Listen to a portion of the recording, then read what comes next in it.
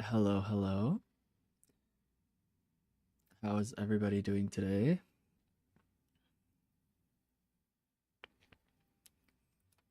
Man, I stayed up way too late last night doing absolutely nothing. And then this morning I was just like, couldn't get out of bed, mega lazy. How'd you guys sleep? How was your evening last night?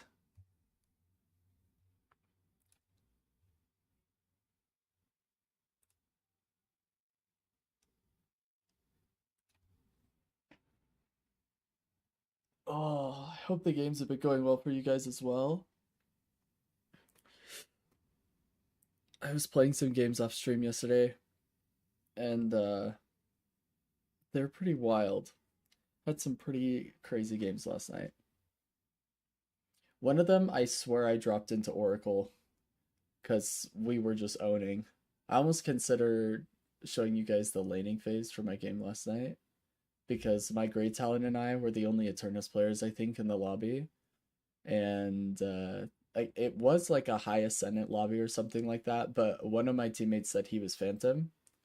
So I think it paired like Phantom and Eternus players and then averaged out at Ascendant.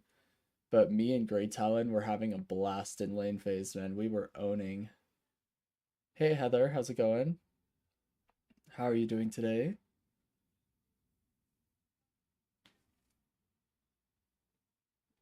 Good, good. I'm glad you're doing well.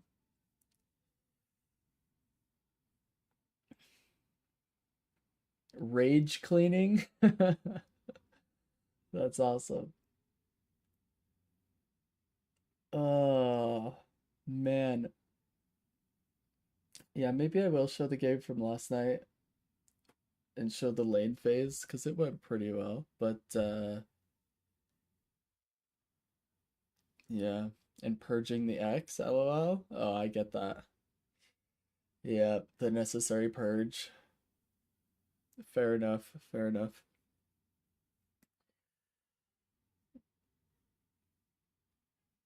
Heather, we should have time for your VOD review today. Hopefully, we'll be able to chat a little bit and see how you did. You better hope that Bullet's not here today, otherwise, he's probably just gonna bully you the whole time.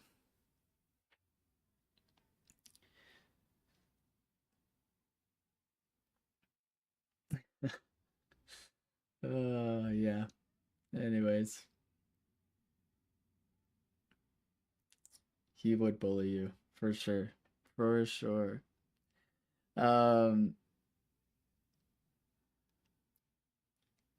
yeah, I do plan on doing some Pro VOD reviews as well. I had a couple picked out. I have a Page and an Ivy Pro VOD review to do. Because those are two of the heroes that we haven't done yet. And so I figured we would check those off the list today, and then we should be able to do your VOD review, and then I don't know what else we'll have time for, but we're probably not gonna watch the Deadlock Night Shift on stream. We'll yeah, I don't know what we'll do there. But yeah, man, I'm tired. It's funny when you do nothing, you get more tired, I swear. All I did was sleep in and now I'm exhausted. He's so jealous of my haze awesomeness. 100%. Everybody is, Heather. That's not exclusive to Bullet. That's just everybody.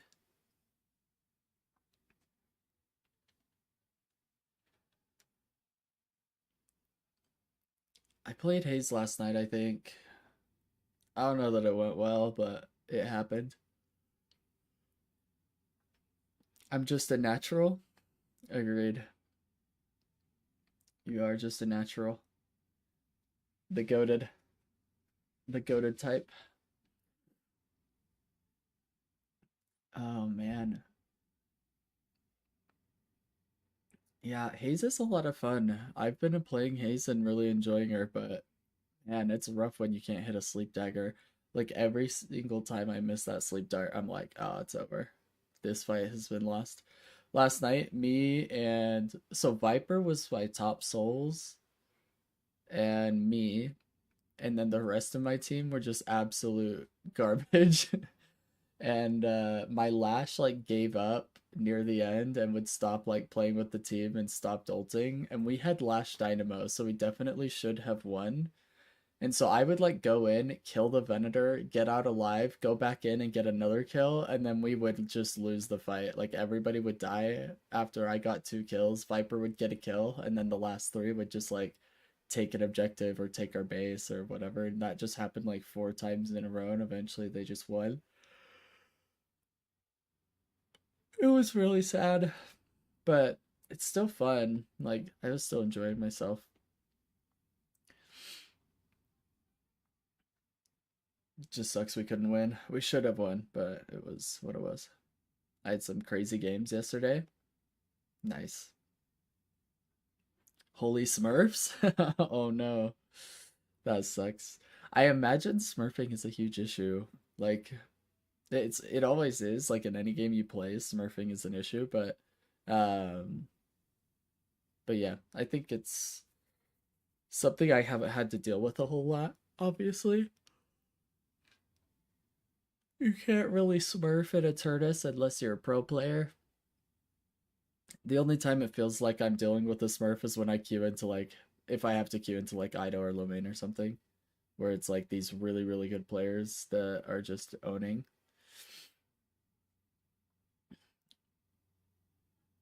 I had an initiate lobby where the other team was baiting parries.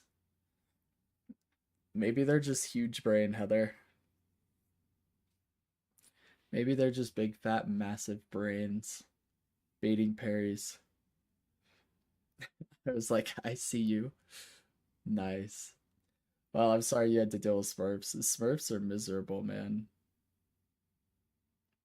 Hopefully that isn't something you have to deal with very often. I would definitely report them though, because I think smurfing is against the TOS, and a lot of the high rated players, especially Deathies, talked about this a lot, where we definitely don't want to see people smurfing. It's also the reason why I don't want to play on an alt account to learn new heroes or something like that. Like people tell me that all the time when I was learning Pocket. They're like, bro, just play on an alt account. I'm like, I refuse. I just refuse to do it. I won't do it. So I'd rather go 1 in 15. But yeah, you should definitely report them. See if we could get that account banned at least. Obviously, they'll just like make more or whatever. Like, I don't know how much Steam can actually do to somebody, but we do our best. Holy smokes, excuse me, I'm like yawning like crazy. I need to switch out Coach Blayton's outfit so he's not wearing a suit, but that he's wearing like pajamas and like one of those like hats, like old cartoon pajama hats, you know what I mean?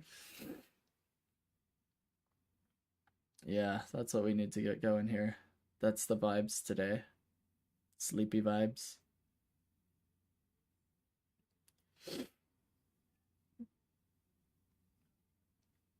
I just did a sleep dagger on them and ran away. That's awesome. Yeah, I was doing I got rebuttal on Haze, and what I would do is I would parry, and if I didn't catch them, I would sleep dart the heavy melee that was coming, and then I would wait a second, and then I would heavy melee them, and then I would instantly parry again. Because what a lot of people do after getting melee in high elo, this is like really, really common, is like right after they get parried or slept or something, as soon as they come out, like as soon as they just got heavy melee, they'll go for a light melee. So it's really, really common in Eternus to do like after you've parried somebody and you do the second heavy melee, you instantly parry because they're gonna come out and light melee, and so you can get a second parry. So that's what I was doing last night. Is I'd hit a sleep dagger, wait for a second so my rebuttal could come off cooldown. I'd do a heavy melee and then I'd parry again, and then I could get them to light melee that parry. That's what I was doing last night, but I don't know if that would work in lower elo because I don't think people do that. I picked one to keep doing it to and just popped up and did it, danced around them, and then ran away. Nice. So have you been playing more of a pick haze, Heather? Like, do you mostly engage when your ult is up and then you try and kill them with your ult and then run away and then do it again over and over?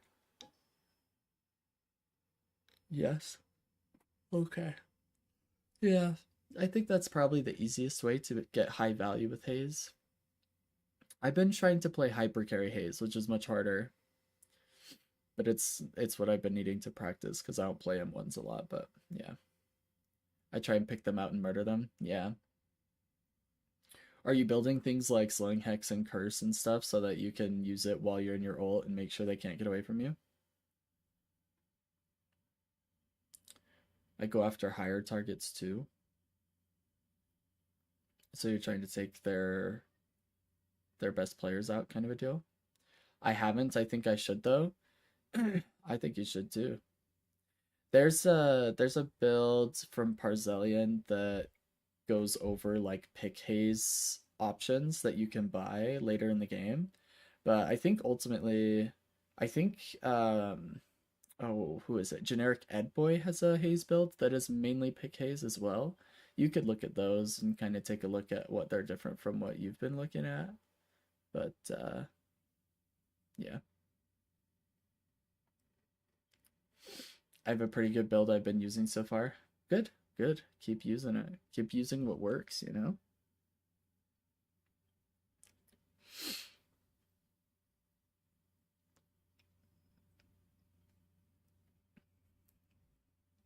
It's a hybrid one. Nice. Yeah, I've mostly been playing Hyper Carry Haze, where I'm like trying to play M1 kill bad guy outside of my ult, and then I use ults like when I have one specific target I'm trying to kill um, in the middle of a fight, or if I have to reload, I can just pop ult or something like that. Finish them off like they're really low and I don't want them to get away, but I don't want to wait for the reload, that kind of a thing. But it's tough.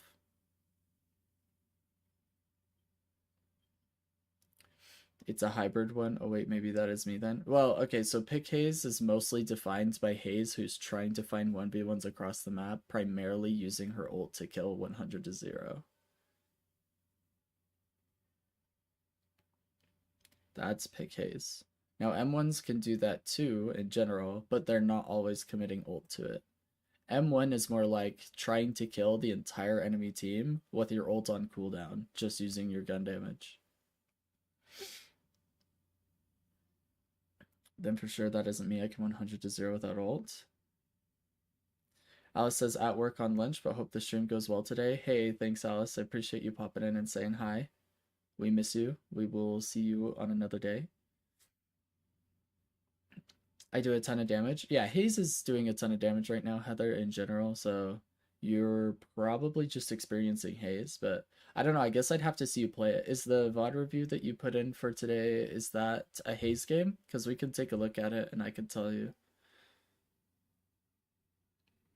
Nice. Okay. Yeah, we'll take a look at it. I mean, maybe Haze is kind of one of those heroes that's a hybrid, right? Like you can't really play pick Infernus for example, right? Like you're pretty much just M1 team fight Infernus. Like that's the only playstyle there is.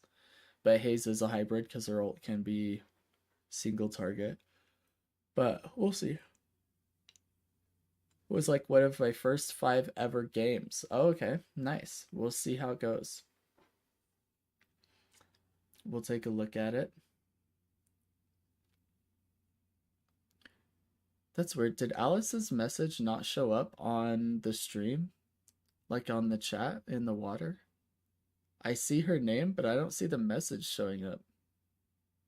I mean, I see the message, obviously, like in my feed, but I don't see, it did when I sent it, but it disappeared after a second or something. That was weird. See, that one showed up. What the heck? I don't know. That was weird. I think I noticed that yesterday too. I don't know what's going on, but like the little module I have on screen for you guys to see chat, it doesn't seem to catch every single message, or some of them like disappear or something. I don't know what's going on with that, but you guys should see messages from all platforms there now, right? Like I remember there was one time when we had a lot of YouTube chatters and you guys weren't seeing those messages. You were only seeing the Twitch messages. So we figured this out and hopefully you guys see them now. Like yesterday somebody was messaging on Kick quite a bit. Hopefully you saw that. I don't know. Anyway.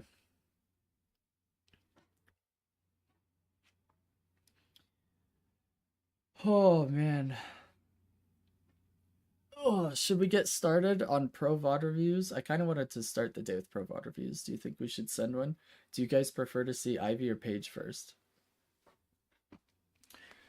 We've got the number 15 in EU Paige player, and then we've got John on Ivy. Paige? Oh, both of you want Paige. All right, let's go. Let's send it then. I think we've got it loaded up right here. Okay, let me switch. So this is Lorem Vita playing Paige. This is an EU player. He's number 15 in EU right now. And let me change my overlay here.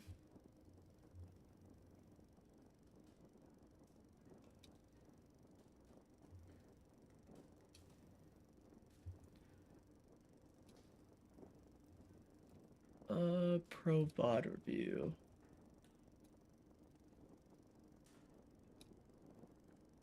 I think that's... That change it? No?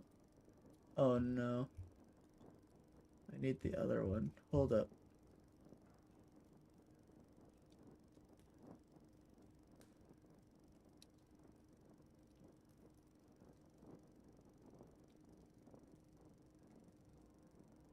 Oh jeez, what is happening here?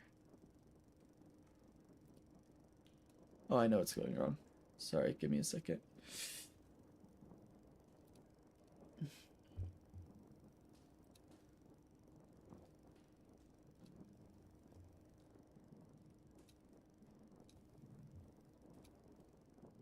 Oh shoot, I didn't get rid of coaching. Awkward. There we go. All right. Well, let's go ahead and hop into this. It's been a while since we've done a Pro VOD review. Let's see how he plays this. Let me know if you can hear it okay as well. I know it sounds a little quiet, but hopefully you can hear it when we get in. Let me know if it's too loud, too quiet as well. Holiday, you seek justice for Macomb, and today you shall have it.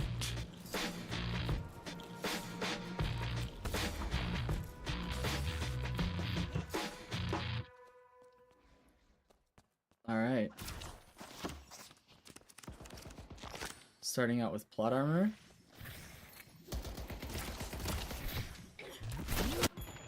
Ooh.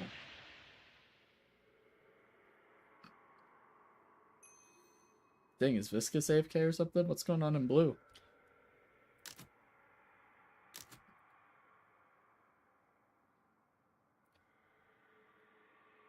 Alright, let's fast forward through the pause.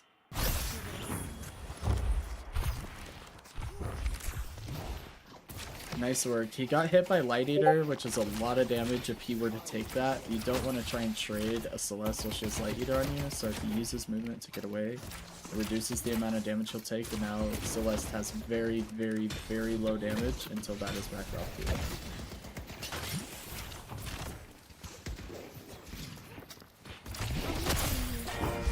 And here it is again, Light Eater. He uses shield to try and reduce the damage he's going to take, and Celeste does back out, so that's good. Let's push Broadway. I got more.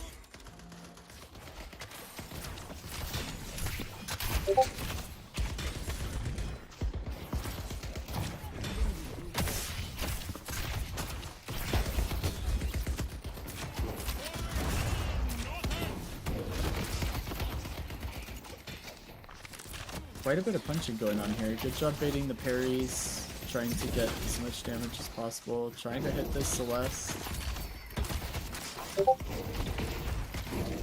Using this little cart as line of sight if you're positioned properly.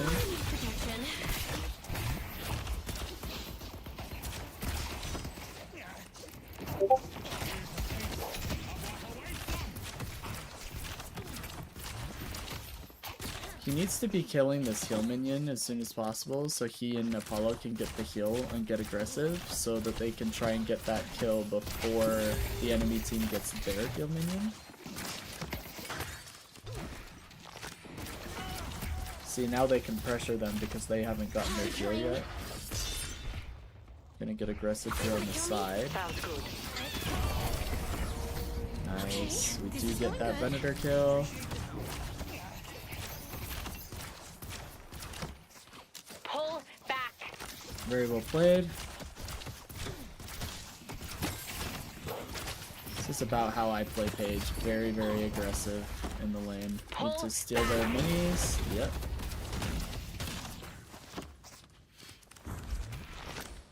Venator's back. Cool. We trade our shield for Light Eater. I'll do my best. Someone's using their noodle. Okay. We're gonna do a box route with healing rights. Maybe? Oh, he's typing. Okay. Maybe we're just healing up and then we're gonna catch the wave as it crashes on our Guardian. Viscos is missing. I see the last.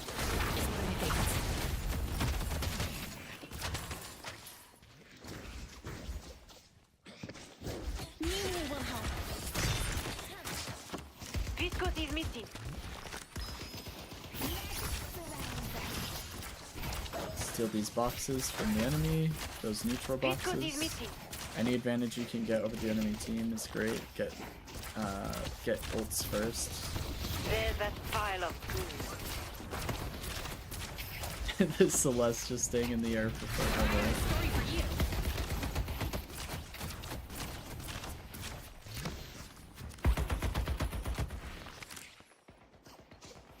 I want to see you play Page. Oh jeez. Well, maybe I'll show you the lane phase from my game yesterday. The game overall was pretty quick because we made Drifter rage quit pretty early because we were just owning. But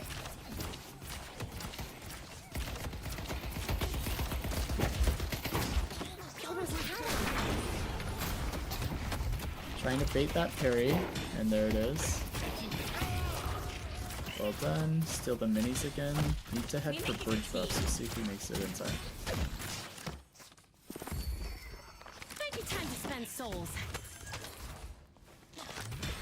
He does go for bridge buff.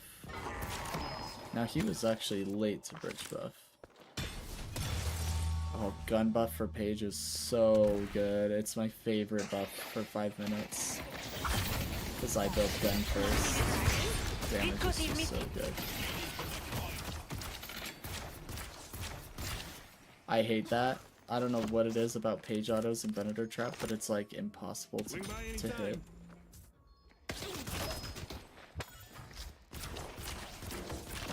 Guardian Ward really good in lane, especially if you're building more support Page. It just allows you to put up so much pressure on the enemy team because you have so much absorb they have to deal with.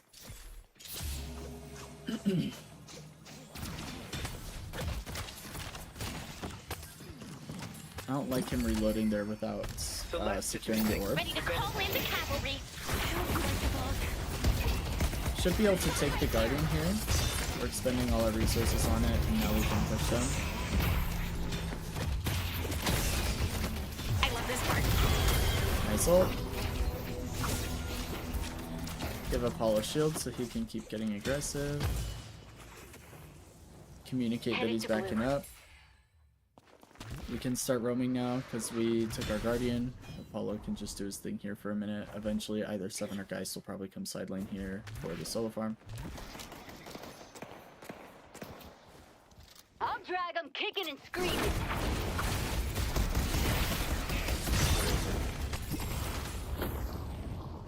Good use of verticality to avoid the Moe's burrow damage.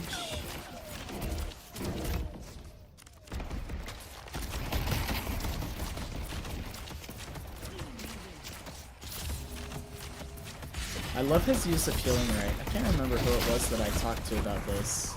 But somebody was buying healing right and then not using it enough. Oh, almost got the shield off. Really close. That's unfortunate. Drifter ganked over here. This is the kind of gank I was talking about with Bullet yesterday. Drifter just gets those early game ganks. Just has to be in lane for about 20 seconds to get the kill and get out, or try.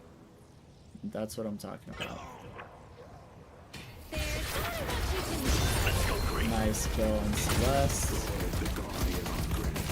what is our camera angle? This is like gonna hurt my head. Oh my gosh. There we go. Oh no! He was trying to punch the heal minion to get the heal in the middle of the 1v1 to try and give himself a bit of an advantage. And Venator was too close to it and he got parried. That's unfortunate. Ready to show them our bad side. He actually could have won that fight. I know Venator had ult, but Greenwich is under attack.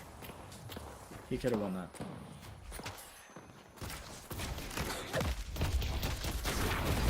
We have you now. It's more ulted.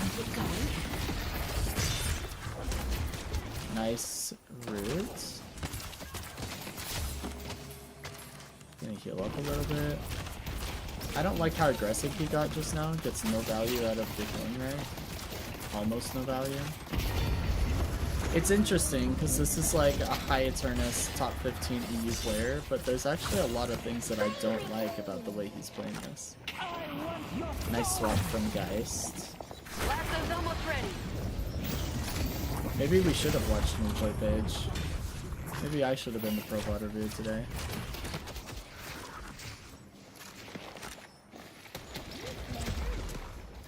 Well, I mean, it goes to show that even if you're like top 20 in your region in Eternus for your hero, you still make mistakes or have bad games.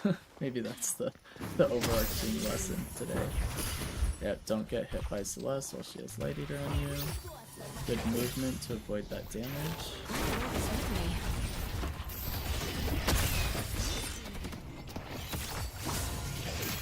Gives Guardian Ward to his teammate. His Guardian Ward has half cooldown when used on a teammate, so we definitely want to start with that on our team.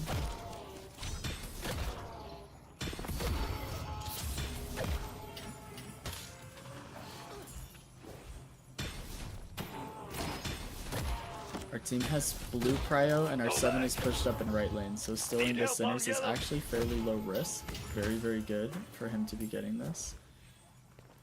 He opens up with a green spike, so he's actually not going to be doing a lot of damage in this early game. That's going to be very, very different from how I play Page.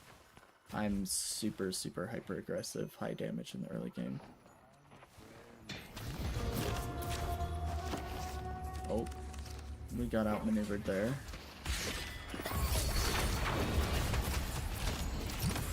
Great job. Going to shop.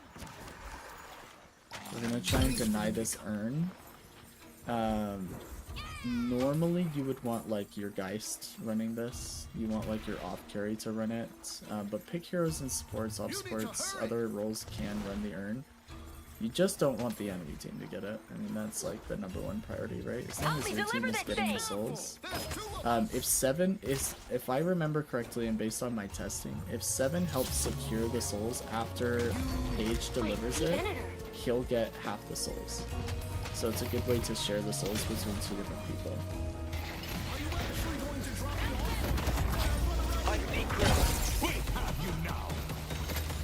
Here comes the cavalry. Nice ult on the Venator.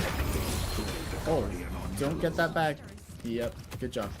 So really, really good for him to avoid punching that bag because he wants his team to get that bag. He doesn't need the souls near as much as like his 7 would use those 600 souls. So seeing a bag drop like that and not punching it is really big. Let's go ahead and fast forward to the pause.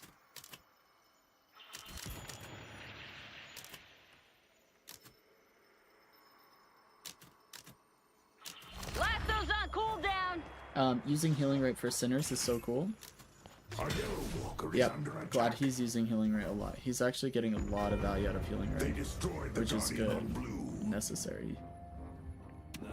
I don't go sour these Nice, love the knockdown by here. Really, really strong against Mina and Celeste. And then we're working towards that 4.8k Spirit Spike, so we got Mystic Expansion, and then we'll see what else he gets. Entering dragon.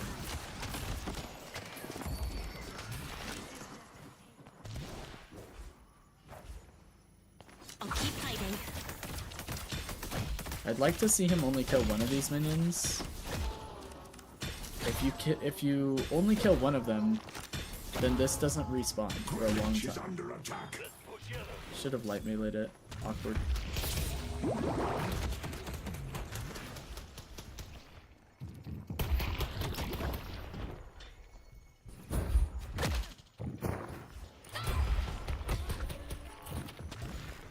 Good Last strafing, one's good ready. movement. A blue walker is under attack. I mean, he had 2k on that guy. I probably would have fought him and just asked my team for help because he had teammates nearby, but I don't think he knew there were 3 people. Actually, let's see. Let me go back. I want to see what the minimap was a little bit better. Conjuring So I don't know that he had dragon. vision over the people in right lane. Conjuring dragon. Conjuring dragon. Yeah, I guess he doesn't know how many people are over here, right? Lasso's ready. There's 3 people on our 7, so he could have fought Viscous. But, oops, there we go. Bringing in support.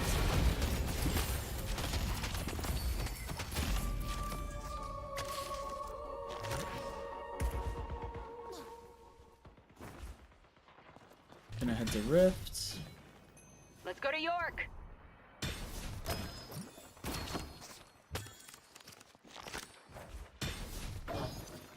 Oh, maybe the team is calling that they're not fighting Rifts. That or we're just waiting for Holiday and Shiv. I like it. I see the enemy. Lasso's on cooldown. He's gonna try and get in there to start to build up their number and delay the enemy team from grabbing it. And now his team has showed up. So we're in a team fight. All 6 of us are here. Shiv's gonna die to Metal.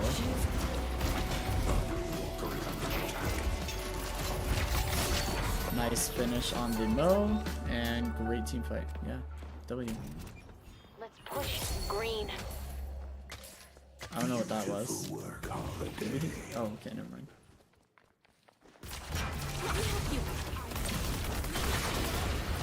He maxes his shield first, I do too.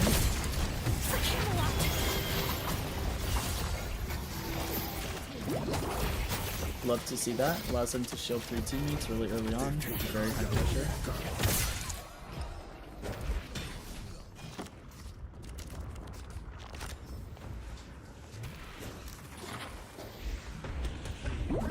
Oh, that was so risky to go for that. It's unfortunate that we die there. That second one he should have gotten hyper lines for. I don't know what he was thinking going for that, but yeah, we did overstay our visit, and our escape route was questionable. The pathing, I would have had completely different pathing there. I probably would have gone for the bounce pad towards the bridge buff while Mo was in burrow.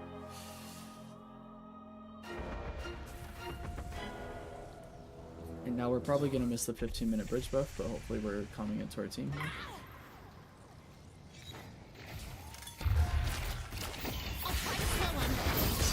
Oh, it's really unfortunate those 3 got caught on a tree.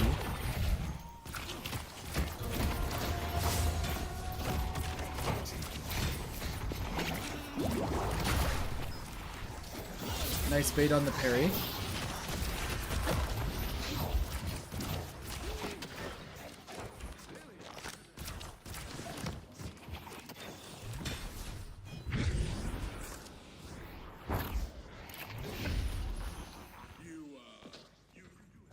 Ready to wrangle him. Let's push Greenwich.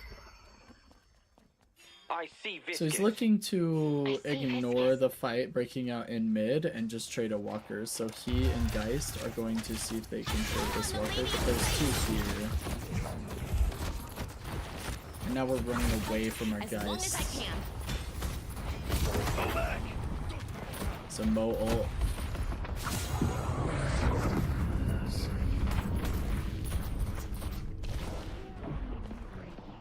I was like, where's our walker? It was showing up on the minimap, but it was like not in vision. Replay's all bugged or something.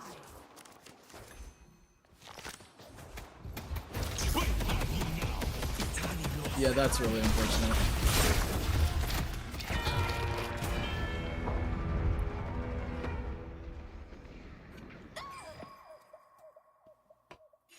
Made an example out of another We one. do get the trade. The fence cancer is making our enemies bleed. However, Viscous is shoving our walker in mid.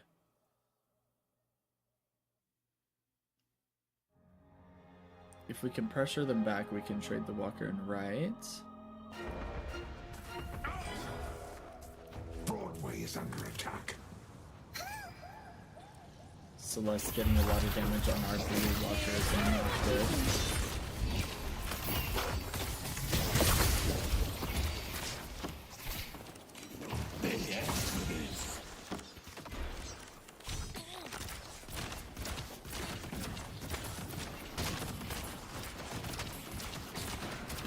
Mimi will help.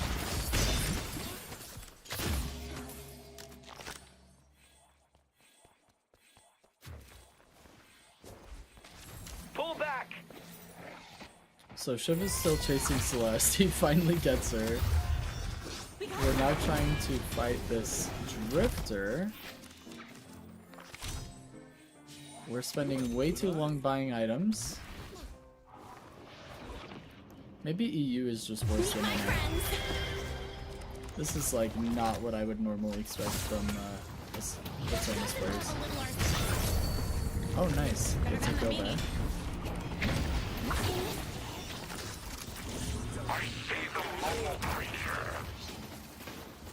Viscous tries to rescue beam them out. We should be able to go mid boss after these kills.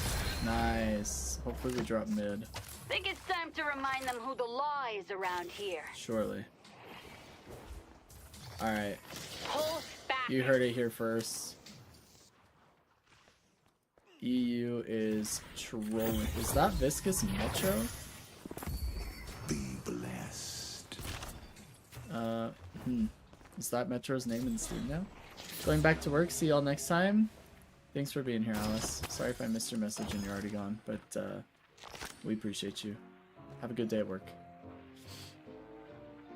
If you need more protection, you know where to find me.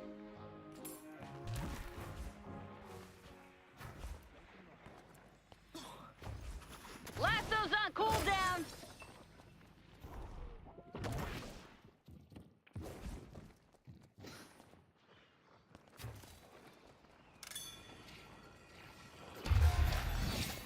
Stop right there. Go get him. I don't know how his I root see the didn't hit enemy. there. That's crazy to me. Let's take out Celeste. Pitiful lives. Headed to green. Okay. Headed to green. I can use A Lasso green for ready. walker is under attack.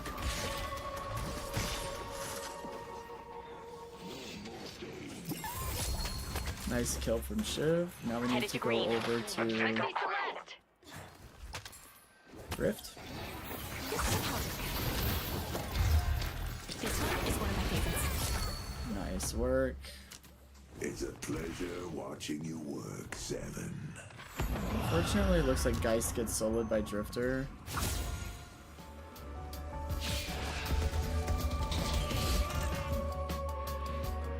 But our team is heading over to this Rift. We're trying not to give them this retake Rift. So we pushed Venator out, but we don't have 100% yet. As long as I can.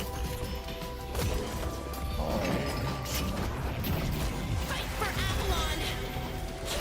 nice ult. Oh no, that's not good. Spirit Guard here. He's trying to stay in the circle as long as possible and avoid love bites from Mina. There's a lot going on here, but unfortunately we are outnumbered.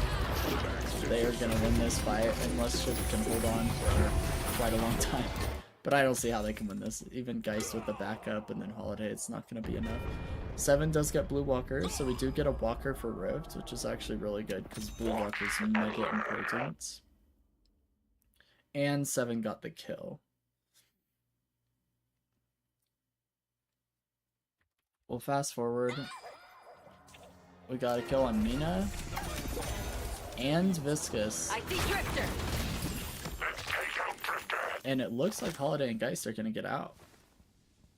We need this to work. And because they didn't have their Moan Crow, we actually come out way on top. Why do I keep getting this camera angle? Heather, quit breaking the replays. King shall What's going on? temper your spirit.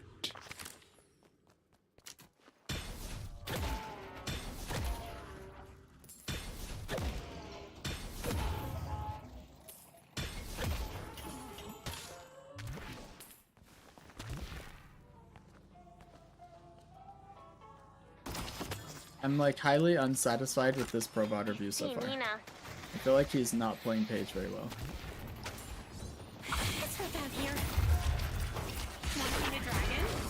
Nice use of slowing Hex with knockdown so she can't use bats to get rid of the knockdown stun. Then he can hit his 3.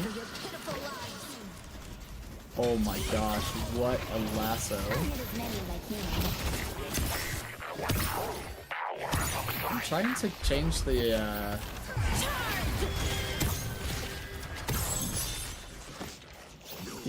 camera angle, but I can't get it to change. You're dead. They're in mid. Let's go mid. I'm good at breaking VOD reviews, I know. You're killing me. Okay, camera angle's better now, I think.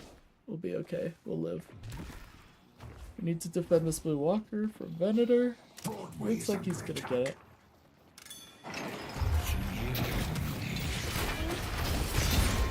Yep. Oh, just gets it. We can get mid boss though. Cooldown.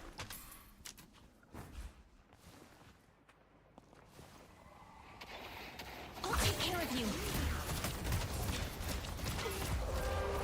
Okay, camera angle is not fixed. This is so freaking odd. It's bugging me. Rejuvenator is descending.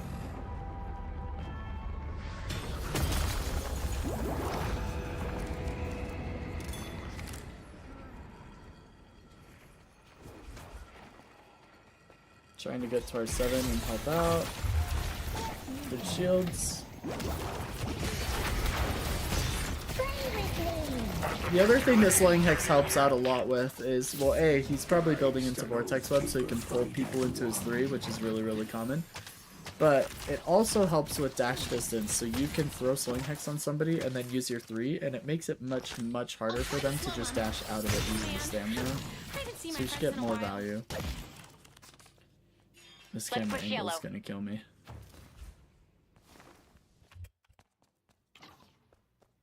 That's awkward.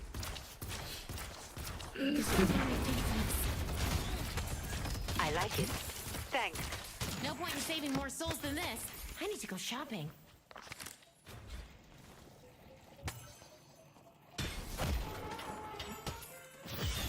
Lasso's on cooldown. Let's push. Let's push green. Let's push yellow.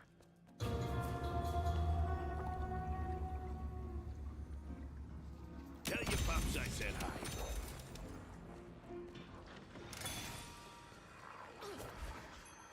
There's Biscuit. Looking to support our team in getting some kills here. Oh, Holiday missed the lasso on Viscous. That's unfortunate. We should be able to push this walker here. Our team is getting the walker on the left side. I don't know if they'll finish it. Ah, they did. They might die for it though. We have you now.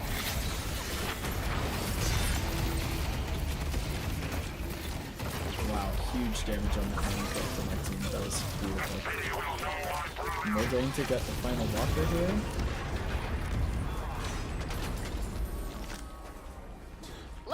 We still have 1 rejuve for what it's worth, but we keep getting staggered kills, so we're probably going to be able to push into the base here, then the team keeps feeding kills here.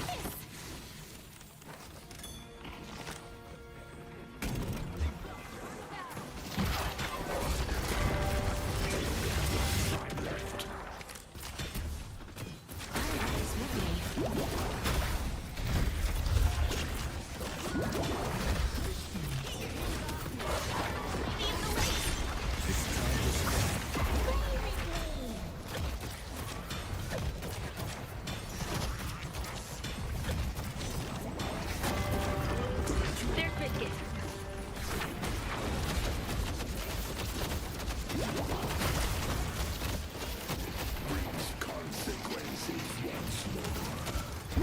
Wow, what an incredible game. I mean, this was like surgical. I'm not super impressed with the Paige gameplay per se, but his team, wow. I see Celeste. He is playing well positioning wise, like playing so that he can support his team. Story.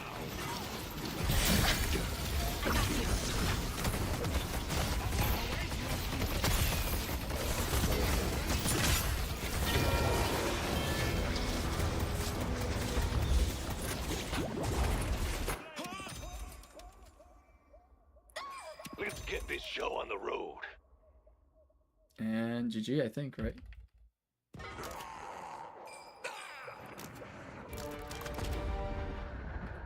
Oh, GG. My confidence was I feel like there was not a whole lot I could pull from that game. Alright, do we want IV Pro VOD review, or do you want me to show you the page game that I had yesterday? It was also very short. But I feel like it was better than that. Let me show you the page game. I'm glad you voted for it. Let me show you my page game from last night. Because is this it? I think so. Yeah, this was it. Because this will also be for Bullet, because Bullet said he tried using my build and was struggling with it, and this was basically my build that I showed him and that I use a lot on page. So it'll give him a good idea of how I play it, because this game was a great example of that. And then we'll do the IV Pro VOD review later. I don't know if Bullet's gonna be here today, though. I don't know what Bullet's schedule is like.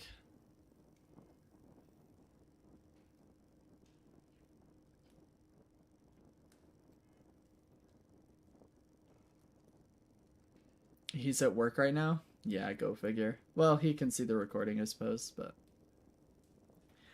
Yeah, so I don't know why it says Ascendant 3 average, but my Sinclair...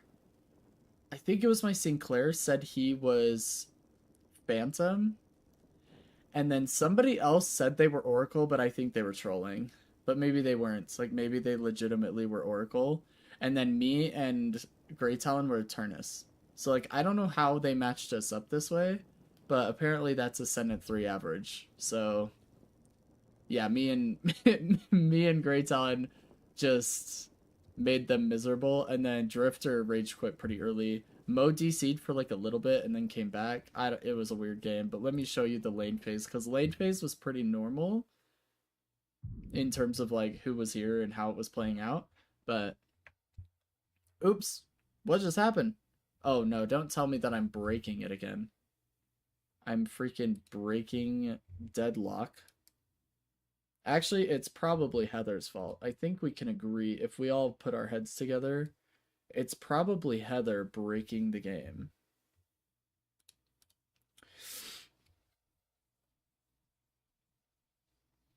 If Heather didn't break Deadlock all the time in all of my VOD reviews. Although it doesn't give me much hope. Usually when you see this, when I go to click on a game and then it freaks out like that, usually that just means that the game isn't going to let us play the review. Let's see.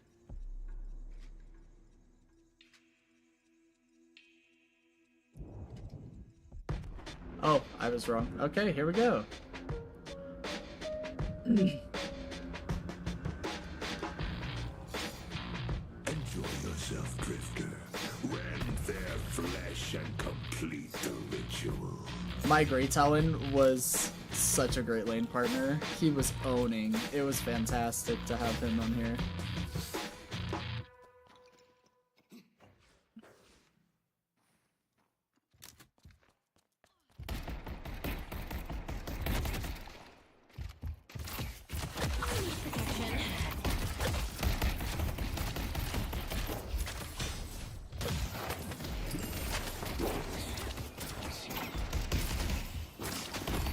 So I made sure we got all of the, yeah, I get punished here. Oh God. This was a mistake. Because he dropped down, it delays my heavy melee enough that he comes out of the stun, but he was 1 HP, so it didn't really matter.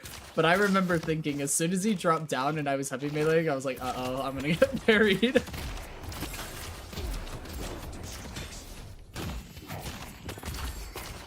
Conjuring. If they want to kill me, they have to work for it.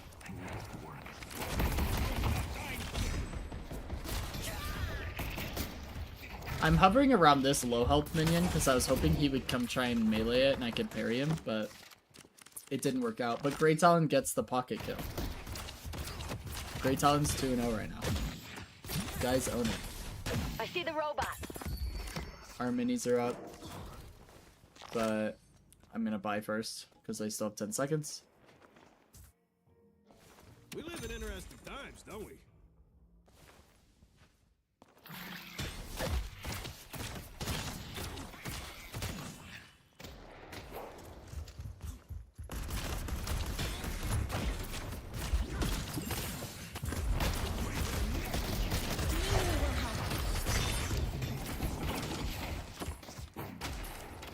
Cleared that whole wave with 1 clip, by the way, at bullet. Somebody tag him, clip it and ship it.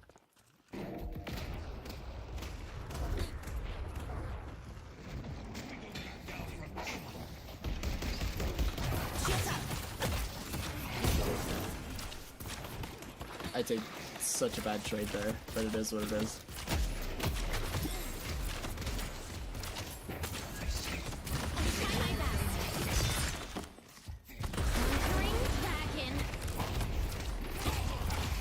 Grey Talon gets a 3rd kill. He just finishes all my kills. The guy is fantastic.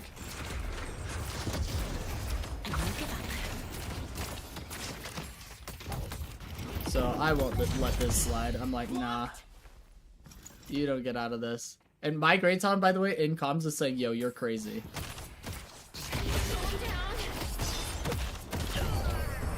And I don't light melee there because I don't want to get parried, and I know I can kill him with autos, so I just hold it back. I use self-control and don't light melee there, even though I'm 1 HP.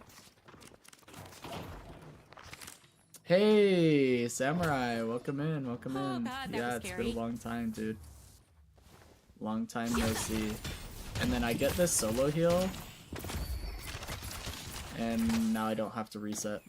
I was gonna reset, you saw it, and then I come back for solo heal, and now I can stay in lane because I'm half I got HP. more where that came from.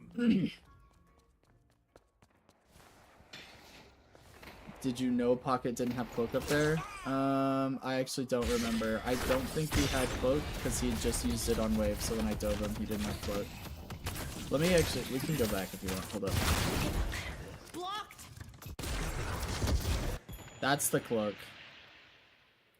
So yeah, he didn't have cloak. So then I'm like, oh, he doesn't have cloak. He's low. I could probably kill this guy. And so I go in. Anyway, going back. If he did get cloak soon, I would have been dead. And he probably had it soon, but... Then the mid lane Bebop is like pretty low, so I think maybe like with my ult we could kill him.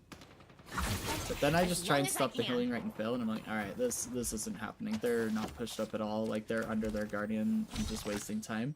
So I come back for wave, like wave just got here, so I come back. Like the book.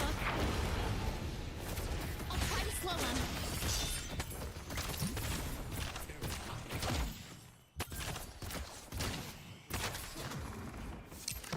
Then bridge buffs.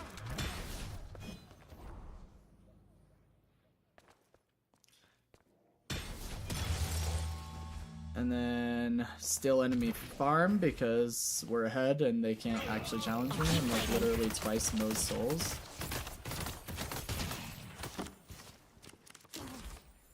Get back for wave. Help my pocket. First item express shot, yep. It's how I play Page. I play really early gun spike and get mega aggressive, and you'll see the damage. I play a very aggressive Page support. I'm not really a support. I'm like an off support.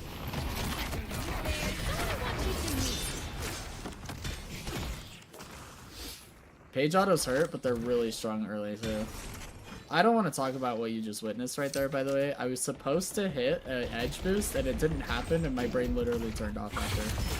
Get away from me. So we come in and we parry him on the minion, Nice job, because Boris. I know that he does that a lot. And then we start clearing the wave.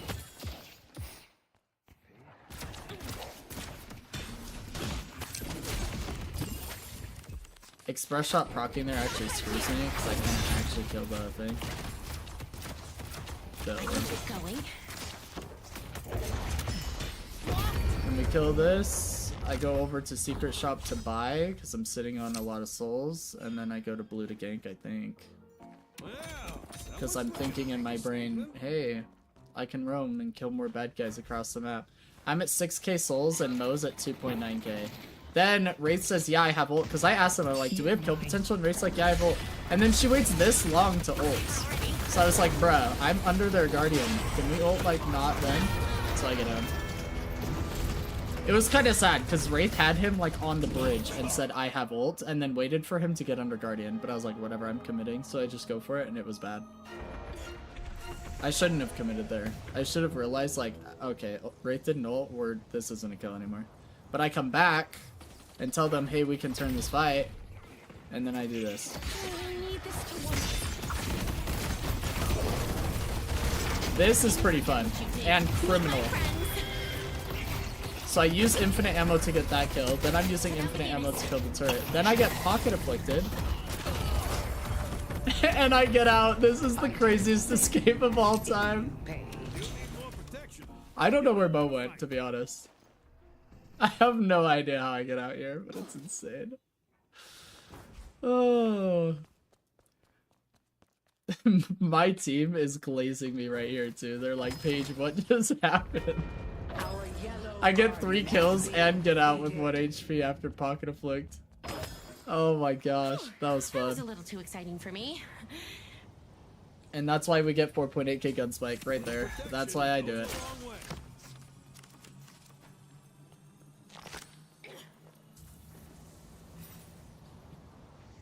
Then I tell Shiv and Sinclair, who have been struggling in this lane against Drifter and Venator, as you can see the soul difference there. I tell them, I'm like, hey, you guys swap out and go over to where we were in green or whatever, and Grey Talon and I can take yellow. And Grey Talon's like, yeah, I'll head over in just a sec. And I was like, sure. So then I'm farming, waiting for him. Because I don't want them to just keep feeding in this lane and have their mental deteriorate. So since we've already gotten Guardian in the other lane, I'm like, hey, just switch over. You guys are more even in souls with that lane anyways. So it's just going to be easier for them to profit. And then I'm stealing all these camps because I'm trying to snowball my lead. When I'm this strong and I play early game aggressive anyway, like I'm not playing support, it's not bad for me to be stealing these souls because obviously I'm capitalizing. Then we bait Drifter because he doesn't know I'm here, so we bait him. And I told Greyton, I was like, show him your belly and look helpless. And then I purposely don't get the kill so the Greyton can get the bird stack. Walk away while you I comment to him too. I said, I'm not getting this kill, that's yours. And then he gets the bird stack from ult, and we push Guardian.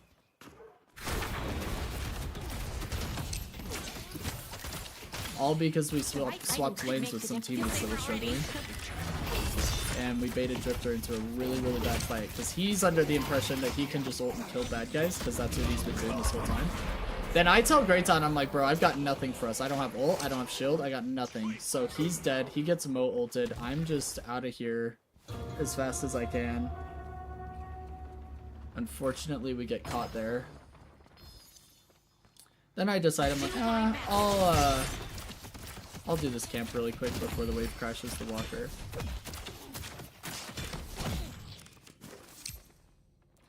How do new buffed page shields feel with your early gun investment? Feels fantastic. I mean, it's always felt good, but now it just feels better. I've never thought about swapping lanes with a pair that are struggling. Yeah, I do it all the time. Really, really common to do it. You can do it before the Guardian drops too. Like, you don't have to wait. That's just what we did because that's how it worked out. Now, unfortunately, I do leave with a pretty decent bag because the next item I'm buying is 3,200, so I do have to save 1,600. You'll see how I accomplish this. But I asked my team, I'm like, can we get kills blue? But we missed lasso. So I give her shields, and then I say I'm leaving because we lost our kill potential. But then Sinclair gets a Mo ult and Wraith ults, so I come back in. Then I'm like, okay, now I'm leaving. And then Drifter comes in on my holiday, so I'm like, alright, I guess I'm still not leaving. And this is pretty awkward. Don't watch this. I thought it was closer. Ugh.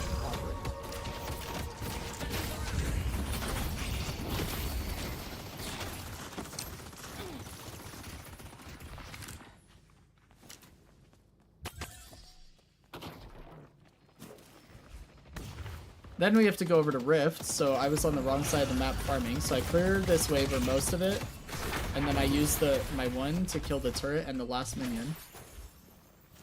So I can head over to Rift with my team, and I think they give Rift. I don't even think I need to be here. That was another, like I was trying to edge boost there too, but my edge boosts are just not it.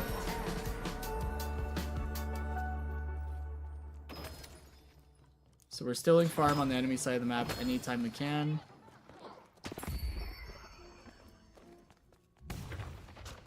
And then I want to get, they're pushed up in blue, so I asked my team, I'm like, can we get kills? But Venator sees me.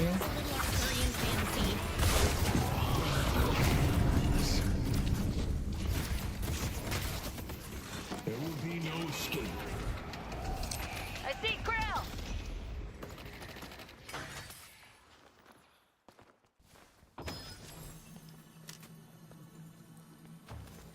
I'm so close to getting knocked down, so I'm just trying to get like a few items, but I have to catch this walker. So Bebop is pushed up. But look at this gun damage. I've done 600 already.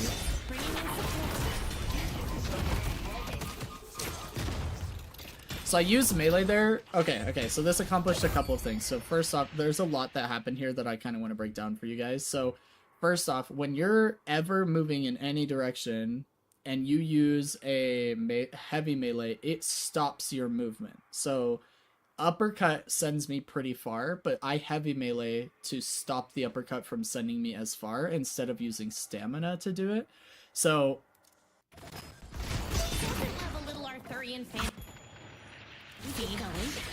I go in like this. He uses an uppercut and I heavy melee instead of burning stamina. It just so happens to hit him. Because it hit him, I'm now thinking in my brain, yo, I could probably bait a parry pretty easily because he thinks I'm just going to send a heavy melee into him now. Okay? So what I do is I come in, and I'm way too far for a heavy melee. I bait the parry, give Great Talon a free arrow because he's self-CC'd with it, and then I've got his parry on cooldown so I hit the heavy melee. And now I have enough for knockdown. But my teammate's getting collapsed on by Drifter, so I'm like, yo, we can kill this guy. So I come back in. Terrible 3 from me, by the way. Using infinite ammo. I haven't had to reload this entire fight. And we kill him.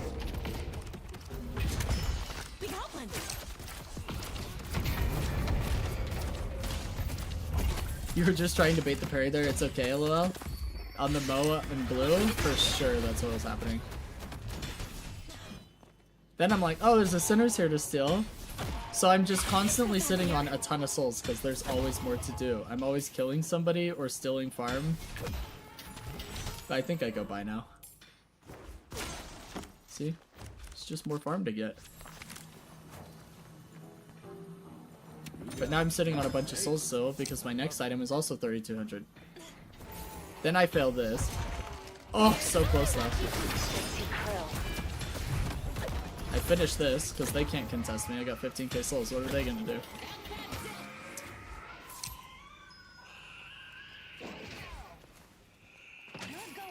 Our yellow walker is under attack.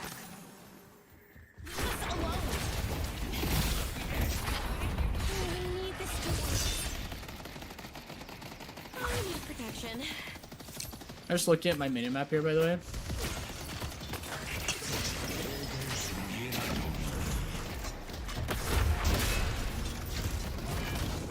I used knockdown on this pocket to get him off my teammate.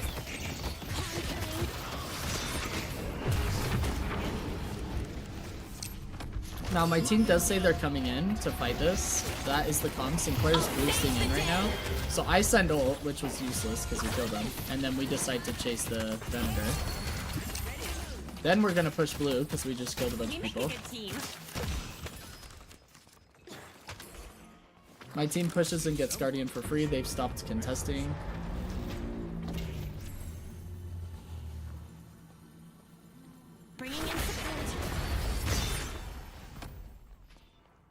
Now this is how aggressive I play.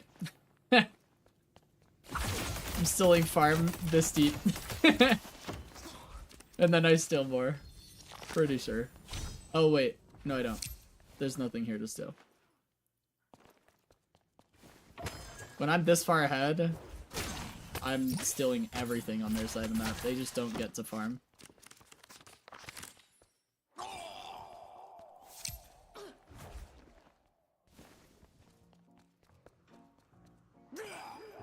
So my team's fighting, and I tell them, I'm like, keep fighting, I'm teleporting over, let's fight this. And my Shiv takes that and runs with it. Look at my Shiv go. This guy's under a walker over here. I'm like, keep going, bro, we're not done yet.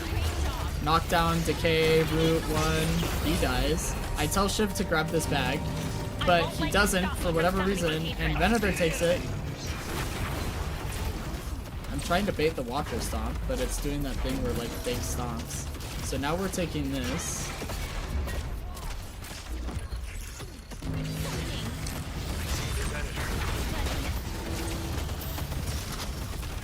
I'm taking a lot of damage here. So we're trying to disengage, but then my team was like, no, let's go back in. And I'm like, I don't know about this, but okay, I'm in. So I come back in like a freaking psycho. Decay on pocket. Shiv gets another kill. There's the bag that we lost. I'm letting Fortitude heal me a little bit here, so I'm trying to stay out of like combat basically, or not take damage. I throw a shield on team and then I'm like, okay, we're done here. And Drifter rage quit, by the way. This was the moment that he couldn't take it any longer, I think. And yeah, the rest of the game's kind of just free. But that's like my early game. I think you got a really good idea of how I play this build in the early game, and how aggressive I play Page. I feel like this showcases it pretty well. I'll do my best.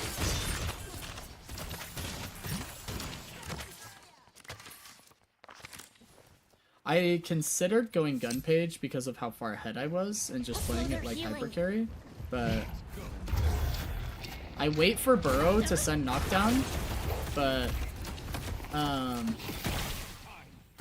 will help. For Camelot. And then I'm pretty sure I get owned here. I can't remember how this goes.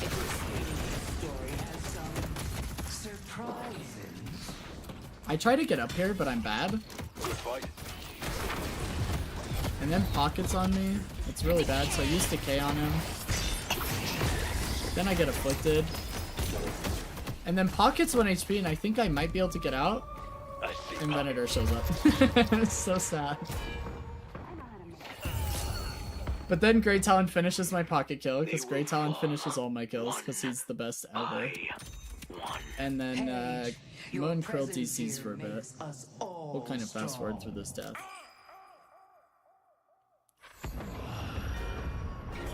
My team gets Blue Walker. Then I tell them we should go mid-boss, and I clear this wave and then start heading over towards mid, but they don't actually need me. Mo comes back.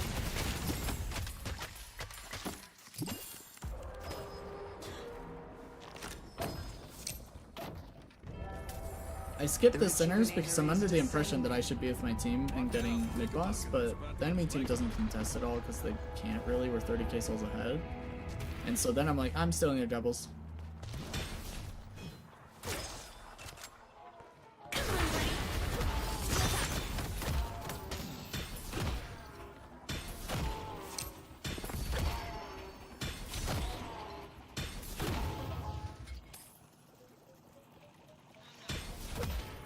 I I didn't know if I'd break it there, and I'm not under any pressure with Rejuve and 26k souls, so I just take my time with it. Then I tell Shiv that I'm here. We're trying to bait somebody in, because they're close. You can hear them on the zip. And so then we're here. But she walls us off instantly, so we back up and reset for a second.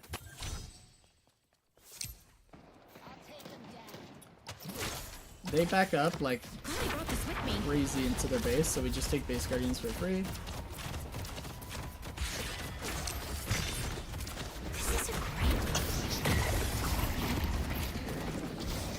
Now my teammate curses him, and I didn't realize it, so we probably could have killed him. I try to ult my Shiv, but he dies right before, or my Sinclair, I mean, but he dies right before my ult hits, unfortunately.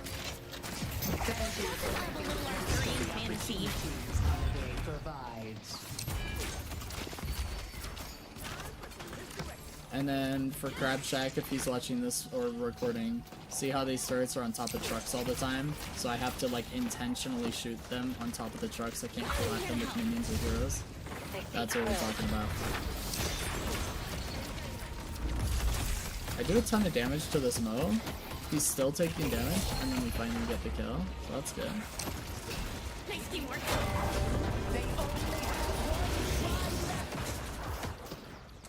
There's somebody I'm looking for. There he is. I couldn't remember who it was.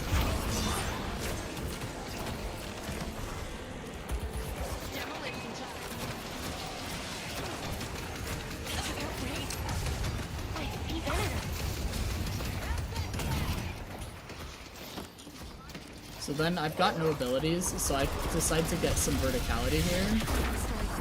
I'm trying not to die, basically. I'm pinging like everybody that I see. I see Bebop. And letting my team know where they're at, because sometimes you can forget when they're above you and whatnot. I see Pocket.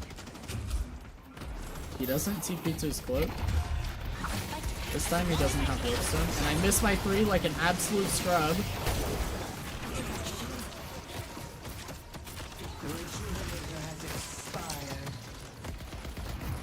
I'm taking so much damage. I'm like, bruh. We didn't get the other shrine. I think I calm. It's a bummer we didn't get that shrine, and my teammate's like, I'll go die for it. And Holiday just runs in there. And then I get no ulted, of course. Throw decay on him. If you notice, my decays are just going out like basically on cooldown. Now we're trying to down Patron because we're killing everybody.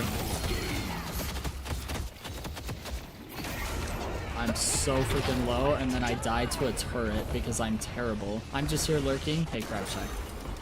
So I buy cheat death so that doesn't happen again because I'm bad. And then we buy extra charge, I think. Yeah.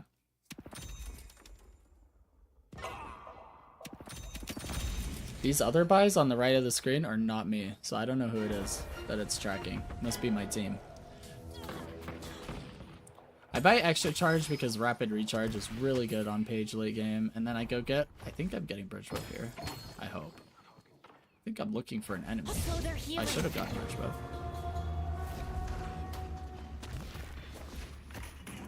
So I throw a decay on him.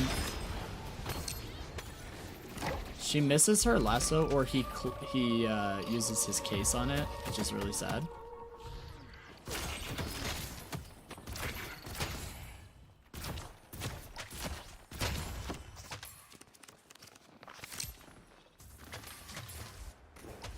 And then I tell my team, I'm like, yo, I'm gonna get this rift, and then we'll just push into base with the big fat minions, and we'll win. Which in hindsight was probably trolling, because we probably could have just won, but I wanted the insurance, so I come over here and sit on rift while my team wins. Now I am thinking maybe I need to Hail Mary ult, so you can see me looking at my team and looking at their health bars, especially Holiday, because Pocket keeps pushing forward, so I keep thinking maybe I have to ult over there and see if I can help my team. But it seems like it's unnecessary. And then I slow push this wave and let the big fatty fat minions start building up. and then I'm gonna boost back to get rapid recharge and boost up blue to New York is meet up my with my hunting team. grounds. I see Bebop. Because it's only gonna take me like maybe 4 extra seconds to get that item and get back, versus just pushing up yellow with the wave. Decay. I don't know where my 3 goes there, by the way. It was supposed to root him. Didn't matter because they had rescue beam, but like, also I pressed my 3 and it like went on the ground below or something. I'm trying to see where the McGinnis is, and then I ult her.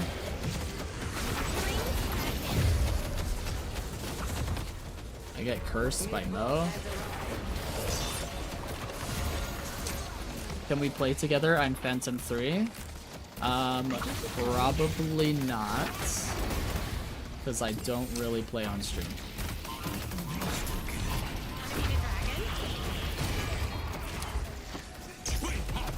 I'm just constantly getting Moon Curl ulted, but my team turns him into bunnies and kills him. Then I got Pocket ulted. And then I'm like, I have cheat death, let's go in. And the minions proc it, which is really annoying.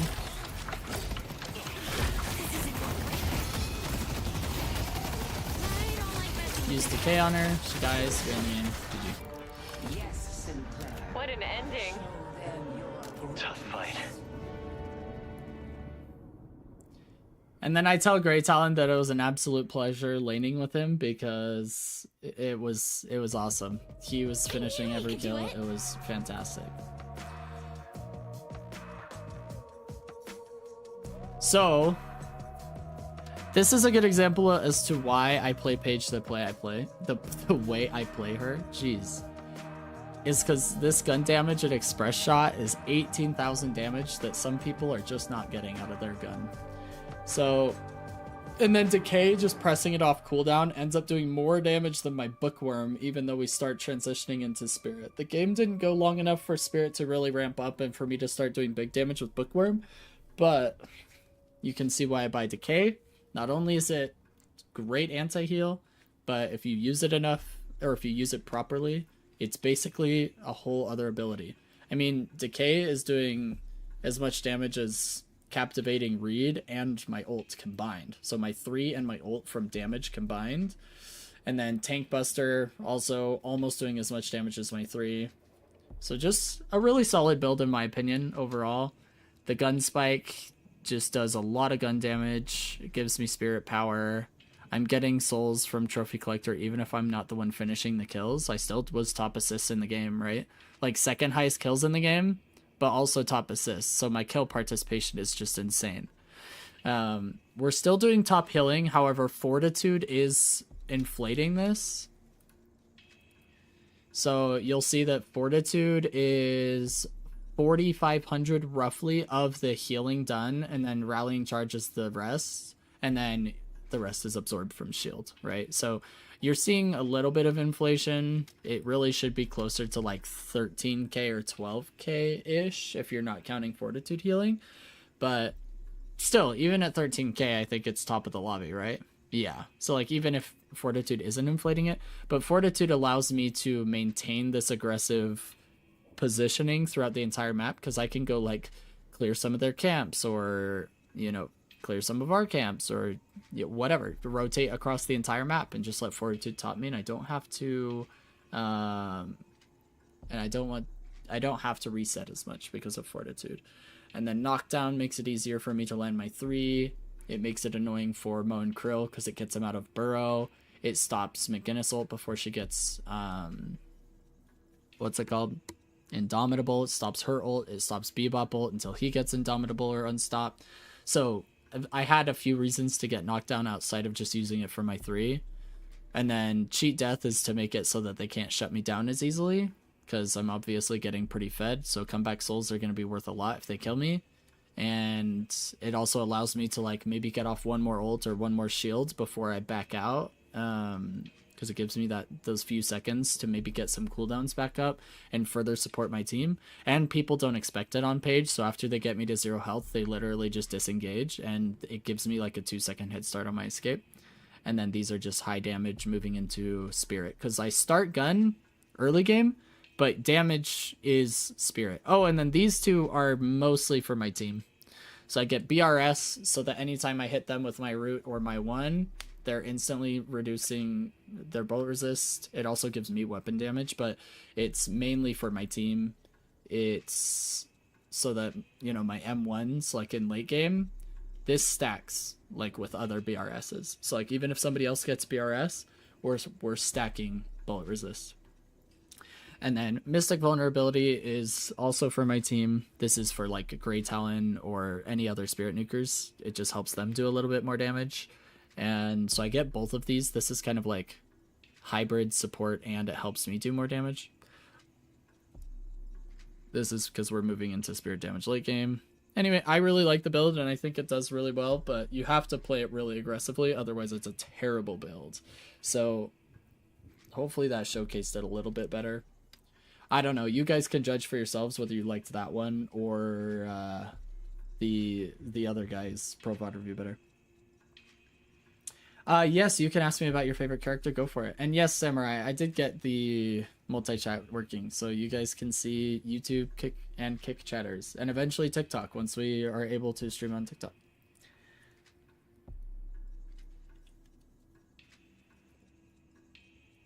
I don't know how to pronounce your name, YouTube chatter.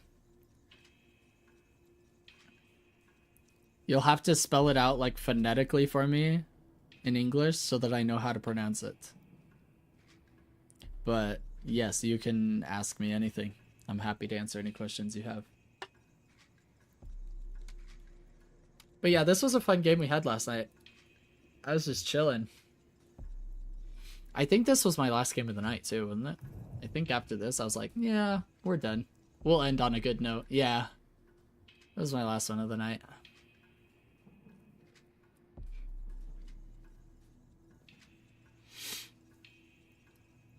How would you build? It's pronounced Stepan? Stepan?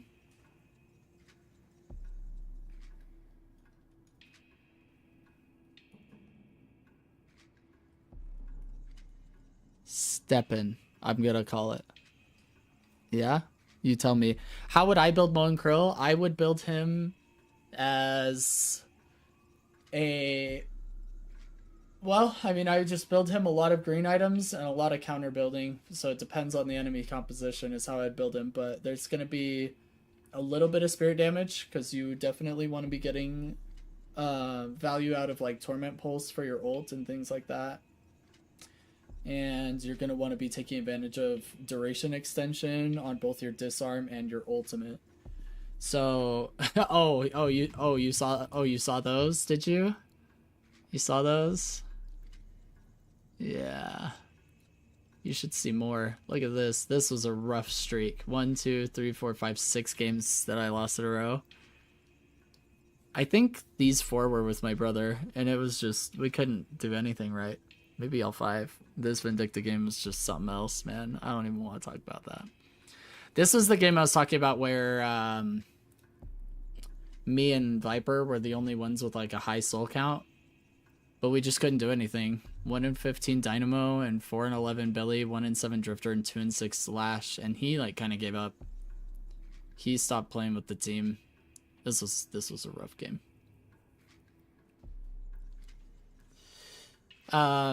So Stepan, sorry, going back to Moen Krill.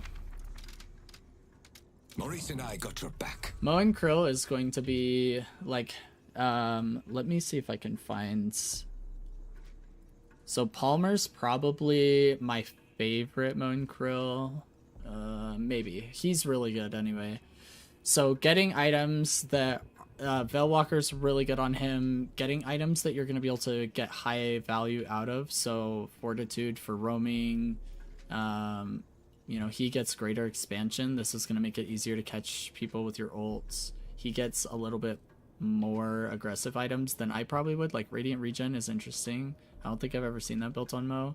And then Tank Buster, you're going to get CD. You want your ult up as much as possible. Scourge is really good because you're frontline.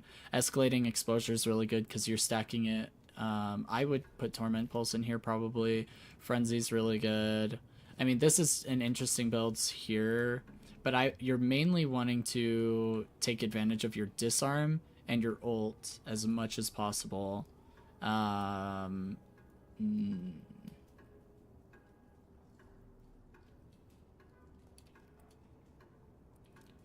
Witchmail, really fantastic on Mo to reset your cooldowns. There's Torment Pulse. Duration Extension is like a must-have in my opinion for your ult and your disarm. And then you're basically just counter building. So like you can get Suppressor, you can get Rusted Barrel, you can get and build into Disarming Hex. Magic Carpet is actually really common on him because it helps you get around the map really easily. It also has ability duration increase. And then Torment Pulse cooldown, obviously. You can get things like Silence Wave and Decay, although it's not my favorite. Colossus is really good on him because it gives you that slow around you. And then Indomitable is also very good on him because it means that people will have to either use 2 stuns to stop you from ulting, or they can't. And it also reduces your ability cooldowns. Phantom Strike is really good against flyers, or it can be used as like a disarming hex against their M1s. It helps you engage as well, so instantly be on top of somebody. Diviner's Kevlar is really good. Another ability duration, but also it just gives you that barrier while you're ulting so that they can't kill you. Also, you get so much lifesteal out of your ult that this will be like, you're going to heal up like 1,000 health by the time they get rid of the 1,000 barrier, and then they have another 1,000 health to go forward. So these are really good options. Why Veilwalker instead of Phantom Strike? There's no instead of, really. I would say you can do both or either. Veilwalker is just cheaper. So Veilwalker is just something you can get in the mid game without a huge investment. So you can just hit a Veil, get a quick burst heal, and then sneak up on people and get an ult off. Overall, if you had me choose between the two, I'd say Phantom Strike is better, but Veilwalker is really good in the mid game because you can just constantly hit Veils every 20 seconds, every 15 seconds, and just get that burst heal, and it helps you stay in lane longer. Like, you don't have to reset and base near as often.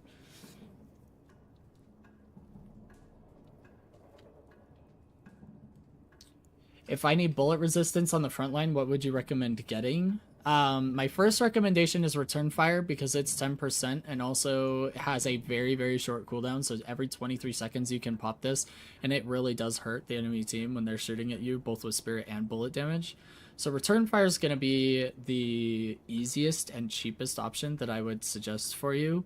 Bullet Resilience, you can't really go wrong with this item, but if you're asking me what the best ones are, it's going to be Juggernaut and Plated Armor. So for Moe and Krill specifically. So Plated Armor is going to give you that deflection percent and on-hit prevention percentage, which is really good. And then Juggernaut is going to reduce their fire rate significantly when they shoot at you. So, oh, and Phantom Strike, I guess. Phantom Strike because it disarms. But when it comes to bullet resist, Colossus has both resists, so I guess I'd throw that in there. But I would say Bullet Resil, Return Fire is really cheap option. It's a really good way of getting it. Plated Armor, Juggernaut, Colossus, those items. I think Veilwalkers we're taking instead of Fortitude. Yeah, you can get either. I personally prefer Veilwalker on Moe and Krill because it allows you to sneak up on people. Given that you're such a huge character, that's an added advantage.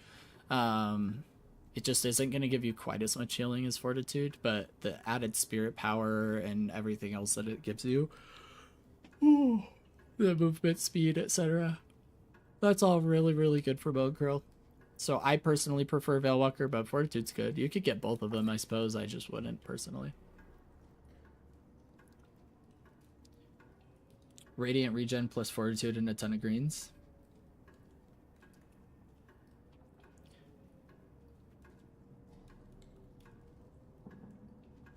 Oh, Heather, I missed your message. 1 in 15 Dynamo, did they take notes from your pocket game? Heather, leave it alone! Should I swap bullet resistance for plate armor in the late game? I guess it depends on the rest of your build. It's hard for me to answer that question, but I'd say probably yes. Plated armor is going to be better than bullet resilience, in my opinion. But it depends on the rest of your build, because metal skin is going to be another really great option. It depends on what it is that you're dealing with that's giving you issues, right? Like if it's Viper keeps running in and one-shotting me, then you may just want Metal Skin, right? Because then you can just Metal Skin and immune all the damage. Or like, is it Hazel's that's really screwing you up? Then Metal Skin's going to be really, really good. But if it's just I'm taking constant bullet damage from a distance, it's somewhat unavoidable, they're not playing aggressive, I can't get on top of them, then yeah, I guess you could just do plated armor instead of bullet resilience, for the sake of reducing the amount of damage you're taking, that 30% deflection and then the 50% on hit, especially against people like Eternus who are building up burn damage and whatnot. But a lot of times, if they're very gun heavy as a Mo, you're gonna just want both. So you'll probably be replacing something else for plated armor in the late game.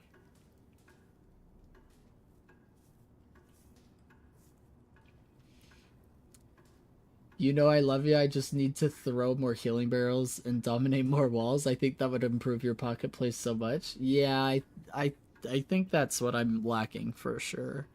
In that page VOD review, we definitely did not see enough wall domination. What do you think about the idea of getting the cheat death and flying away on the magic carpet? Yeah, it's not a bad play. Cheat death on Moan Krill is really, really good because of your burrow, not necessarily just magic carpet, but because you can burrow away from people really fast. Cheat death actually is pretty high value on Moan Krill, and I'm definitely not against you getting it. You can use magic carpet along with it. That's definitely a good idea, but I wouldn't buy those two and only use them in combination. So I would use your magic carpet to get into a fight and then use cheat death and your burrow to get out of a fight, something like that. I wouldn't always save magic carpet just for your cheat death. Otherwise, that's like a $12,000-$13,000 soul investment for one particular scenario. Oh, for sure, that Dynamo was not stomping enough walls. I guarantee you, if we watch that VOD review, you'll see him not stomp near enough walls, for sure.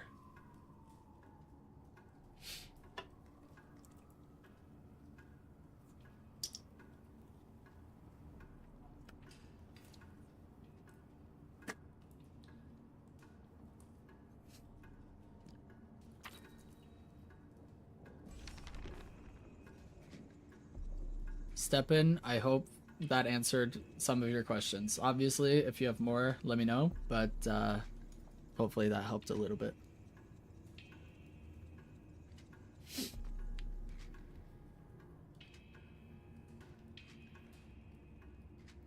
I appreciate the subscription. Yeah, feel free to ask any questions you have.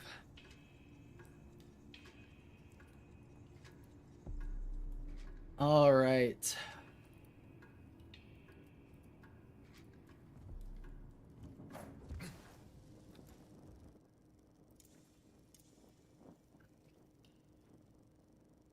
And join the Discord. Amen to that. Yeah, Heather's telling you to join the Discord, step in, and you definitely should. You should be able to find a link in either the YouTube description or the Twitch profile. It should be somewhere. Or you can do !Discord, and that should give you a link that's usable as well.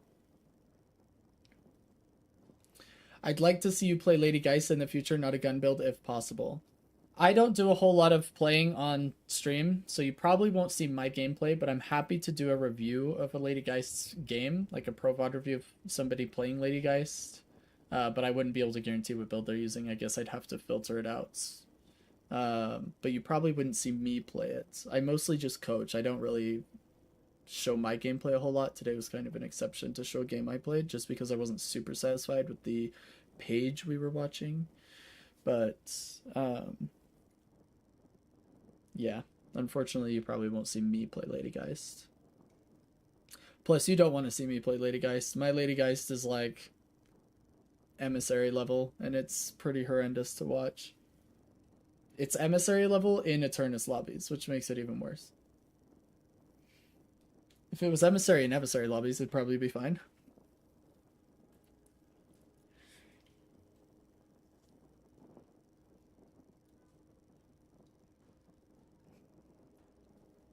Alright. Well, let's hop into our second pro VOD review. Well, technically our third because the first one was kind of a bust, low key. This is a game we're going to be watching John's Ivy because he's playing off support in a really fun way. He's playing like a lot of gun damage. So you'll see he has capacitor, siphon bullets, and silencer, but you'll notice that he's pushing a lot of objectives and he's still doing an insane amount of healing despite being like a gun build, right? So it's going to be fun to see how he plays this Ivy because this is kind of how I think Ivy should be played, but it's very, very hard to get away with. So you're going to see, like, we have Renan, Ido, Saya, and John on the same team, which is kind of stacked, even though I do know Bingus and Draven, but I don't know that I recognize these other names. Like, I don't know Lone Star Tick Eater. I don't think I know Howl and YMMD. But anyway, how long have I been playing? Like a year, maybe over a year. I don't know exactly when I started, to be honest with you, but I think it was probably last summer, so probably about a year or just over that. Pocket is where I shine, though. Definitely shine with Pocket. You know what? Hold up. What's the most recent Pocket game I played?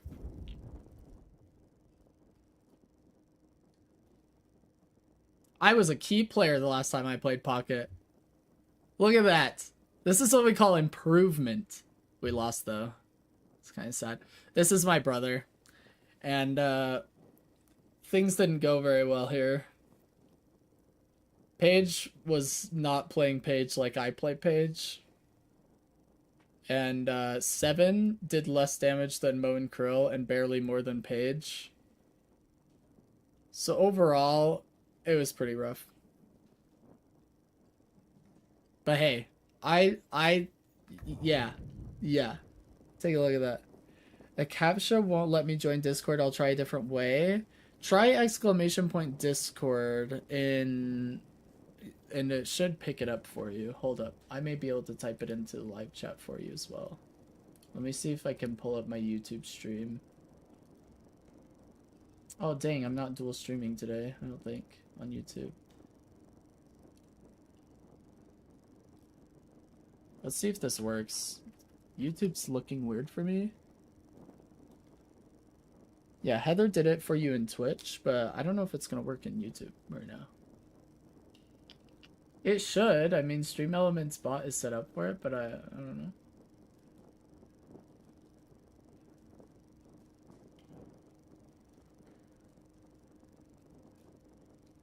I don't think it works for YouTube. I think YouTube's being weird. I'm trying to refresh to get it to, like, pop up for me, but I can't pull up my YouTube stream. Let me try it on my phone. Hold up.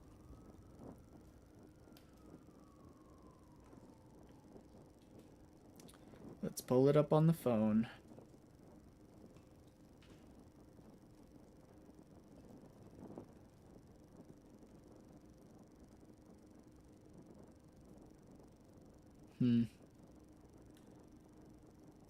Still not working on YouTube? I don't know. It is what it is. I mean, Heather got it on Twitch for you, but hopefully you're able to join one way or another. Were you able to get in? I think you're in. No? I can't see you. Alright, well anyway. We'll it's kind of sad that YouTube isn't working for the commands, like the bot commands. Sorry, Stepan.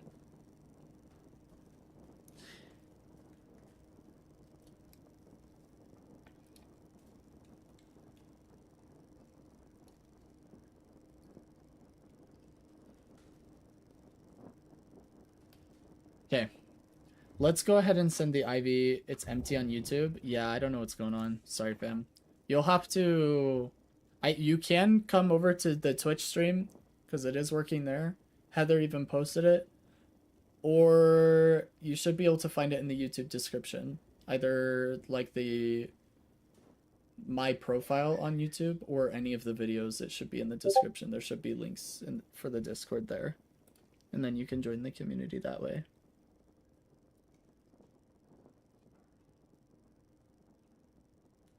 Oh, thanks, Heather. I appreciate you posting it in on YouTube as well. I didn't see that. Okay, I'm gonna go ahead and start this Pro VOD review for John playing Ivy. You connected. Perfect. Welcome into the Discord.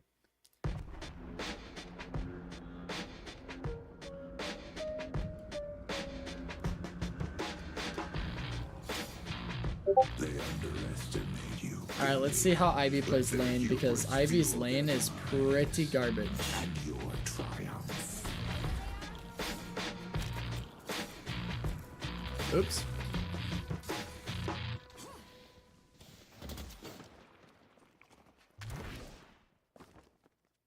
Flog's ready.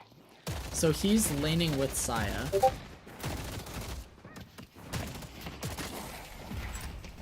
Using infinite ammo to make sure he can secure the orb.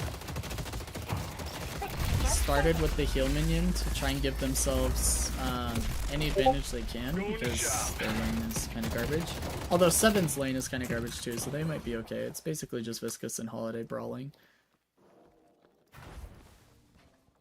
My friend, survival is paramount.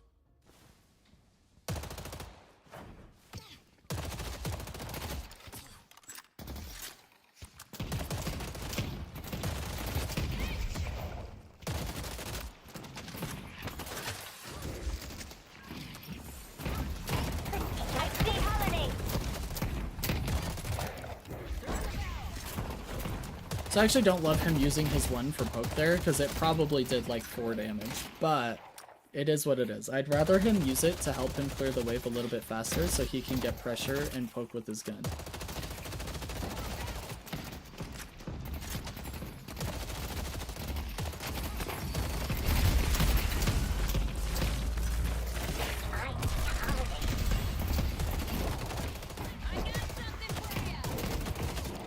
They're doing a good job at getting pressure. He is going to go back for minis. See the enemy.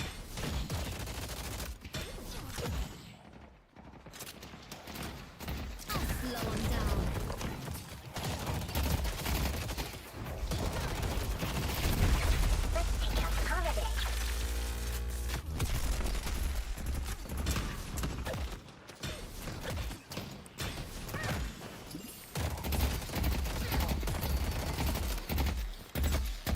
This is a very bad trade, unfortunately. Oh, he kind of evened it out there at the end, but yeah, that was... He took a lot of damage for that. Ooh, and the Holiday with the crack shot. Be right back. Now, I would use your one here, because he's so low that you're basically running any damage. Nice kill.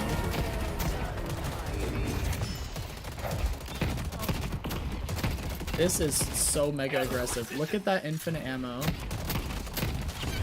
Oh my gosh, beautiful. You're not completing the ritual.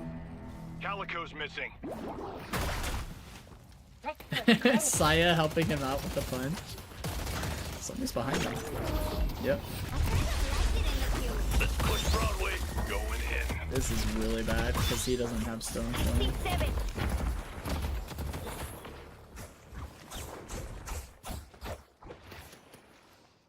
Oh my gosh, he gets out. That was wild. Let's push blue. See I love Calico. watching. It's fun. I mean, I love coaching, but it is fun to watch Eternus players play as well. Like, usually when I'm playing, I'm not watching Eternus players play. I'm just an Eternus player playing. You know what I mean? There's like a difference. But like watching it is fun to me because it's like a fun change of pace from watching students. Students aren't as aggressive, and they're not as successful when they're aggressive because they don't know quite how to be aggressive and be successful with it. But like pushing the tower there and parrying it with 180 HP and still getting the kill because you have better micro than the enemy player, that's fun stuff. It's entertaining.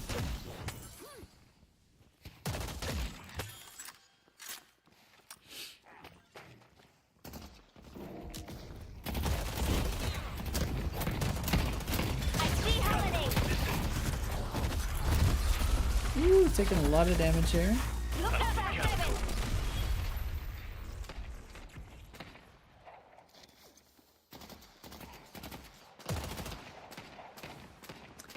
He can't push the wave, so he's going to start by focusing on denying orbs if possible, and then he's going to let the wave come to him. Bet there's something good in the shop. Stoneform has 0 cooldown. Let's push Broadway. Yeah. I see the enemy. Calico's Reach missing. into the choir, and they echo shard it, and it's just super annoying. Good use of infinite ammo.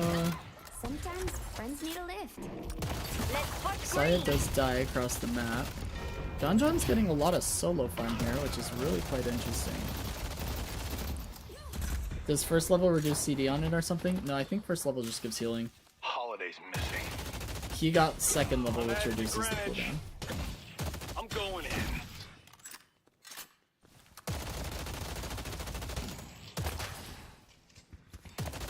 Ground strikes ready. The Archmother's strength is your strength. Do Walkers and Guardians actually take more damage from headshots? Yes. Ready to fly? I see 7. The Eternus. He uses Stoneform on the rope because he wants to make sure that he can't go up the rope, and he stuns him back down to the ground for his team. Let's push Greenwich.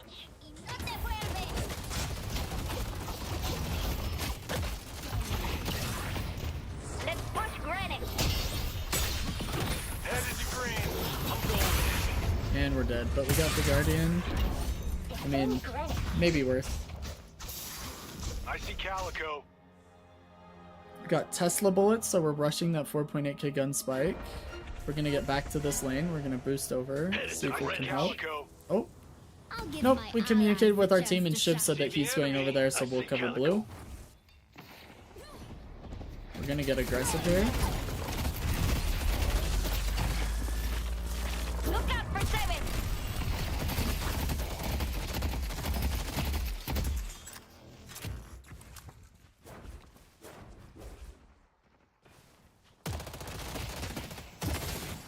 That was a winning trade for 7, not necessarily just in damage, but also because he had a wave shoving our Guardian the whole time.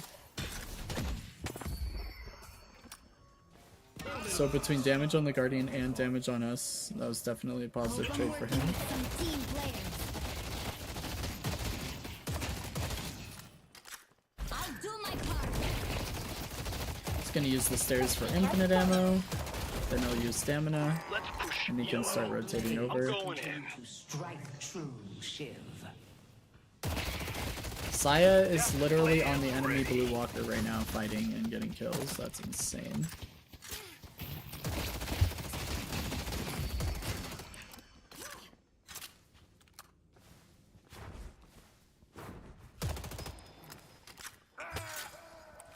Calico's missing.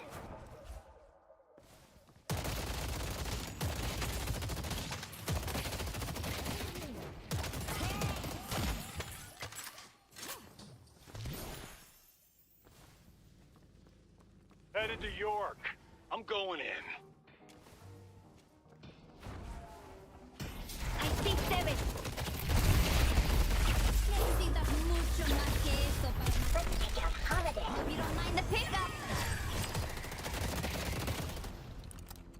Now's our chance. I'm actually surprised that'll hit. Let's push York. Going Be in. anywhere. Who is this on Ivy? I missed the first part. It's John, yeah. Be brave. Let's push York. He leaves a minion. Perfect. We love that from John. I see Holiday. Going in. Look out for 7. Oh, you're right, Samurai. I forgot the top right shows the name as well. Spectating John 69. Let's take out Holiday. Would have liked to see him use his 2 there before he used his stone form, so he could heal Shiv a little too. There's Oh the crazy cat lady. no! That's a big bag. Wasn't able to get up top there, unfortunately.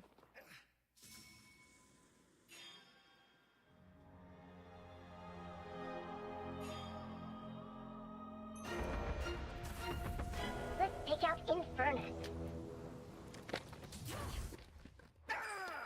Guys, John playing Ivy is absolute cinema. We're gonna eat some Takis while we watch him.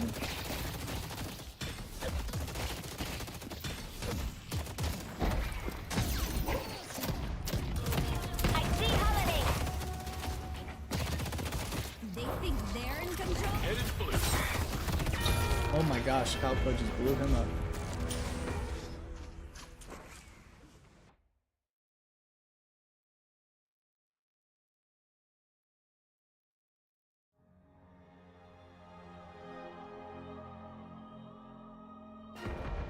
Our blue guardian has been destroyed.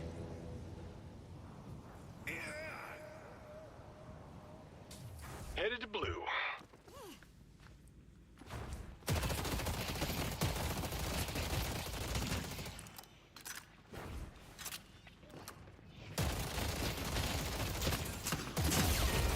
Our green guardian has been destroyed.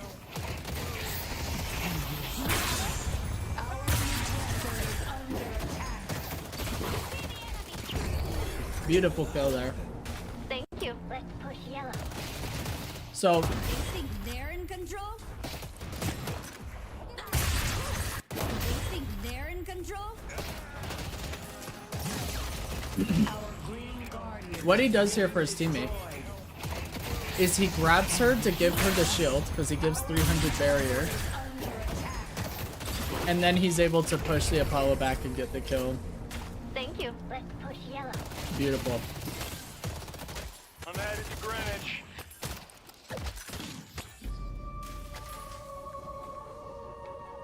Let's push York.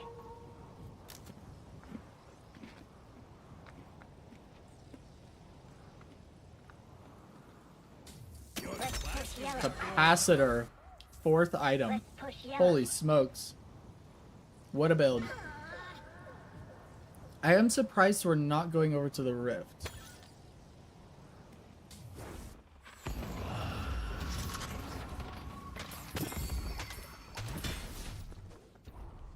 This game Hey, let's is push green. pre I'm going in. Shiv changes, I believe.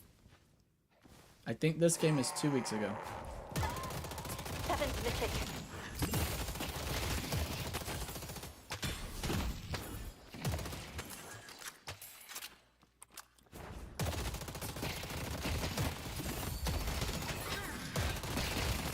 All we need now. I'm on my way.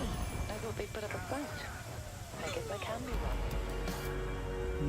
Enemy team got the Rift. Our yellow guardian has been defeated.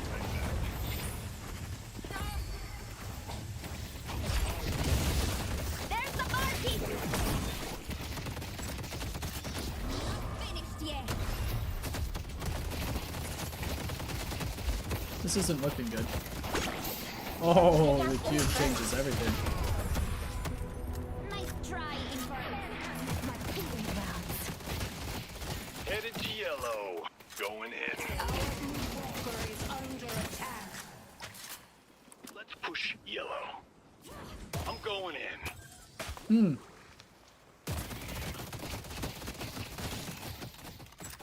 I'm pretty sure this was like week 1 of Rift, by the way. So, was that before Shiv's changes? I think so. Well, someone's looking to make a statement.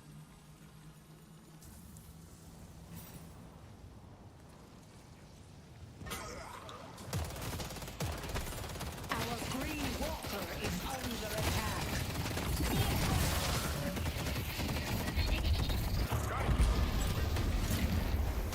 That's unfortunate.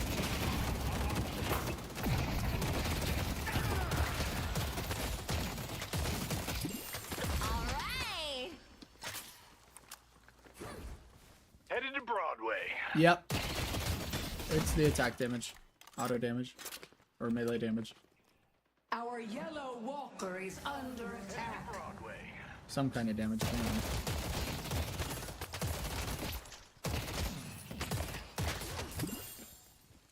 I see Billy.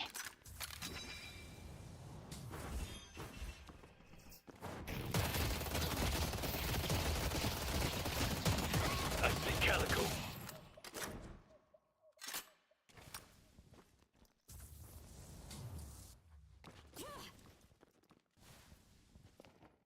headed to blue.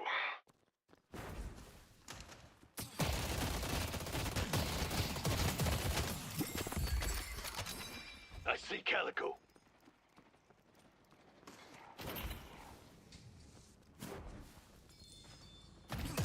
Headed to York.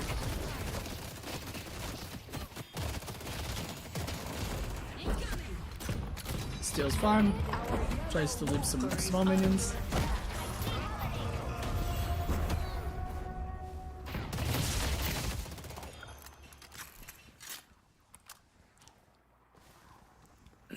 Hits her with capacitor, making it difficult for her to chase.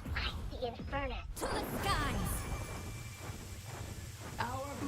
Hears that she's still following, so he decides to ult.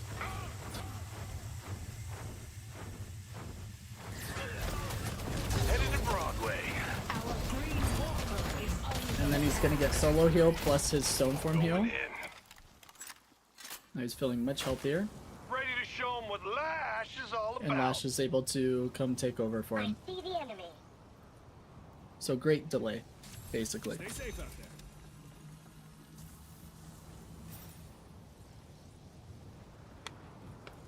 Our yellow walker is under attack.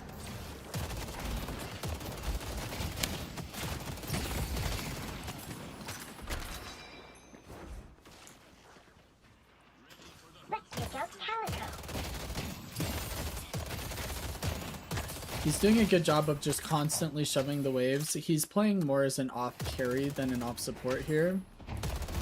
And so he's just making sure and doing a good job that he's not spending too much, or not wasting too much time,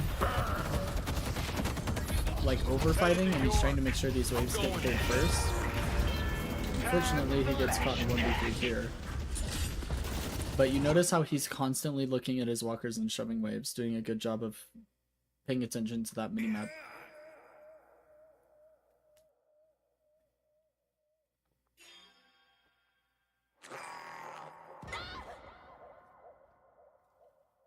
Made an example out of another one. So he sees Calico on this walker, that's the one he's going to go defend. Viscus is covering blue Our cryo. green walker is under attack. Going in.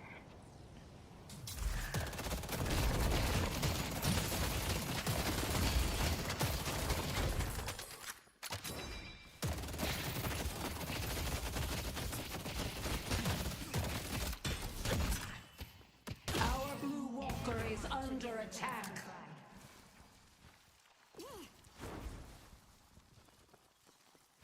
And then he's going to shove a wave up. If you can reasonably and safely shove a wave, if you want to. Take out Infernus. Holy damage. I see Calico. I'll see you soon. He's trying to get ult, Infernus. but you can't use ult if you've been hit, so you'll notice it keeps going on these 5-second cooldowns every time he gets hit. He's trying to get away and use it, but they were able to keep it on cooldown just enough, unfortunately. We'll fast forward through this death.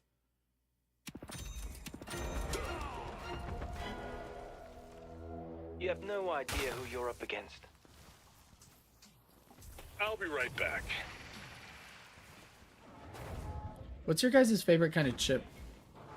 My wife's like a huge chip girl. She loves chips. And I like chips. And I'll eat like almost anything you put in front of me, basically. Like, I'm not super picky about anything. I'm only bringing this up because I'm eating Takis right now. And my mouth is burning with desire.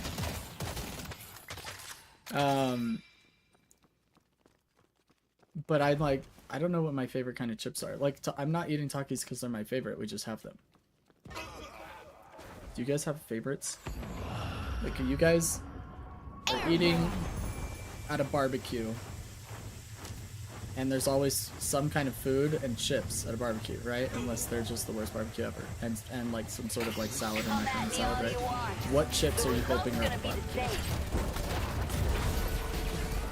I love dill pickle, but when I went to Canada, I loved ketchup chips. Ketchup chips? That's a first. I don't think I've ever heard of ketchup chips. I see Holiday. Headed to yellow. I'm going in.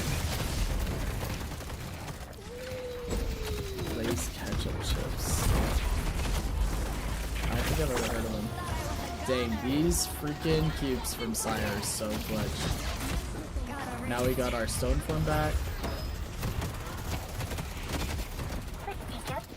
We basically know we're dead here. We're just trying to get as much value for our team as possible. And with Sia's cubes, maybe we're not super dead. Let's go mid. Be paid in. We need to press the advantage. Going in. Now we're gonna go mid boss. Oh, death slam's almost ready. I'm going in. We need to press the advantage. Let's go mid.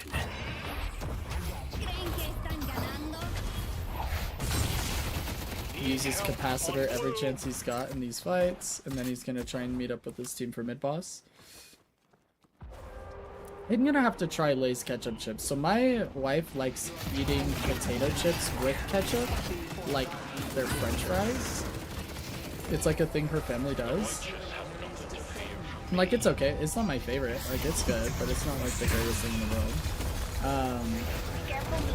But ketchup chips I don't think I've ever had. I've never heard of them.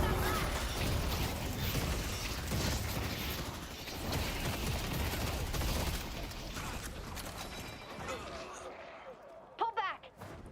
Pull back. I see the enemy. So Ivy doesn't think that fighting here is going to get a lot of value, so he'd rather start shutting the walker because they're all in blue. I'm going in. So he's gonna go get a walker off these rejuves since they lost rejuves, and since they like basically barely won the fight. This is a great usage of macro to understand that my impact in this fight actually will not be as beneficial as getting this walker, because he knows he can get the walker. He's got very high objective damage with his build, and so that's what he opts to do. Really good awareness to extricate himself from the fight. He probably could have fought there and been okay, but this was very smart to guarantee an objective while the entire enemy team is away from the walker and can't defend it. Oops. Didn't know. Calico's on the bridge! I feel like he's always a little slow with stone form. Like he could avoid a little bit of this calico damage if he was quicker. Come on, John. Let's get that reaction time up. That's the inverted.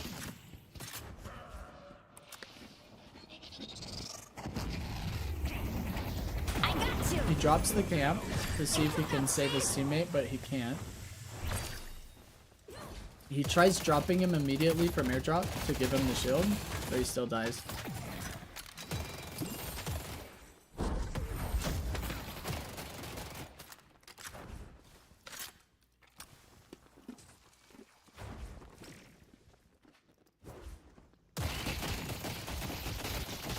What time is it? Flash time.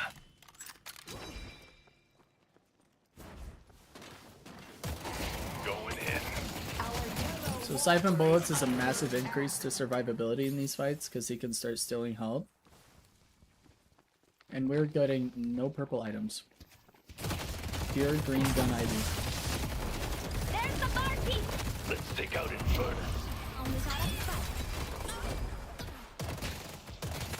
The sword of Saint Benedict cuts them. You don't see that outside of Eternus. If you just noticed, the Infernus is crouching while shooting, like kind of ducking in the fight, because Eternus players go for headshots because we understand how much more damage it gives us if we can just beam them in the head. I see Billy.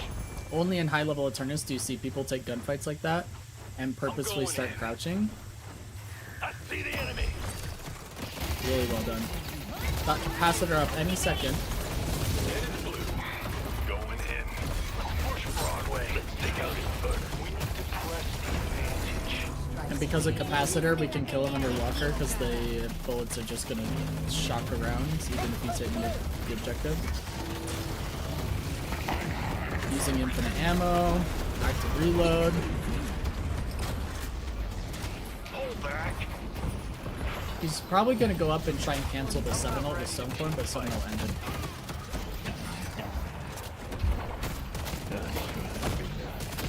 I see Holiday! Thank God. Oh. Okay. Here we go! Nice. Calico's missing. Need help on yellow.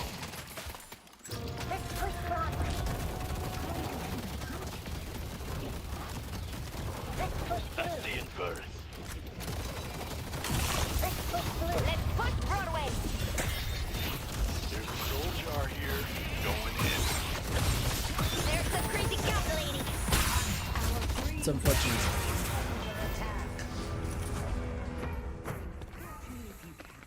Holy smokes, that Taki I just ate had so much powder on it. Holy Moses. I think I could see my future. Oh.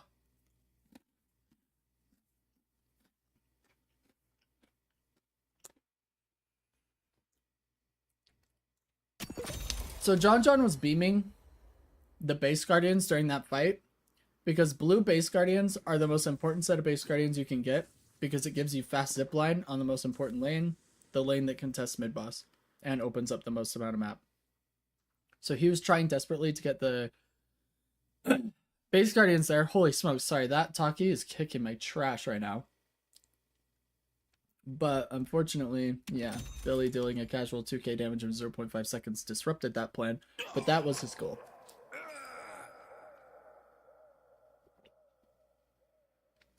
He also understands that he is building for very, very high objective damage through that gun of his. Going in. So he's trying to take advantage of that to be his team's objective damage and kill those base guardians. That's awkward. Eternus does get the... Oh my gosh, what a kill. Eternus does get the blue walkers, so they get their first slot, the enemy team does. But he pays for it with his life and Holiday's life. So now we should be able to get the Rift for free. And finish the base guardians. And potentially start pushing into base or get mid-boss. Mid-boss is up in 45 seconds, so if we can get a staggered kill, that'd be really big. I see Calico. I see 7.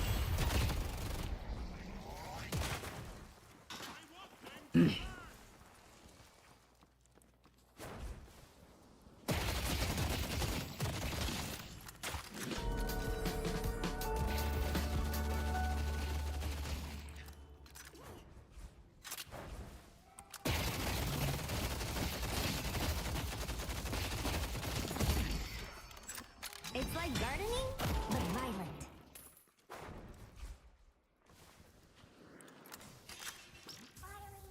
Oh, Death Slam's almost ready. I'm going in. I'm not getting shot.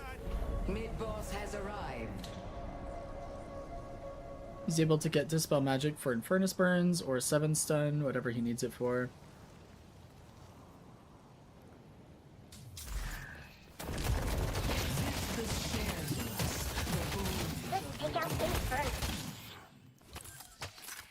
We need to ult in the blue, yeah.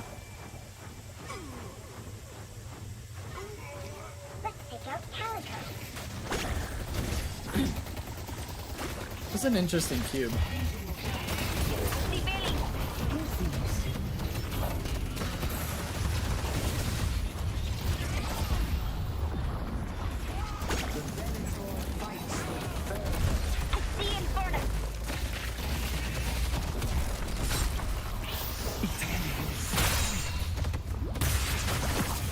We're trying desperately to kill this Billy, but man, is he tanky. Jeez. Well, we could still win the fight because 2 of them are like 1 HP, but we'll see what happens. Let's fast forward. Infernus is able to reset, Billy's able to reset, and no mid-boss. Oh, maybe. Maybe it goes down. They are on mid-boss. We're gonna contest it. Billy feels so triple S tier right now. Interesting. I don't feel like he's been that oppressive in my games, but...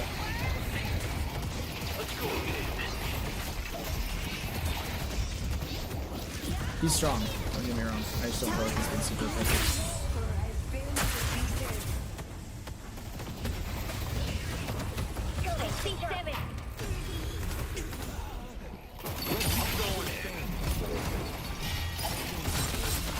We're mega dead here, I think. 7 does go down. Then we get the lash ult. Nice. Good job. Let's go mid. We live to see another day. He was 7k down on Ivy there, just does so much damage and doesn't die. Yeah. No, he's strong. He's definitely strong. I just don't think he's like super impressive in the gameplay. I see Eternus. Oh no. There's the barkeep. After Gargoyle, he went for the punch instead of a parry. That was very aggressive by John. I don't know why he did that, and I'm sure he's thinking the same thing. endless frustration. Don't like being this exposed. Also, don't know if heal cut actually works on him since he gains max HP instead of healing. It's a good question, Samurai. That's not something I know off the top of my head either. We'd have to test it, but I don't know if healing reduction impacts him at all either. Isn't he still a high priority night shift pick even after the nerfs? Yeah, I think so. He's really strong right now. See the enemy. Going in. The Archmother extends her hand to you.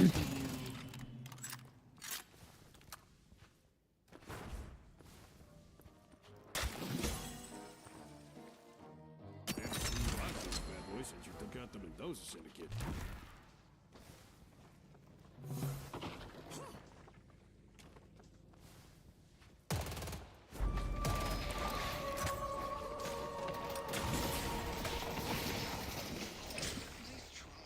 I'll be right back.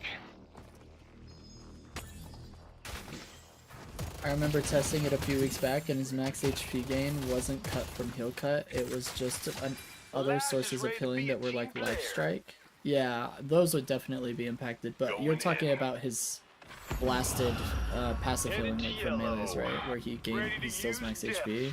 I don't know if that would be impacted by any sort of I see the enemy. anti-heal. I don't know. I see 7. Unless you were talking about something else, but that's what I thought you were talking about. A caminar. No va a ser Need suficiente. help on yellow. Careful, Ash. I see 7. Using infinite ammo to finish that kill. Well done. Yeah, I didn't think so. I just haven't tested it. Might want to get with the others. I see Holiday. I see. There's the barkeep. There's the barkeep. Let's take out Calico. Oh, what a parry from John. Absolutely beautiful. Well done to use his 3 as well.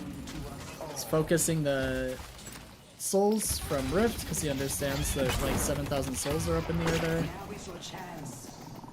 I love surprises. Beautiful.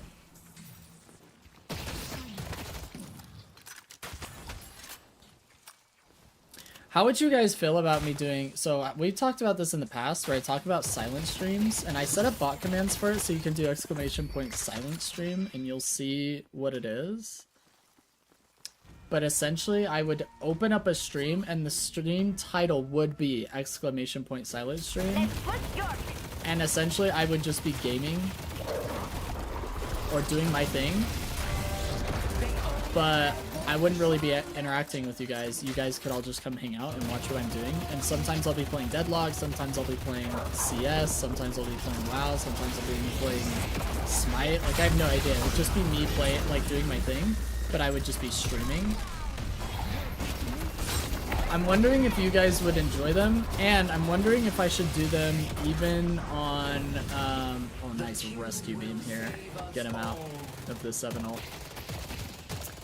If you guys would watch them as like a second stream. I've considered doing them as like the second part of my day. So like a lot of times in the evenings I'll game. So like after I end the stream with you guys, I'll go hang out with the wife, hang out with family, eat dinner. Sometimes we're doing something in the evening. But then later that night when I get back on, like I'll game and I'll do my thing. And I could do a second stream later in the day. And maybe it wouldn't even be for you guys, because maybe you guys are all normal humans and go to sleep. But maybe it would be like to bring more people to the community who are watching streams at night. But I would be doing a silent stream at night, because I wouldn't be doing coaching. Lifting off. Maybe I'll try it if I end up gaming tonight. I don't know how much I'll be doing tonight, but this week has been rough. But maybe it would bring more people to the community, and then you guys would have a chance to hang out as well. But I consider, like, there have been, the last week or so, like, when I have been gaming, I was like, man, I should probably just be streaming, like, it wouldn't hurt. Even though I'm not coaching or, like, really entertaining or interacting with you guys a whole lot. Like, I would probably type in the chat, like, if I'd be reading what you guys are saying and whatnot, and then I could just, like, type in the chat, but, yeah. Maybe I'll do it. Maybe I'll do multiple streams a day, and one of them will be coaching, and one of them will be silent stream. It's basically me just gaming, but not. It won't feel like I'm streaming because I wouldn't be actually interacting a whole lot. I wouldn't be expending extra energy. It would just be me gaming. Essentially. And you guys would maybe get to see me play Deadlock if I happen to be playing Deadlock on those days. Which could be good and bad. You might see some of that 1 in 15 pocket action you get from time to time. Or you might see me play a hero I don't play very often, and then I play mega aggressive, because that's how I learn and how I play, regardless of if I know the hero or not. And I end up feeding my brains out. You'll see that too. I see Calico. Let's go me.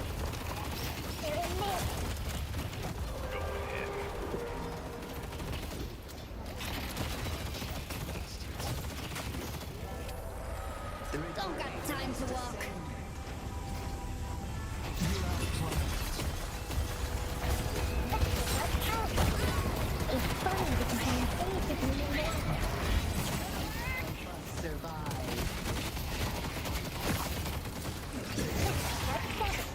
He doesn't use capacitor that whole time because 7 had unstop up. You see that control? He waited to use capacitor because 7 had unstop up. Channel. It's fantastic. I see the enemy.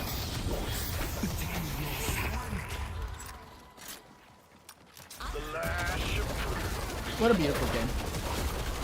Well played by John John. Playing Ivy as an off carry.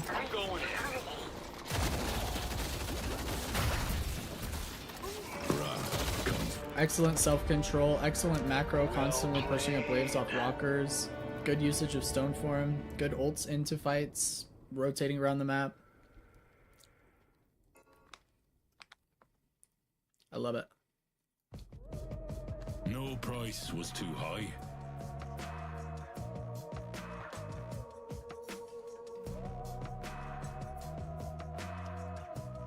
It's very hard to play Ivy this way too, because it's heavy micro. But because of Ivy's ult, you have to have good macro. And it's really hard to have really good micro and pay attention to macro. But John John is a beast, agreed, Crab Shack. John John played that very, very well. And you'll see Gun Ivies do way, way worse than this on average, because you have to be a very, very balanced player like John John to play this at a high level. I mean, this is Ido, Renon, these are like the top players of NA, and he just did this to them on Ivy. That's crazy, right? Absolutely beautiful. Very well done. Hopefully it was helpful to do the pro VOD review, see him play. I'm excited. Okay, this is why I'm really nervous. You guys, it's been quite a day. Should we show this game? No, I'm kidding. I'm not actually showing any of my games. Oh, no. Oh, what happened here? What happened here? Oh, no. Guys. Guys, I can explain. Listen. Jeez, me learning Haze has been quite the experience. I started this game off 0-6. It was so bad. I probably had one of the worst laning phases I've had in months, because I just was constantly dying. And Yamato was just winning for us. 3 and 11 is better than 1 and 15, so improving. Agreed. Agreed. Dang, yeah. Kerr baby, shout out. This guy carried us hard this game. This is fantastic from him. I did nothing. I don't even know. Oh, I was playing Spirit Haze. I was trying a Spirit Haze build, like a dagger build. I remember now. Yeah, it didn't go very well either. I mean, it was big damage when I would get those darts, you know? But, yeah.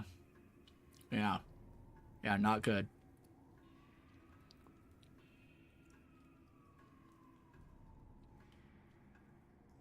I do a spirity one? Yeah. It's, definitely one way to play. This is probably another bad one. I don't know if I want to see this. Yeah, 9 and 12, that's pretty bad. This one was more of like a hyper carry haze build. But I didn't do very good at hyper carrying. That was Warden. Warden did a good job. Although I didn't love the build I was using. I was using Parzellian's builds like almost in order. Like I almost didn't change anything about it. And I do not like Fury Trance. I think it's a great item, but I don't like using it. Like it just doesn't work for me. And then I also don't love not having slowing bullets in general, because I think slowing bullets is crazy. Are you learning Haze? I have been lately, yeah. So you can see I've been playing like a little bit more Haze than I normally would, but not really. Not like Pocket. Like Pocket, I went through like a huge like arc of a ton of Pocket to learn him, because I really wanted to learn Pocket like properly. And that's when we got games like, I could probably click on any one of these and it would be terrible. 3 and 13.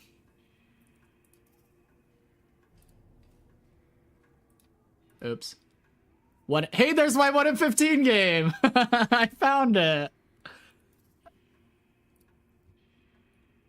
Wait, is this first bots? This is first bots. 1 and 10.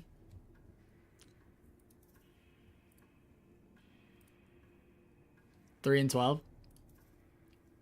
This was my learning curve with Pocket. Like learning a new hero in Eternus is just miserable. 7 and 6. I'm just clicking on random games. 4 and 11. This was like a true learning arc. Haze has just been like a... Basically, I wanted to see how the changes felt to Haze, because it helps me coach a little bit better when I like learn a little bit more about heroes or feel out the changes from personal experience rather than just from observed experience or secondhand experience, like when I watch other streamers play. And also it helps me because I don't play M1s a ton, so it helps me play M1s and get in their mindset to see why they struggle with macro so much. And it's mostly because they're focused on aim, and when you're focused on aim, you're looking at your crosshair, not your minimap. So I'm coming up with like solutions for that as a coach. But I obviously haven't been playing her a ton. I've played like, what, 6 games, but not like when I was learning Pocket. 7 and 10. See, I'm just like, geez, Pocket is just rough, man. My Pocket gameplay is just not there. Anyway, sorry. Enough of my my match history. It's really miserable. Oh, man.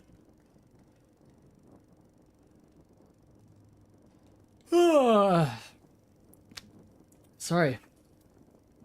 Told you it was sleepy vibes today. I don't know what's going on. I shouldn't even be this tired. Slept in.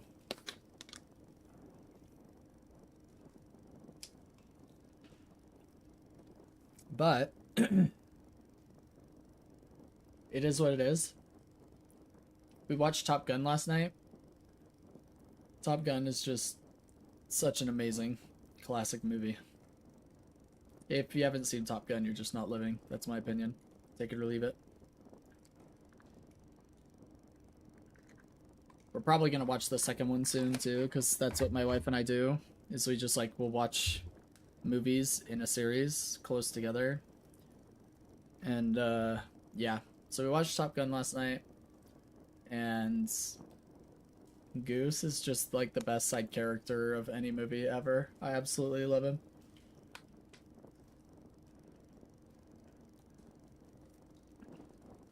You do that too, Heather?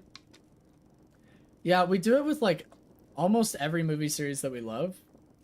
But we try and shove them all in like one day after the other. Like we don't try and wait like 3 or 4 days in between movies or whatever. We'll literally watch, like when we watch the Ice Age movies, we love the Ice Age movies.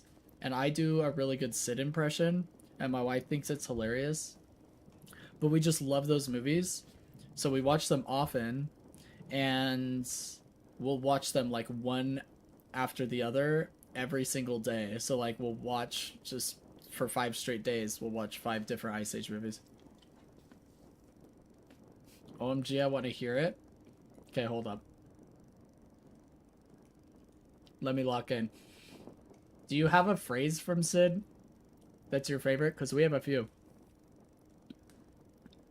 Like if I set the scene in the first movie when we first meet Diego, and Diego's trying to get the baby from them because he's going to take the baby to the pack, and Sid's protecting the baby.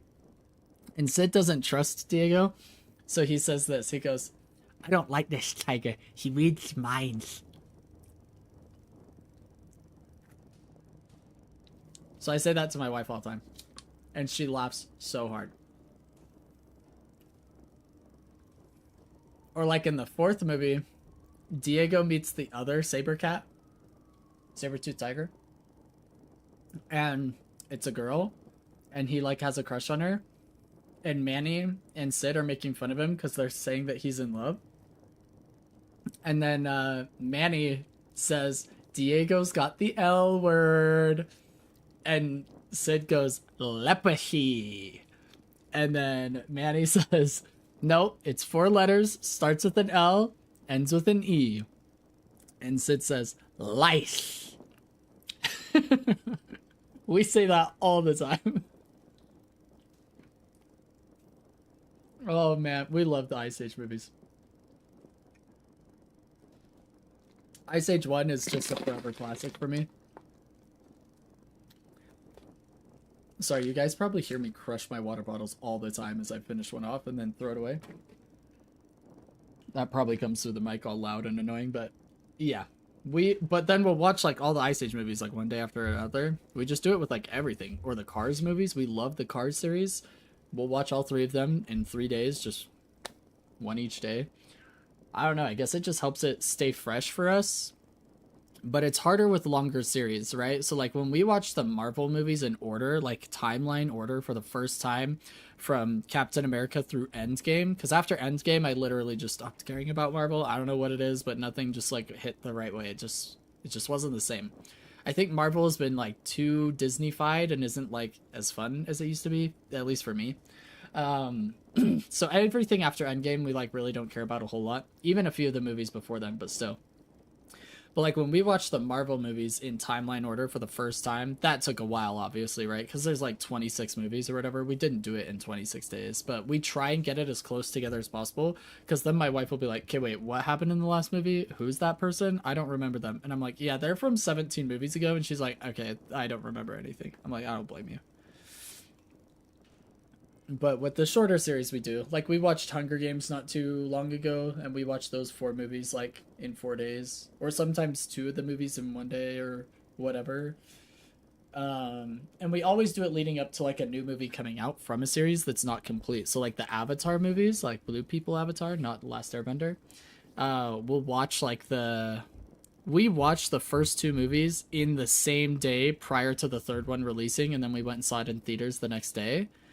And that was literally like 6 hours or 6.5 hours of sitting on the couch watching Avatar movies. We watched the first one and the second one back to back for like 6.5 hours. And then the next day we went in theaters and saw the 3rd one. That was wild. That was like 10 hours of Avatar in a 24-hour period. But that's just what we do. It's how we roll over here.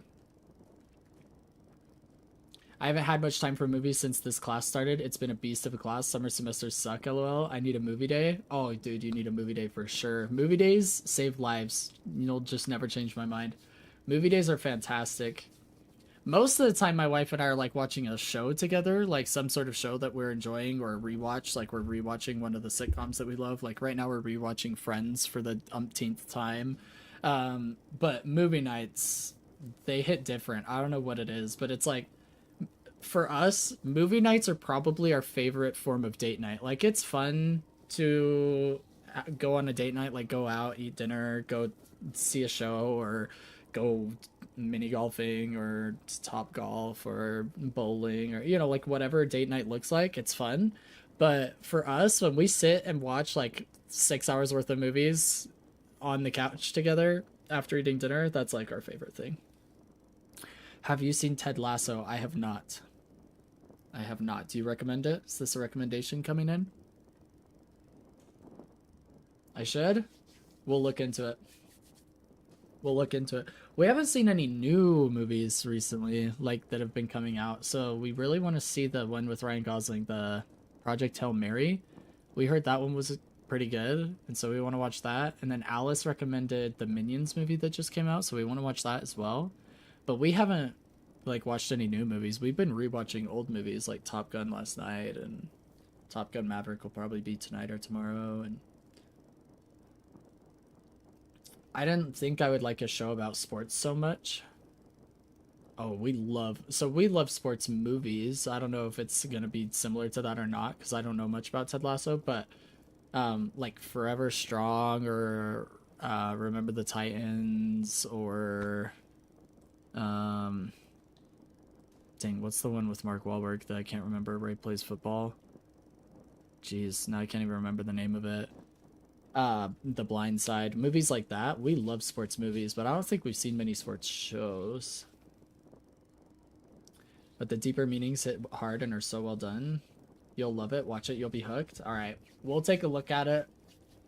We'll see if it's something that my wife and I would enjoy, and then if we do, we'll start it, and I'll let you know what we think if we do watch it. I do love movie and show recommendations though, because my wife and I are always like watching stuff. We love it, so definitely keep sending recommendations our way. Ted Lasso and the Minions movie are the two at like the top of our list now to try out.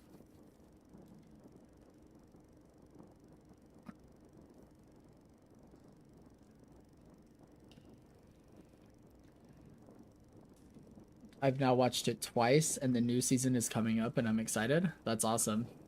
Heather, do you watch anime at all, or have you ever watched anime? Because I wonder if you would like sports anime. You do? Have you seen Haikyuu?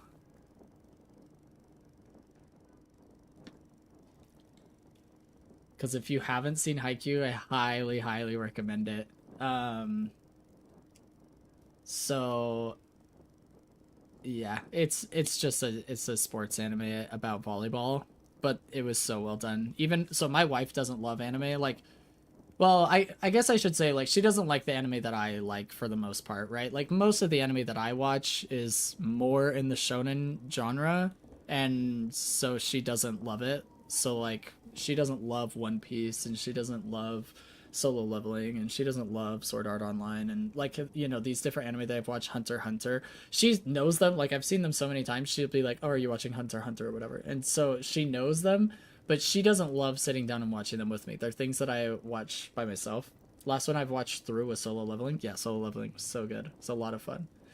Hunter x Hunter is a masterpiece. Thank you, Crab Shack. I have a coworker that says Hunter x Hunter isn't in his top 5 anime of all time, and I literally wanted to just punch him. I was like, what is actually wrong with you? But anyway, I digress. He's for sure LARPing or has brain damage. I don't know. He is a licensed financial advisor, so don't take advice from him, obviously. Anyway, yeah, so my wife doesn't love shonen anime, but I have shown her some other anime in other genres that she has really liked. But my wife also doesn't like really intense action. So, like, if it's really gory, like Solo Leveling, for example, would be too gory for my wife, for example. She's, like, way too sensitive to it. And so she wouldn't enjoy it either because it's, like, super shonen. But she did really enjoy Haikyuu because it was more of a sports anime and it was more, like, funny, upbeat, and just sportsmanship, competitive nature type vibes. And she really liked Haikyuu. She also liked, there's another one we watched that was like a slice of life anime, and it was just one season, but it was so good. And she liked that one too. But in general, she like, we just have different tastes. So we have to watch like rom-com anime or slice of life anime or sports anime or something together, because most of the anime that I've watched or am watching, like One Piece, is just a forever project in my mind. She wouldn't watch that with me, for example, but she does like, I will say, to her credit though, and to kind of put a wrench in everything I just described, she did like the live action rendition of One Piece that Netflix has been adapting. So she does like the One Piece story. She just can't sit down and watch. And I watch it in Japanese, which is another thing that's hard for her, because she can't just sit and watch a movie or a show. She has to be doing something with her hands. So she can't be reading subtitles. So she has to be able to listen to it in English. And I like refuse to watch One Piece in English. So she can't watch it with me, but she does like the live action rendition, which we do watch in English. So there is that. You're watching Frieren with a friend and Log Horizon. I've heard good things about both of those. I had a buddy of mine recommend Frieren, and then I've heard good things about Log Horizon, so I'll probably watch those eventually. Crab Shack, what is Blue Box, though? What's that recommendation? Like, what kind of anime is it, I guess, is basically what I'm asking.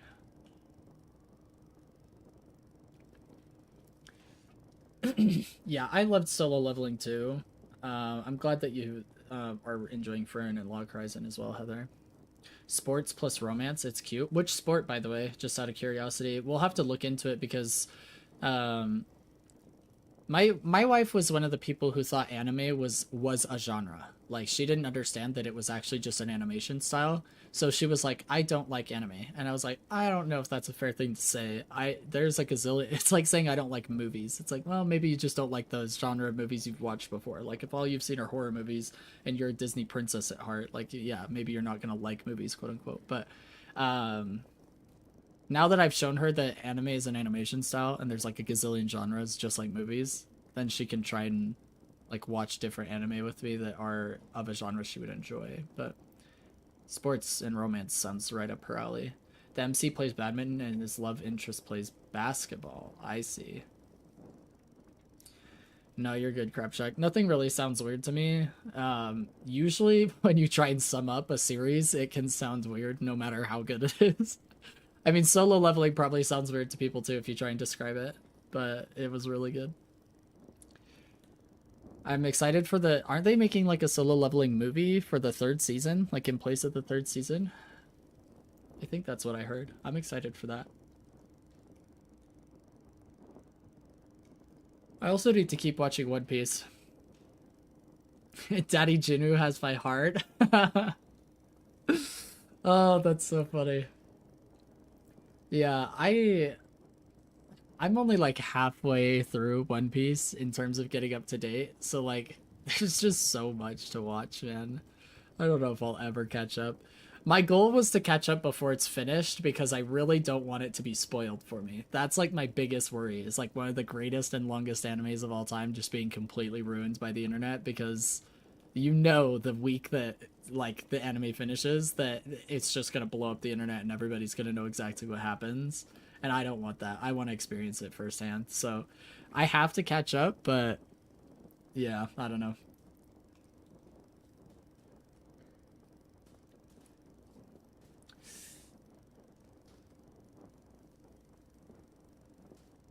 I'm the world's biggest JJBA fan, so I'm immune to anything sounding weird. Wait, JJBA, is that the what does that stand for? Is that the one where everybody has like the same name? That's the JJ and the why can't I come up with the name right now? JoJo's Bizarre Adventure. That's exactly what I was thinking of. Yeah, where everybody's named like JoJo or whatever, right? I had we were talking about her yesterday on stream. The girl who did the art for my original otter. Her name is Julia. We went to high school together. We played percussion. She recommended JoJo's Bizarre Adventure to me, but I told her, I was like, listen, it's probably not happening anytime soon because I'm watching One Piece. And that's just kind of where we're at. Everything's on hold. I am rewatching Hunter x Hunter right now, though. I watch it like once a year because it's so freaking good.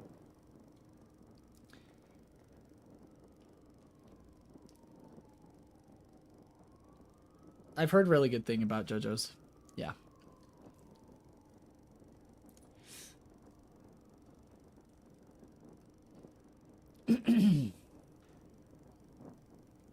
All right.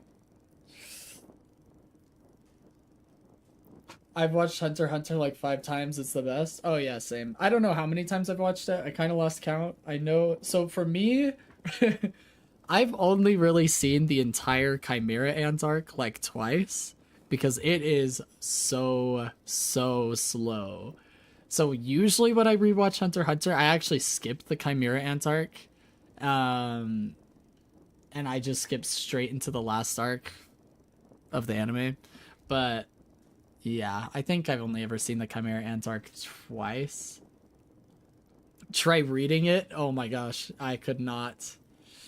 Yeah, that would be rough. I actually have not read any manga at all. I'm only an anime watcher. I don't read anything really though. That's probably why. Sometimes I do wish I read manga because then I wouldn't have to wait for anime adaptations like Hunter x Hunter, but I'll probably get a kick out of this. Your kid wanted to read a manga. ... How suspenseful. And he bought Berserk? Oh no. Nobody warned him? Oh no. Oh no. Yeah.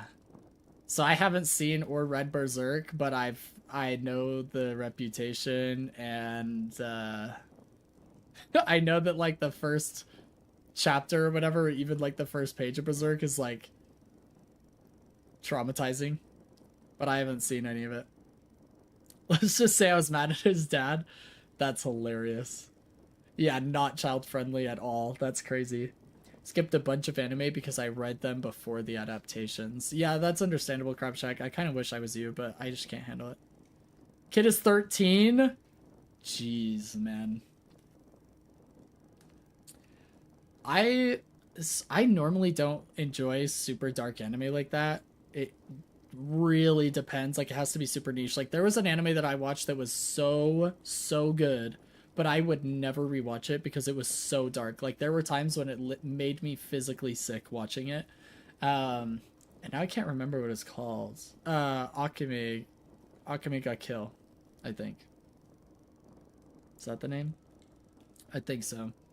Anyway, that anime was really good, but while I was watching it, I was like, this is so good, but I'm never rewatching this. It's just too dark for me. Or like Attack on Titan is pretty dark, but I think I could watch that because that one had like enough action and whatnot that there was like a breath of fresh air between the darkness, whereas Akame ga Kill was like just completely dark. But it was really good and it was fun, and I love anime where like the MC isn't protected, you know, like a main character could die at any time kind of a deal. Like, you never know. There's no plot armor, and I liked that about that anime, but dang, it was dark. So that's why I haven't gotten into or tried watching like Berserk. I don't think I could do it.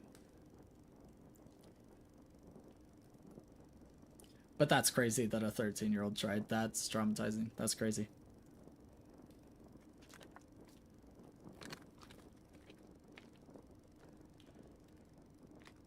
Have you guys both read and or watched Berserk?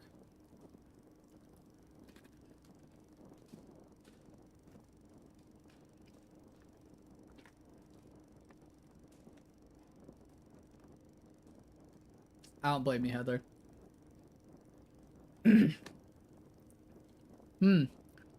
Crab Shack, I don't know either of those. I could take a look at them and see if I'd be able to handle them. For me, actually, let me correct that. It's not that I can't handle dark content, it's that I don't enjoy it, so normally it's just not worth my time. Does that make sense? I can watch pretty much anything you put in front of me. It's just like not worth my time because I'm not enjoying it. Like, my sister loves dark stuff, like she enjoys it, so it's a different animal altogether. Didn't finish Berserk? Okay.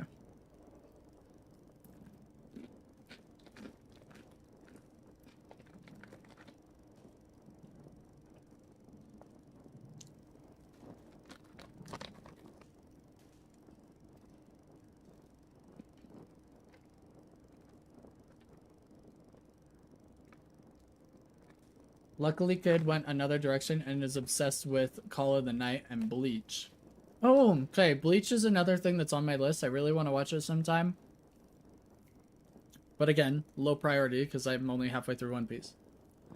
But I hear many, many, many good things about Bleach. And one of my boys from work, or my old job, I should say now, he loved Bleach and was like almost done with it. Yeah. It's that kind of anime that I probably enjoy, but my wife would hate. So I have to watch it on my own. So I just don't watch as much anime.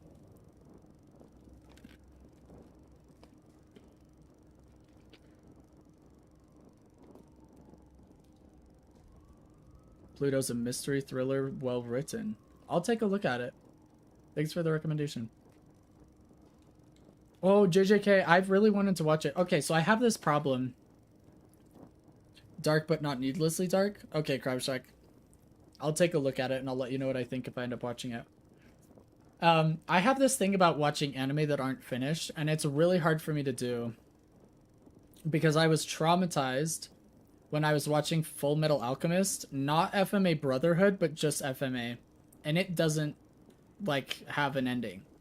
So and it was the first anime I ever watched, okay? So first anime I watch, and it leaves me on a cliffhanger never to be finished again, and I was so pissed. I was like, okay, I'm never doing that again. If an anime isn't fully adapted or doesn't have an ending satisfying enough, I'm not doing it.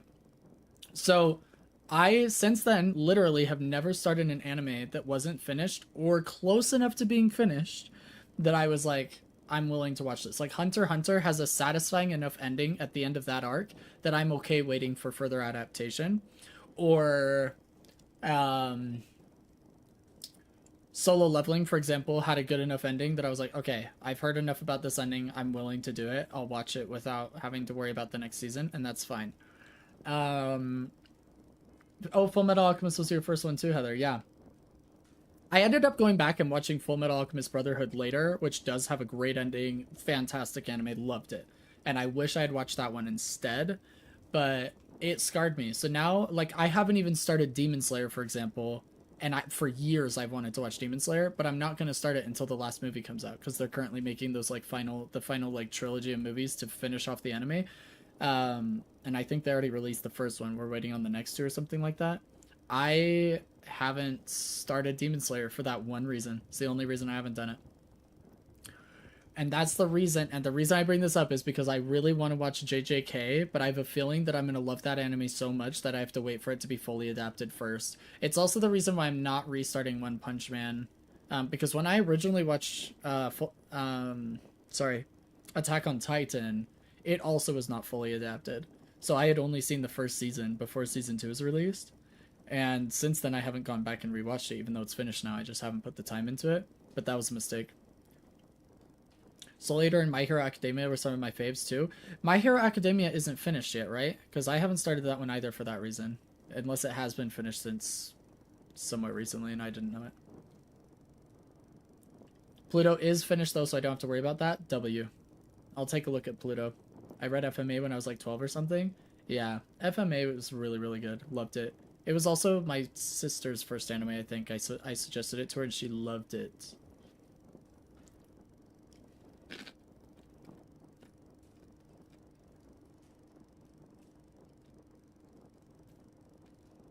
It's an all-time classic. Yeah, that's a good take.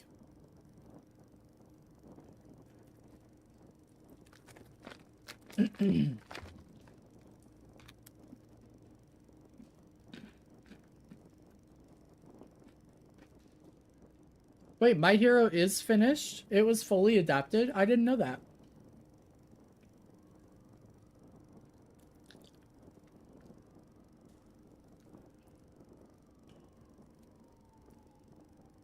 Hold up. I'm Googling this right now. Fact check on stream, live. Is My Hero Academia anime finished?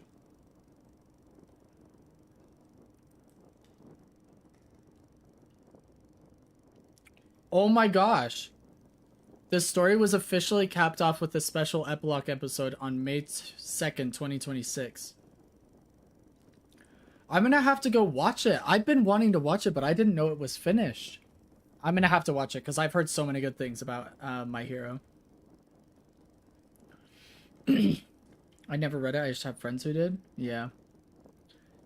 I so need to watch it. Yeah, that's gonna rocket to the top of the list, Heather. I've been waiting to watch that since high school. It's been like legitimately 10 years since I've wanted to watch My Hero, and apparently it just finished in December of last year and had like some special epilogue episode of May this year, like 3 months ago. I'll have to watch that because that's been on the list for a long time. I didn't know it was finished yet.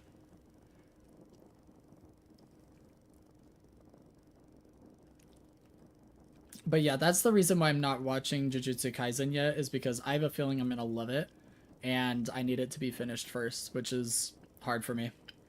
One Piece is the other one that I started that isn't finished because I knew it would take me long enough to get caught up that I probably wouldn't care waiting for the end.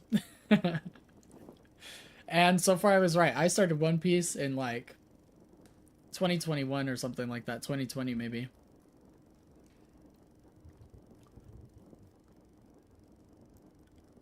Yeah, I think it was 2020. I think it was a COVID start. I think I was finally like, you know what? If we're going to be stuck in lockdown and the world is dying, I'm going to start this anime. Just like any other anime, you watch it one episode at a time. Doesn't matter if there's 1,000 episodes ahead of me. And, worth it. Now we're like 500 some episodes in. But My Hero, that's definitely going to have to go in. I mean, right now I'm rewatching Hunter x Hunter.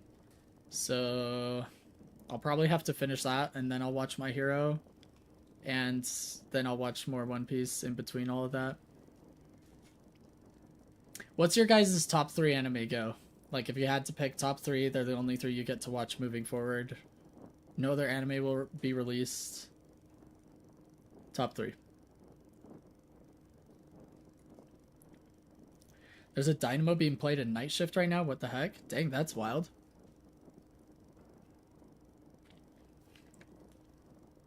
You rarely see Dynamo. Heather, we already are geeking out. But yeah, we can geek out on My Hero. I see what you mean.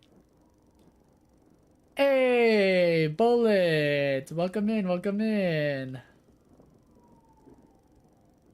Hey, Bullet, just in time. We're gonna do Heather's VOD review here shortly. You can bully her. Hunter x Hunter for all 3 slots, says Crab Shack. Based opinion, Crab Shack. Love it.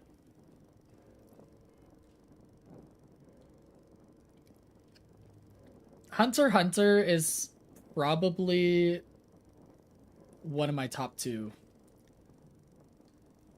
I think One Piece, Sword Art Online, and Hunter x Hunter are my 3 favorite, because Sword Art Online was the first anime I watched that I really, truly loved because I'm a gamer. Even though the second season is like absolute garbage, the 3rd and 4th season were really good in my opinion, and it kind of pulled it together. Maybe Monster. Okay, interesting. Solo Leveling, My Hero Academia, and Too Many for the 3rd.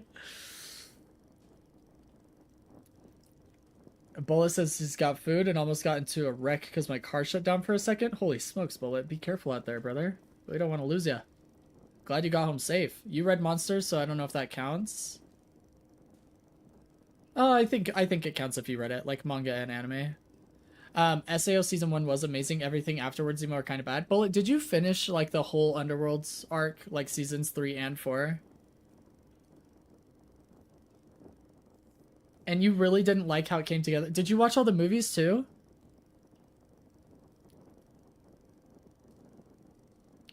Yeah, Alicization was fantastic, bro. So like the final season, season 4 in my opinion, of Sword Art Online, the way they brought it together and brought in characters from all the movies and everything was like so beautiful to me. So I loved it. I just think season 2 is garbage. I think Gun Gale Online and the second half of ALO and everything like that was just garbage. But I loved Sword Art Online season 1. It was phenomenal. I watched the entire first season in one night. My brother and I stayed up all night watching it. Opening is better than the show. Oh, I've heard a lot about that one, Bullet Code, but I haven't watched it myself. I've heard good things about it though.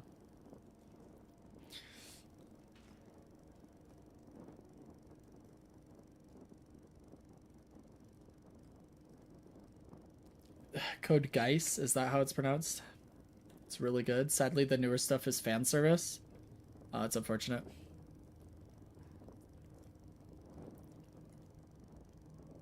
Well, yeah, I kind of hate it when anime just like turns into fan service rather than good storytelling and character development, but it is what it is.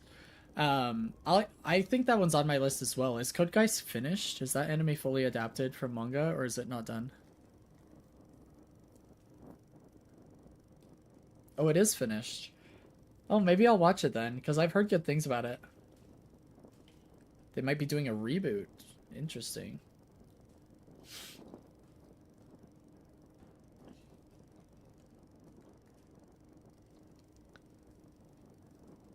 That's cool. That's cool.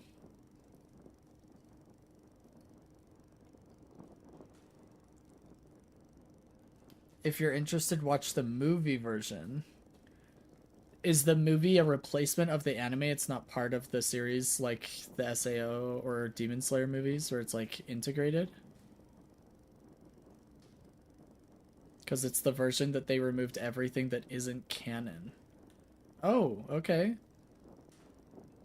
Maybe I'll watch the movie version then. Wait, is the movie version anime though? Because if it's like a live action movie adaptation, those are usually terrible and I probably won't like it. But if it's an anime movie, I'll watch it. Yeah, okay, sick. Yeah. Maybe I'll do that then. We'll see.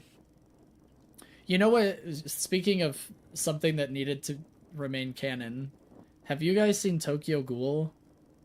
Because if you've read it, you probably loved it. But I watched the anime and was so sad because it just got so bad in season 2. Yeah. That anime, first season of that anime was actually so amazing. It's actually the only anime I've considered actually just reading the manga instead because of how good it was, and sticking to the canon of the manga might actually make it worth reading.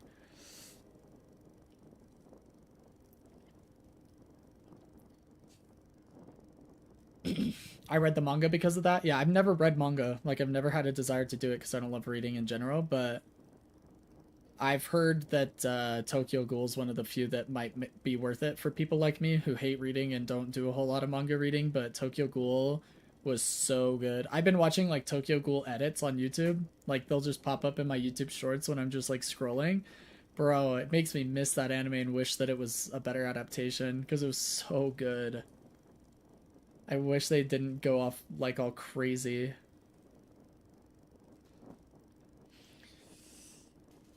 My sister wanted to watch Tokyo Ghoul too, and I told her, I was like, be careful. Like it's really good. It makes you want to keep watching, and then it's like so bad. No, I get what you mean, Bullet. I get what you mean. Yeah. It's tragic. It was so cool too. It was such a dope anime. The story and the execution of everything definitely makes me want to read the manga. That might be the first manga I ever read is Tokyo Ghoul. That one brings me a lot of joy. Have you watched Attack on Titan? No, I talked about it earlier. I watched the first season before season 2 was ever adapted. And so that was like years ago, like a decade ago. I watched season 1, but then I never watched the adaptations as they came out after. So I've not finished it. Really liked the first season, but I never put the time into rewatching it. I've learned to look at animes first before allowing others to watch. Yeah, that's kind of how I am with my sister, Heather. I'm like her gatekeeper.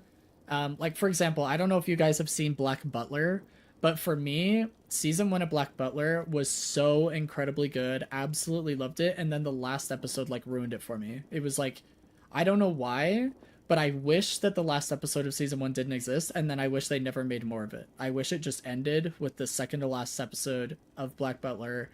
I'm not going to ruin it for anybody who hasn't seen it.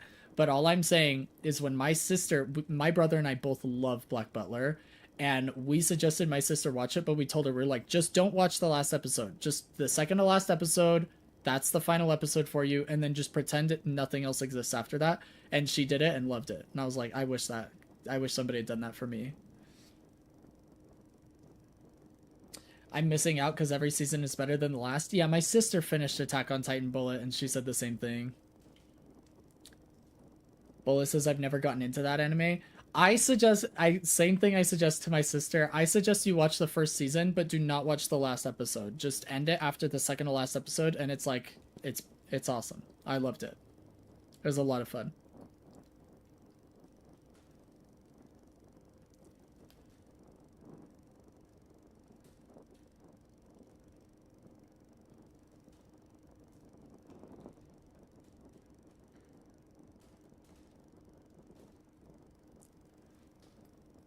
Oh, man. Okay. We've been weebing out for a while. Should we do Heather's VOD review and weeb out while we make fun of her? Should we start multitasking? We'll keep talking about anime and badmouth Heather at the same time about her gameplay.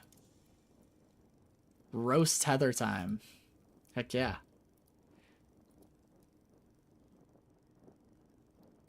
I like Heather's request and request to coach. It says, number 1, Heather Huzzah. Number 2, honorary Eternus stuck in initiate hell, help. And number 3, brand spanking new Haze, future number 1 in the world. Number 4, general improvement, what should I do? And then the match ID. And then number 6 was one of the first 5 games ever played on Haze. Oh, what a good time. Oh, Heather, you owned this game. You don't need coaching. You went 21-1. You're basically just trying to flex in front of everybody. That's what's happening right now.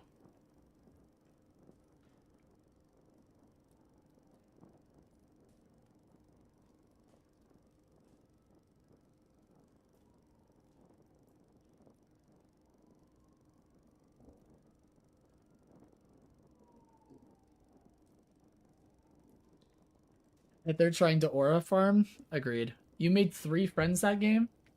How come they're not in the stream, huh? Are they really friends? Just saying. Just throwing it out there. They haven't subscribed to the channel. Just throwing it out there. Alright, let's take a look at this. This is Heather's Haze gameplay, and she's playing a Spirit Gun hybrid build. You're working them over? Alright. Alright. I swear the game puts you against worse players when it's your first few games on a character. Kind of.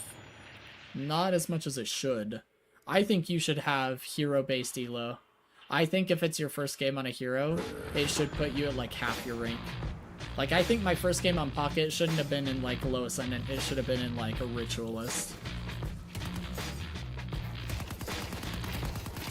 I played Drifter for the first time yesterday and popped up. I had no idea what I was doing then. Yeah, I think it does it to some extent. I just think it needs to be, like, way more... I don't know what I'm trying to say. Like, it needs to be implemented better, I guess. Like, I just would want, Oh, nice.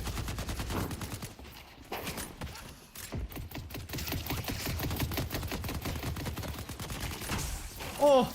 So close. Oh, you are insane. Nice work, Heather. Okay, Heather, first thing, you're taking too much damage to minions, by the way. You're like standing in front of your minion. Not during the whole chase, but just in general. Like, you just took a lot of damage from minions that could have been avoided, by the way. Soon, matchmaking update, please, Yoshi. Amen, Crabshack. Keep sending that to the universe. God will hear you eventually, and we'll get some matchmaking changes. I think this was like my 3rd game ever on Haze. I think Heather got her first strike from me, not infinite ammo spamming. Heather's Initiate and your Emissary Bullet. I don't know what you're trying to pull here. He did say it was coming soon, I know. I'm hoping it comes.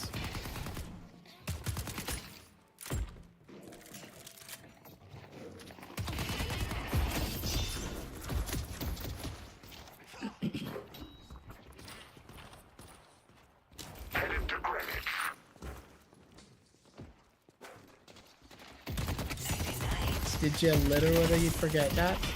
Heather said Eternus? Oh, yeah. I did forget that, actually.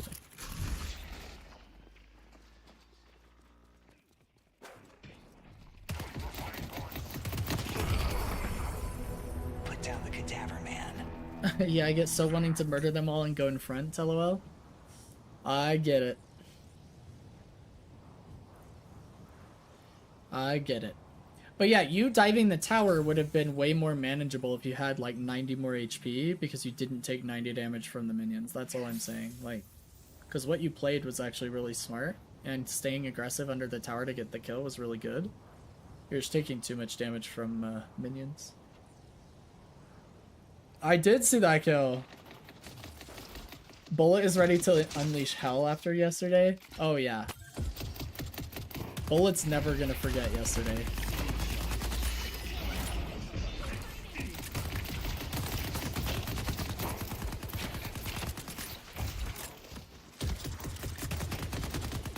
See, you took more damage from the minions just now than you did to the page. Sleep dart! Oh, nice! Oh, Heather's so good. Haze is coming for them. 3 strikes and I'm leaving. I don't think Bullet understands how the strike system works. He just thinks it's like any strikes at all for any reason whatsoever. Not, if I've coached you on the same thing 4 times, we have to start implementing strikes. Now he's just striking everybody out. He's just Mr. Umpire over there.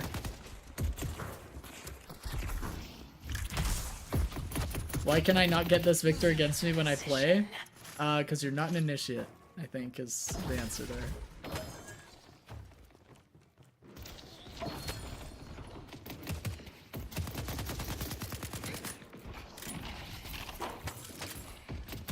So what I'm hearing is I should D-ring. Nope. That's a little bit different.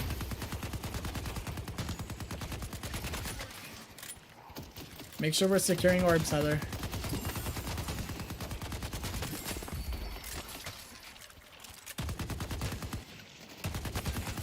Your healing daggers? Oh my gosh, no.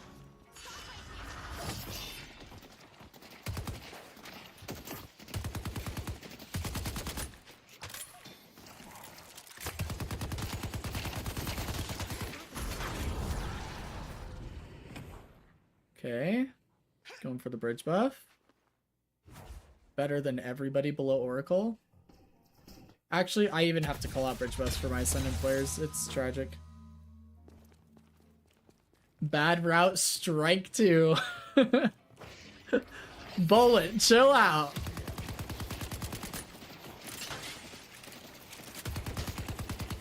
Let me actually pull up Heather's notes from the last time we did coaching. Let me see what we were trying to work on last time.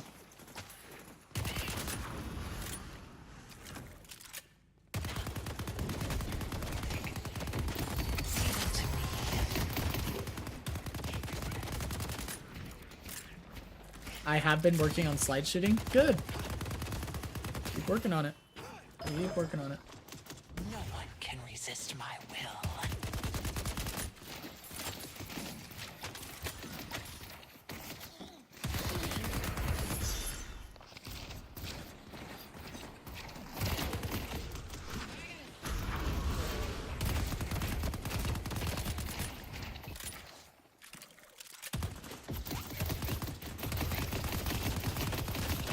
Heather, you're literally a bully this game. That Victor's been bullied for like 6 minutes. Amen.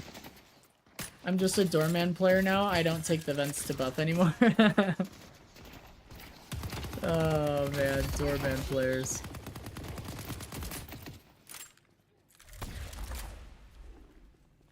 Learning Haze, I was more trying to learn what I can and can't do, and what I can do, and what I can do better than Bullet on. Boom roasted. Oh no, she was casting ult too. That's so rough for her. Nice.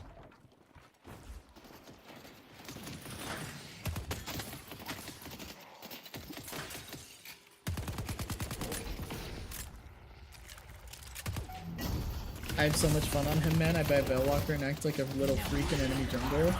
You're a menace, friendship. But you can probably strike out better than me. Oh, shots fired. Your 7's just getting beamed down by the tower.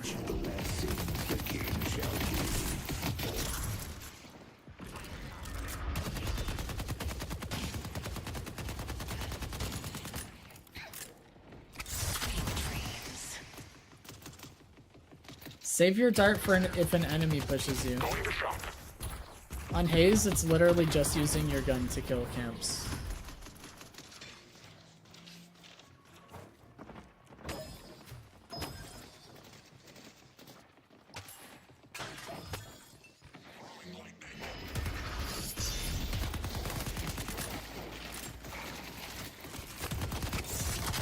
Oh, so close.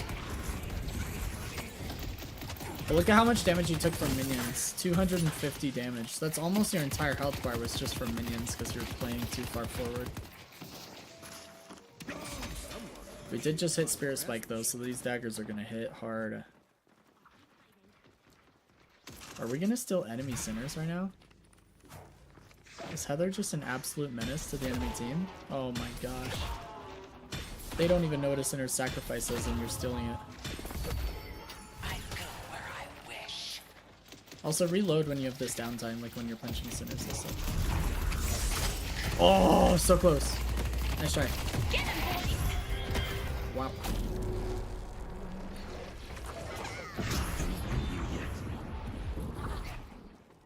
Run, Heather, run! Run! He's stealing your sinners.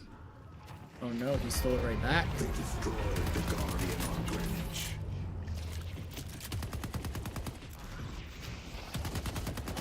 Help your teammate. Ooh, I would wait, since you're running Spirit Spike, I would wait for that 7 stun and then just hit the dagger for free. I'll be ready. That's awkward. You're looking like Blatant playing Haze out there, just saying.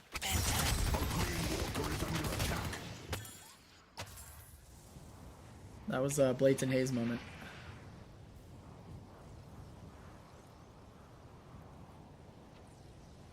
1 in 15 Haze Heather moment? I think the other way around. I think she just goes 21-1 and makes me look bad, to be honest. I was trying to upgrade it? Oh, sad.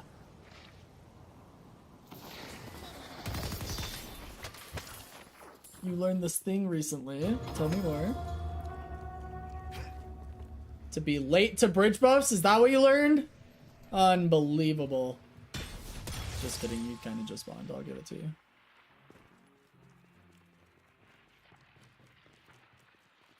Yeah. I'm pretty sure you can do it with tab as well.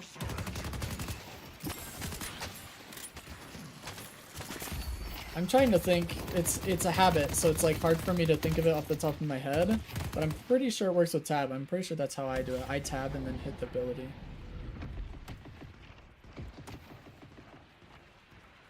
I've been doing it with your mouse. You've been like clicking it.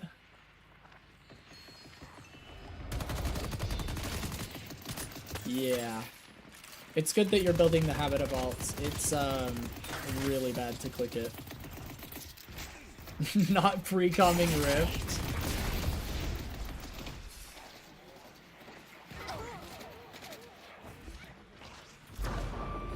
I did full. Oh, boom.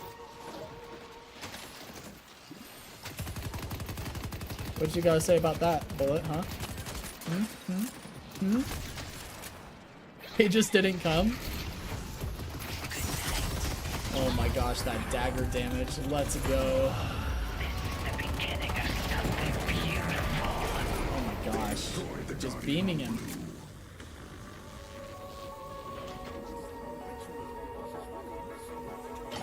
I didn't see it.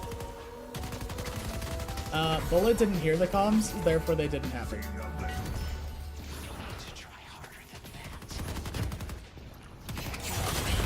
Oh my gosh. Dude, Haze and low elo is actually just crazy. Oh, that's awkward.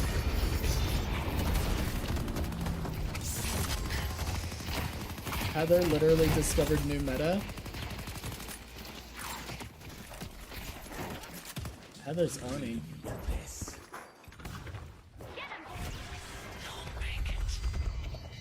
Woo. Oh, don't wake him up. Just run. Let him sit that entire sleep duration and give your 7 a chance to get out.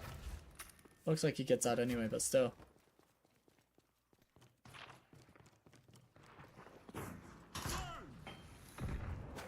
Heather's making me want to play Haze, guys. Except I don't play Haze like Heather plays Haze. I play Haze like I play Pocket.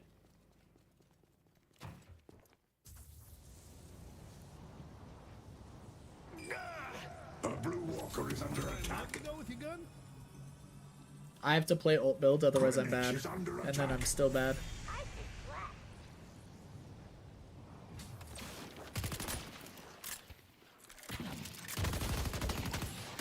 I feel like we're not reloading enough when we can.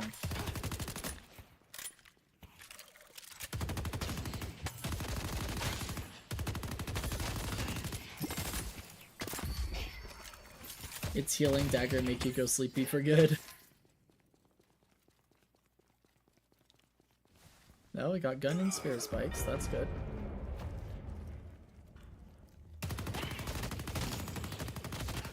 Heals insomnia.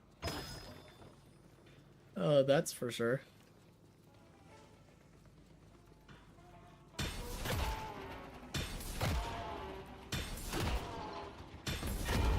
They destroyed the Guardian on yellow. Now they see me. I see Like the right enemy. here, reload. Headed to York.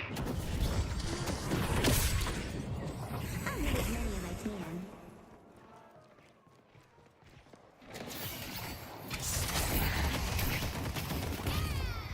Nice.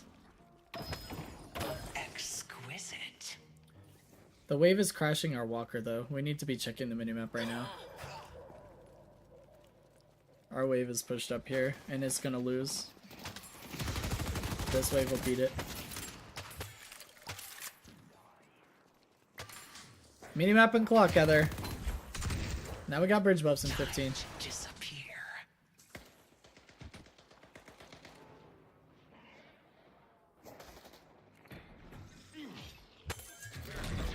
Can I review one of your replays next? Probably. I don't know how much time we're gonna have today.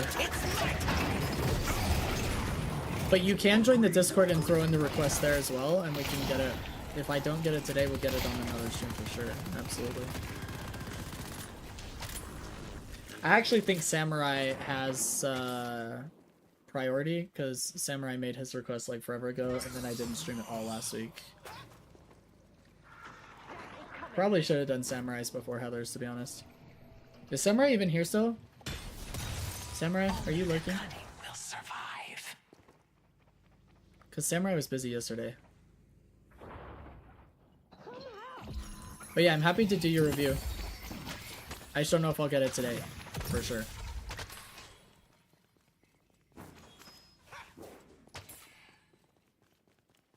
$4K souls. And we just walked past the shop, Heather. What is going on right now? What am I watching? She's so hungry for kills. Look at her. Unbelievable.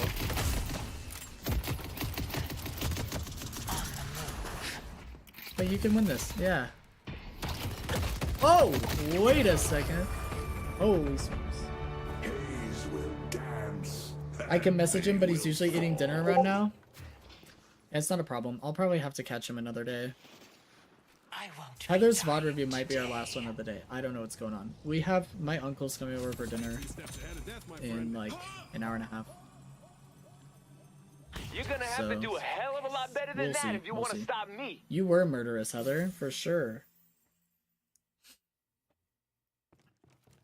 We're missing bridge buffs. We're not spending money. Unbelievable. Warpstone is so good on Haze, by the way. Also, we're still not reloading. We're just sitting with 8 bullets in our clip. We don't know why. We just are. Hey, Crab Shack, thanks so much for being here. It was an absolute pleasure, and we will see you next time.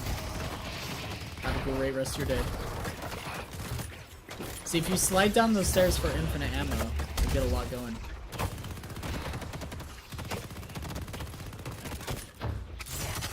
Oh! Challenge me and meet the same fate. I didn't know about reloading. You know what, Bullet? That's what we should do. breach is under I should have you unbind your reload key so you have to shoot all of your bullets at minions and orbs in order to reload. Cloud their eyes.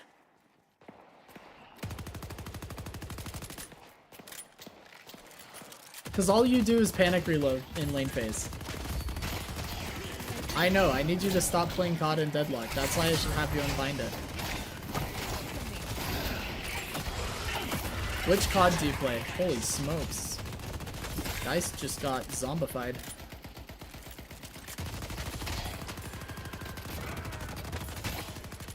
I was playing Black Ops 2 Zombies. Dude, I love Black Ops 2 Zombies. Black Ops 2 Zombies slaps.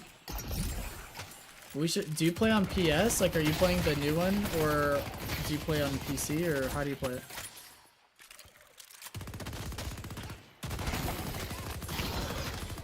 a green walker is under attack. Got a Steam key for it on PC. I played on Steam. What are some of your favorite maps on Black Ops 2? Good job killing the skulls, Heather. Embrace me. Make sure you cleared this wave. No. Yeah, good, good. Yeah, for zombies, what are some of your favorite maps on Black Ops 2?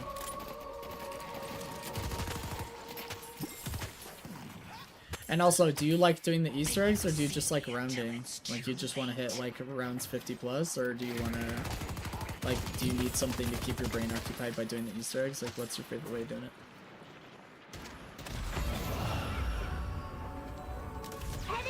Easter eggs?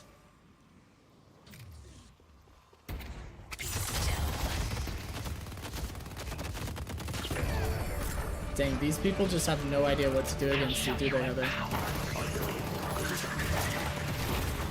Warp stone! Warp stone! Yeah! Woo! Let's go, Heather. Nothing better than getting Easter eggs done, in my opinion. That's how I am. I just, like, rounding for me is boring. Like, I can't train zombies for 4.5 hours, so it's like, I have to be doing something in between. So, I'll do the Easter egg, and then I'll round after, and then at, like, wave rounds, probably 30 plus, I'm like, alright, I'm done, and then I die and go do something else. Mob of the Dead is probably my favorite map on Black Ops 2. I really like Buried, I really love Mob of the Dead, I really love Transit, actually, and I love Die Rise. I don't know what it is. I have not been able to get into Origins, but I think it's simply because I haven't put like enough time into it. But I actually love Die Rise. People hate Die Rise. I love it. I think it's super fun. This Liquefier is the best wonder weapon of all time. Changed my mind. I like Transit because I actually do love the jet gun because I abuse like the knife tech, so you can like actually utilize it. But it is slow, and I like that you have to like put it together and stuff. People hate that too, but I like it.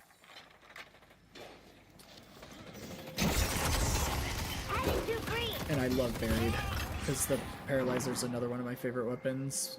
Impressive work. Buried's map design and Easter egg is also just like really, really fun. But Mob of the Dead's Easter egg is probably one of my favorites because I can solo it.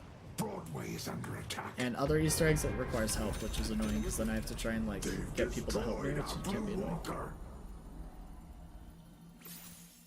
My brother loves that map for it's the easiest to get high rounds. Buried or Die Rise?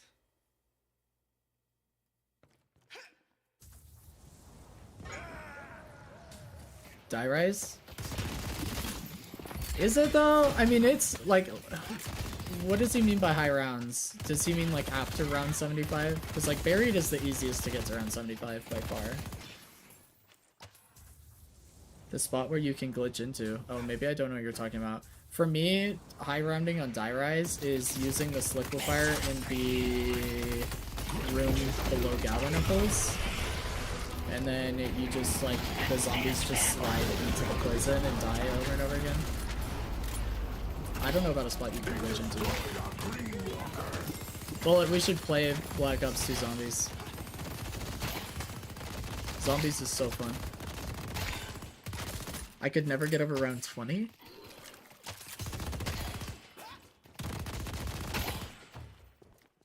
Buried is the easiest to get past round, or get to round 75, but after then it gets hard because Petrifier doesn't do any more damage, or Paralyzer.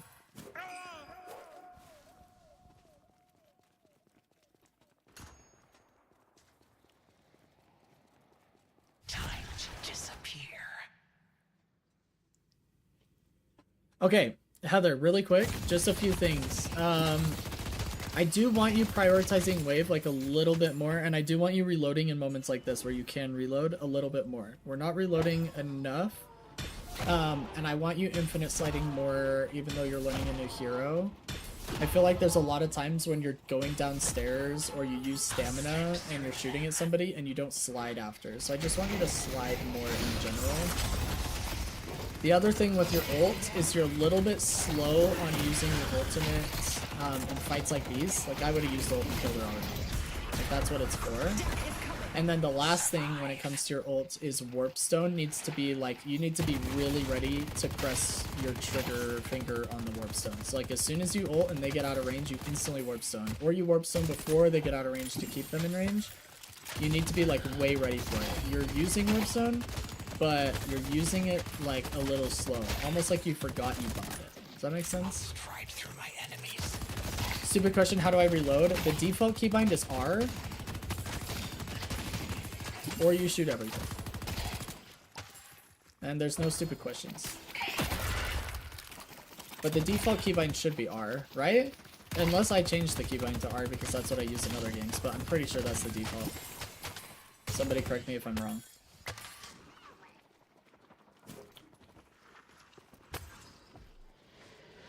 I swear I've seen you reload before, Heather. You really have never reloaded? Do you always just shoot your entire clip?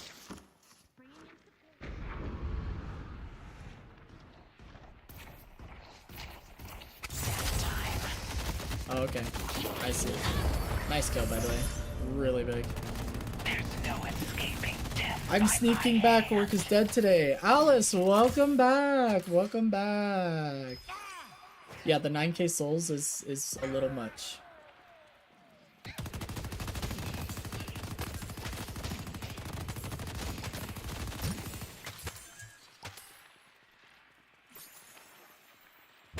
Shoot the clip or just shoot them also it reloads?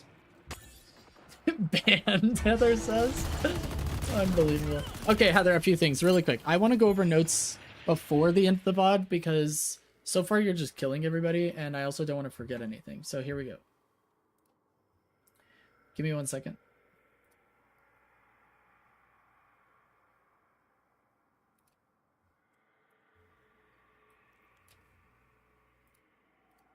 So, this is Heather's 5th, I think. Where is my cursor? There we go.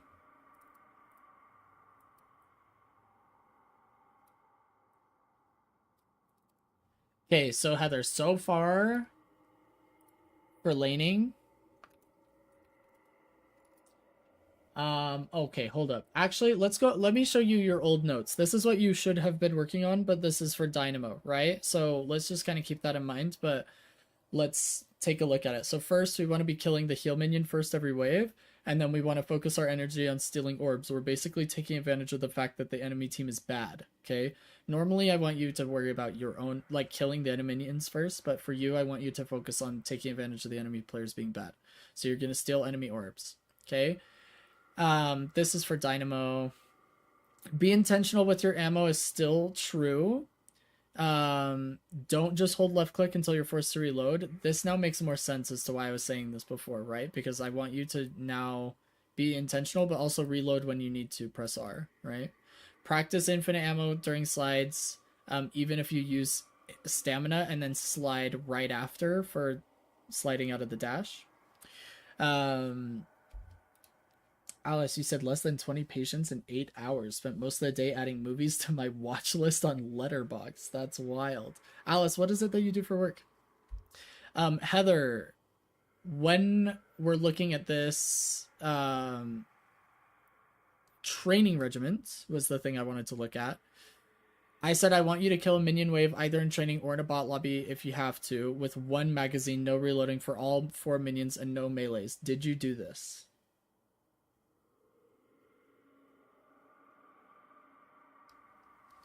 Dang, half as busy as you normally are, or less than half?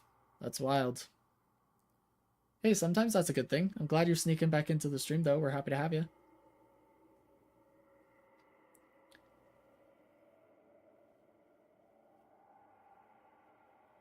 Heather, did we do the training regiment? I've yet to do it. I think Dynamo Base sucks at killing minions. I see. Well, this is going to be especially important if you're trying to learn Haze, right? This will be even more important. So I really want you to do this training regiment. In fact, I think I'm just going to copy this and bring it over to your new notes.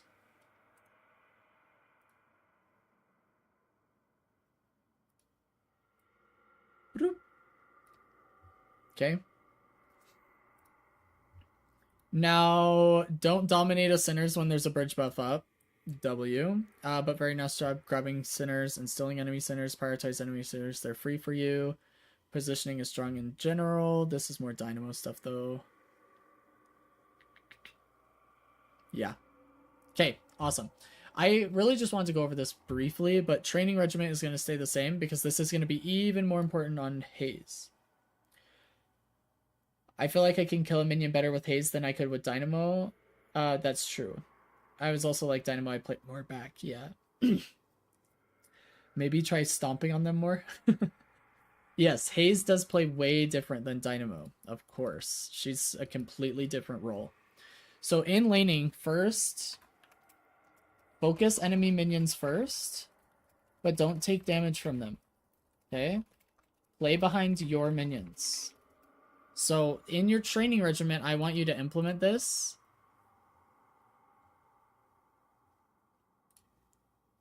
Hold up. Why is it doing that?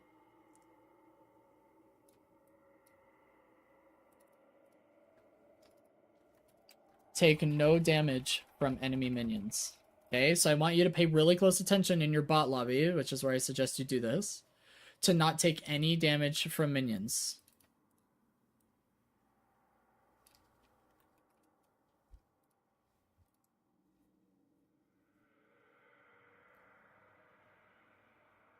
And so I'm learning a whole new everything with some base stuff learned. Yes. It's going to be hard to learn a completely different role, for sure. So we're going to help you do it. Okay. Play behind your minions. This is how you're going to take no damage from them. Try not to reload if a minion is about to die. Top priority in lane is securing or denying orbs. Okay, this is your top priority. So the first thing you're trying to do is kill their minions and secure the orbs for yourself and deny orbs. And then if a minion isn't about to die and you have anything that you can give, you use the little bit of ammo that you can to secure those orbs, or you finally reload. Okay?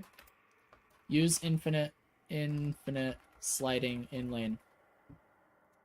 Put into practice what you're using in training regiment. I'm actually going to reposition these because it's almost like order of operations. Like, I want this to be the first thing you think of when you pull up your notes anytime.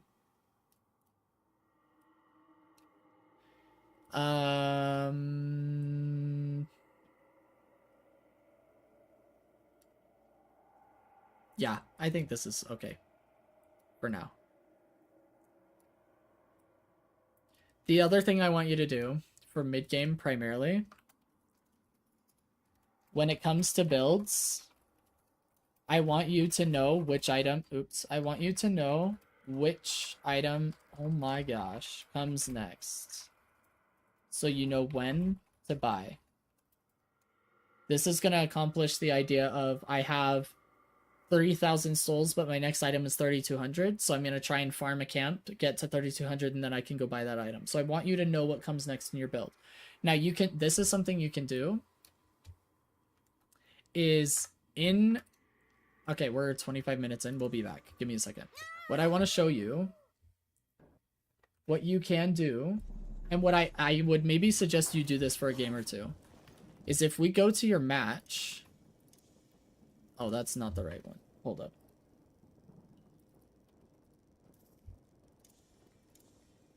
If we go to your match, you can do this. I can do create build off of your build, and it's going to give me the exact order that you built. Okay?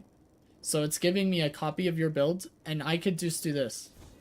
This is exactly how you played your game just now. Okay?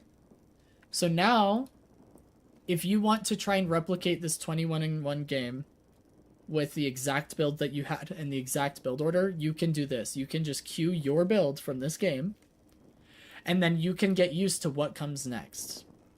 Right? Now, you're not going to do a ton of counter building on Haze anyway, so this isn't going to be, like, totally terrible. I don't suggest you do this, like, permanently moving forward. I mean, SK pretty much does this, and she's Eternus, so, like, do what you will. But all I'm saying is, if you wanted to, you could do copy of Heather's builds, and then queue it. And then I want you to know, I want you to be looking down here. Hold up. It won't show it in here. I want you to be looking down here as to what comes next. And go, okay, it's 800. So next time I have 800 souls, I'm going to run to the store, and I'm going to buy. Okay, what comes next? 1600. Next time I have 1600 souls, I'm going to run to the store, and I'm going to buy. Do you follow what I'm saying? Does that make sense?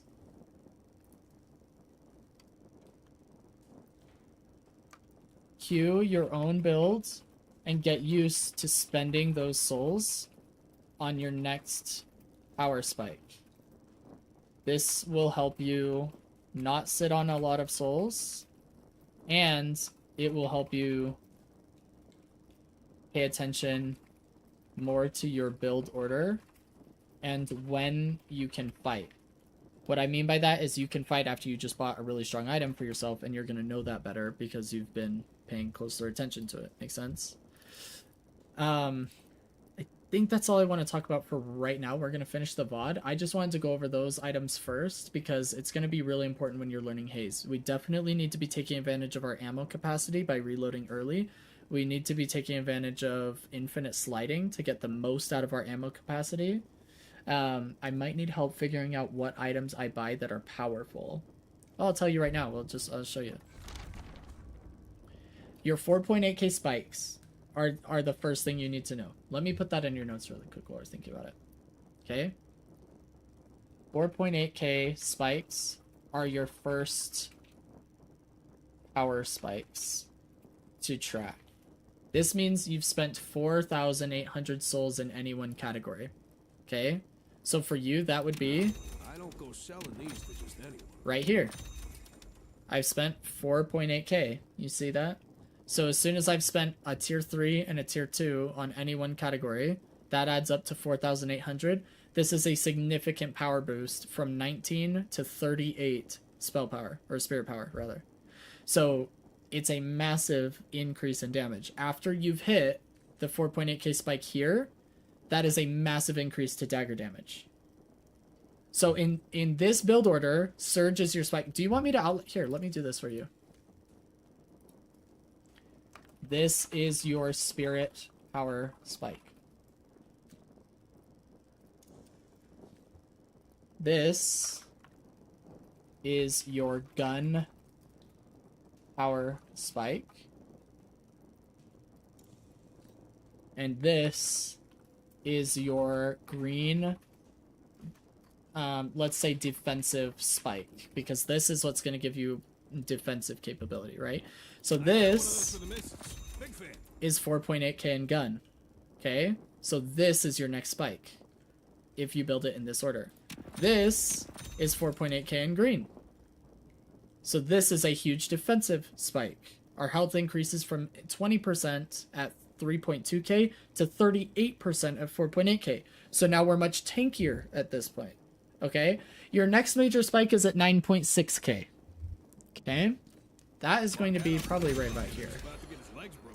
This is actually overkill, but it's the next item in your build. So this is your, we're going to call it your final spirit power spike. Because after 9.6k, it's all like nothing super massive that I need you to be tracking, okay? So this is your next huge spirit power spike. And then you get a bunch of spirit after this. This is your next gun.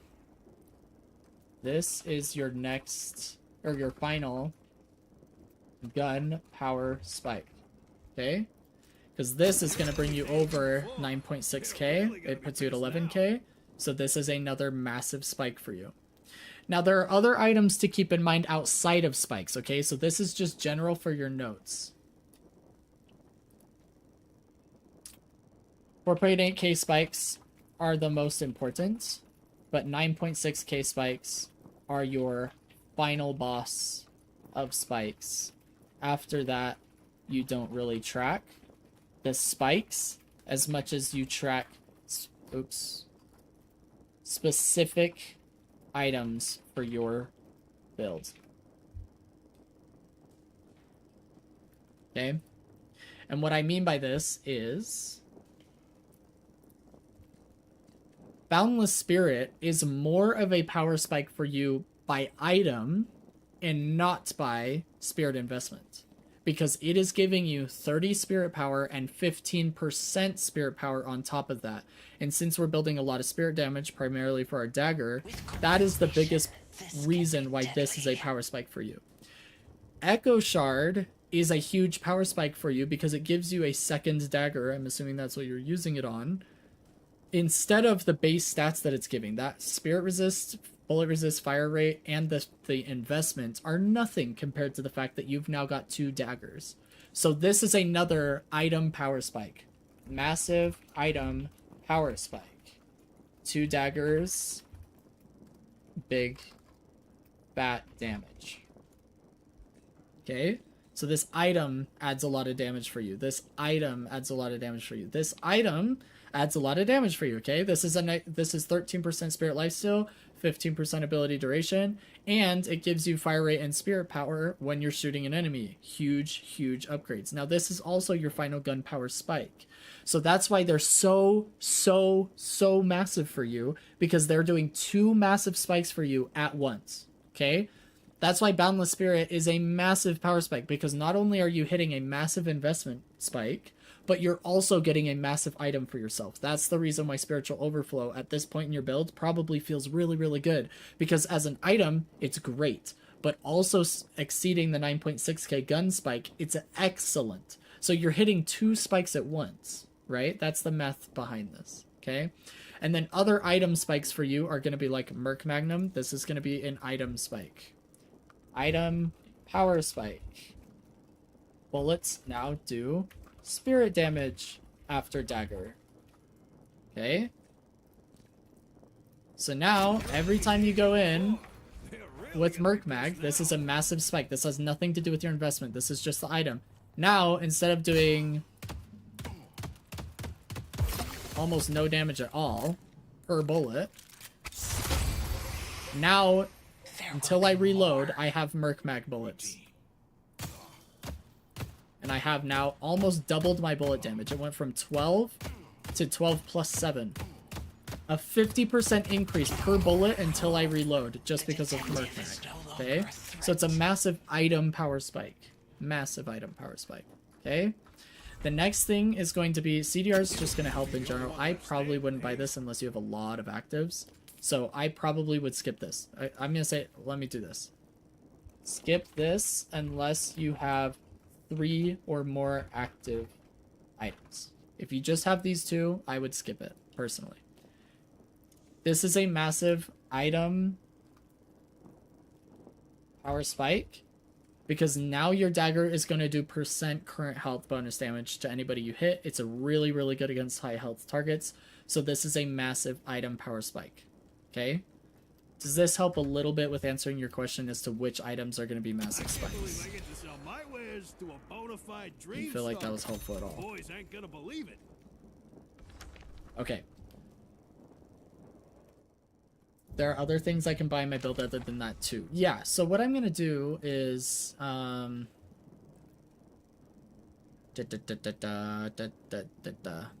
me see if I can publish this. And then once it's published, yeah, we should have a build ID. I'm going to send this in the Discord's Hero Discussions and Tech channel, and I'm going to @ you. That build ID you can search for up here, and it's going to give you the copy of the build I just gave you, and it's going to have the annotations I just made for you so you can go back over them. Okay? This is actually, sorry, I'm going to add this in here. It should edit it anyway. This is a fairly big item power spike. The extra spirit damage from that first bullet is really big, try to use this after dagger. Okay, what that looks like, and what I mean by that is, like, let me sell this really quick so I can show you. Is after dagger, I want, okay, well, he just dies instantly. But after you hit dagger, I want you to take time to hit that mystic shot, because that damage is huge. Look, these are doing 20 damage each, but this mystic shot, 360 damage. Okay, it's a lot of damage, especially in a spirit build, because it's going to scale that way. So this is actually a pretty big item for you if you're building this much spirit. I just want you to keep that in mind. Okay, that should help. Hopefully you can start using this, and then you can add to this build, right, Heather? So if you get in here and you're like, I'm really glad that Coach Blatant gave me this build, but there are other items that I like to get from time to time. Let me add those in myself. I like to get Glass Cannon, Lucky Shot, Capacitor, and Mystic Reverb on my dagger and Spirit Burn from time to time. So I'm going to add this extra category, right? You can do that with this build, and you can start to make your own builds that feels good. You can also have things like, you'll see this a lot in builds where you have a category that's like right here, for example, and it's like, dang, in lane, sometimes I really need Spirit Shielding, Weapon Shielding, or Return Fire.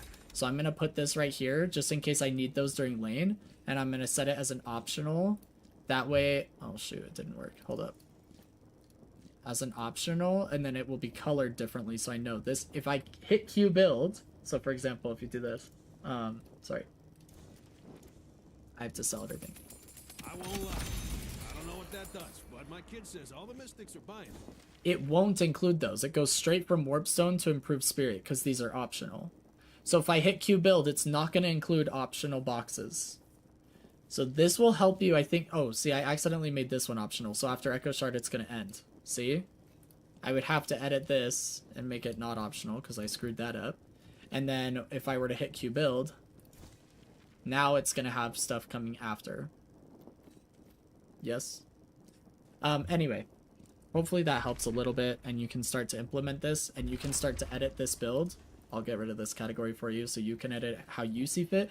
But I think this is going to help you track power spikes and know, you know what, I don't think I want to fight right now. I'm going to go clear a camp so I can get spiritual overflow. Then I'm going to feel way stronger, and I'm going to be way more confident fighting this next person, right? And then you can fight around your power spikes, and it's also going to help you not run into issues of, oh, I'm sitting on 9,000 souls. It's because you didn't know how important Boundless Spirit was going to be in your build, and it was the next item you were going to buy, and so you just kept farming. You didn't realize that this was going to be an absolute massive double spike. This, and I can even reference it.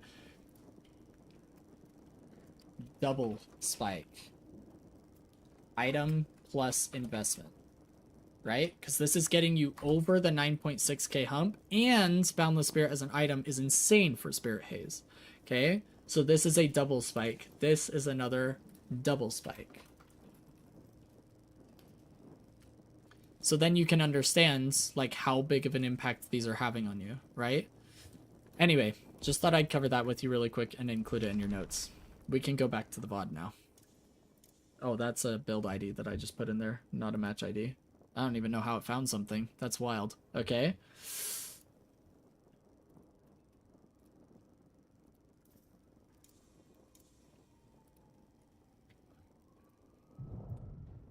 Any questions, Heather? We just covered like so much information. It was crazy how much information we just went over. Do you have any more questions for me? Today will be the last day you are beholden to.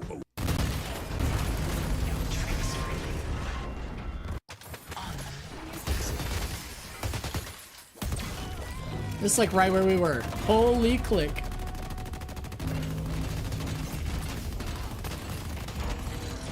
See, you're sitting on 10,000 souls. You're gonna be able to get Spirit Lifesteal. I wish I could see what else you had queued in your build, you know? But like, you're missing out on some really big items that are coming your way. I will probably have questions later when my brain processes everything. Yeah, send them in the Discord, or if we're still here, like in 15 minutes when it clicks for you or whatever, feel free to let me know. But and they will die. Defend the stronghold. Hopefully it'll help you in your future games to see like to see these spikes. Oh, we're just leaving Rift. This is kind of important. This is their rift. This is a retake rift for them, so it's really bad to give it to them. Just letting you know.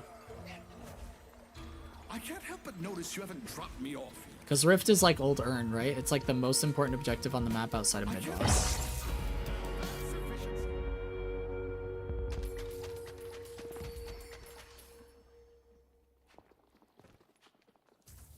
Headed to Greenwich. Hopefully that build ID helps you a little bit too, so you can see my annotations and you can see how you were building Haze before, or make any changes to the builds. Like you can reorder them, take items out, put more in. Maybe it'll start helping you a little bit to track that a little better.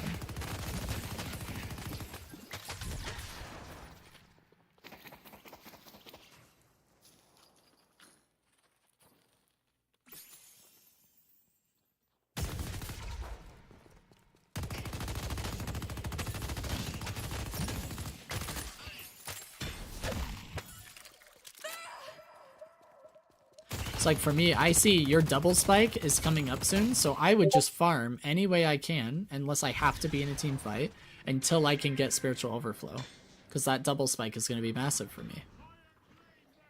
So now farming has a whole new meaning for you, right?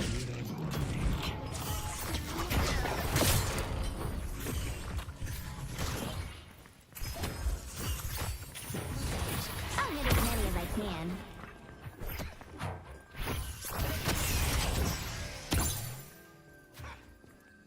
I would have echo sharded and darted again, probably. But good job getting out.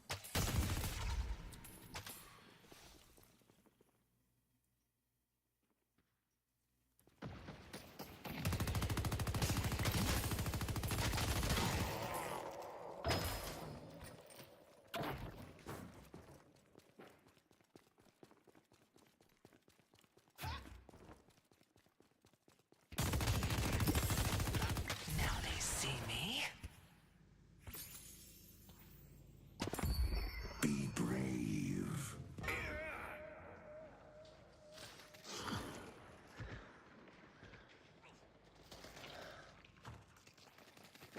Headed to Green. I'm just now starting to use Echo Shard more and more in my games. Yeah, it's a massive, massive power spike for you, so definitely be paying attention to it and using it. I'll have safe passage. Enemy team should be going mid-boss, but by the way, they've come back from like a 20k soul deficit just because of the rift and like objectives on the map that they've been shoving.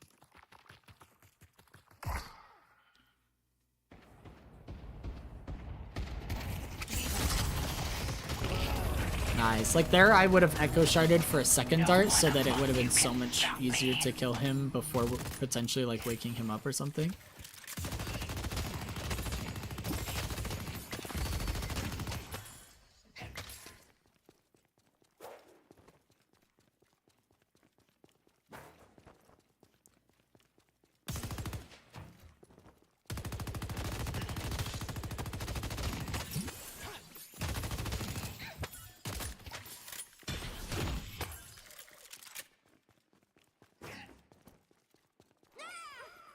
I'll slip through them.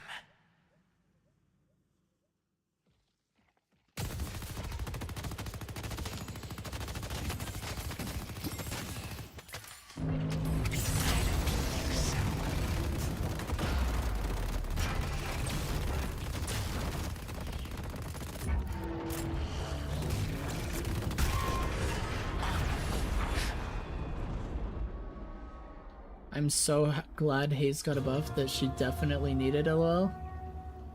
Oh yeah, she so needed it.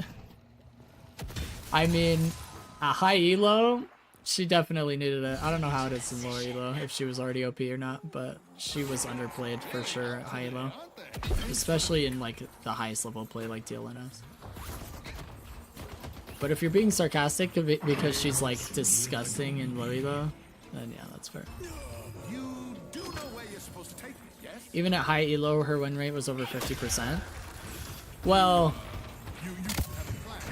what I mean by high elo is like the highest level of the game. So I'm talking like Eternus 6 and DLNS. and she was a very low pick ban rate in the highest level of the game. Is really messing with my job. Before changes.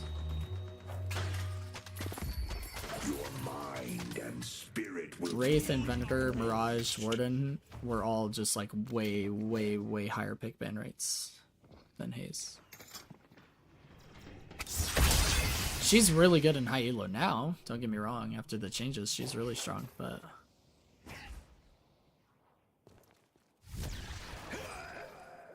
See, you don't know how bad this is, or you didn't know before this game, you didn't know how bad it was for you to not be going to the store to buy this, because you didn't understand that this is a double gun, and so gun investment spike and item power spike for your build, and that's just a missed opportunity. So we're sitting on 14k souls because we don't know how important our items are. But now you do, and that's why we do VOD reviews. Sorry, let me switch here.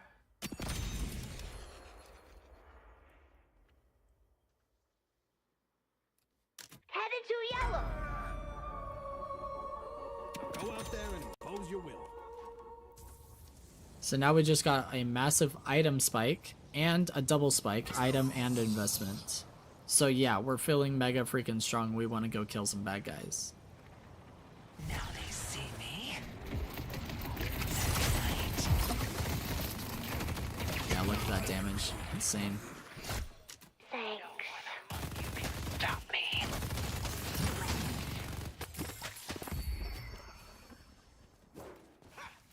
And I can see that when I go off track of buying order, I'm missing spikes. Yep. You'll also notice this, like if you go look at any builds from any pro player for any hero, you'll notice how they're lined up for spikes. Like you'll go, oh, he bought this 3.2k after this 1600 item because that's a 4.8k spike. That's a massive power spike for him. And you understand why their builds are put together the way that they are. And then when you make your own builds, you'll be able to put them together that way. Or when you're just playing a new hero, learning them and trying to build them or whatever, trying a new builds that you're creating, you understand how to build it so it's actually effective by building it around spikes. Oh, it's so sad that that missed. Echo Shard and do it again.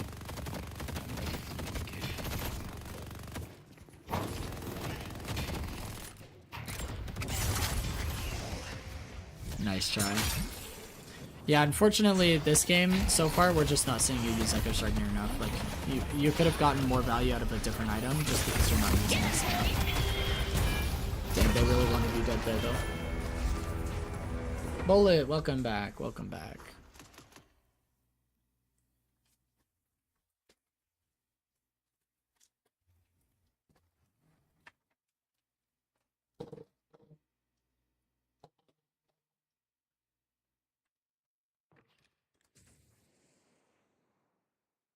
Okay, sorry, let's fast forward through this. Actually, we don't even need to because just done this. Death brings consequences once Did we steal 2 of those crystals, Rejuves? Dang. Defend the stronghold. Time to disappear. See, like, Tank Buster, which is your next item after Mystic Burst, would have been way more important for you than Swift Striker, so switching those out could have been really big for you.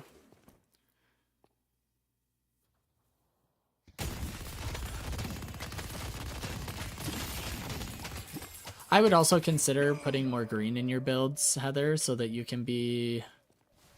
It's like a little bit harder for them to kill you in the late game, especially when you're this far ahead. And namely, Siphon Bullets is a really good tier 4 green item for Haze.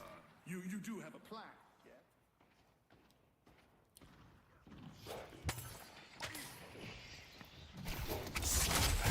Oh, so close.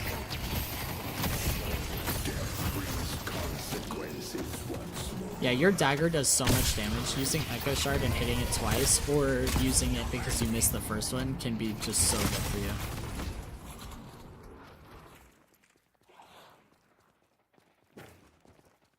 Oh, what? Oh, like what to sell to make room for better items? I can give you that, like a sell order, yeah.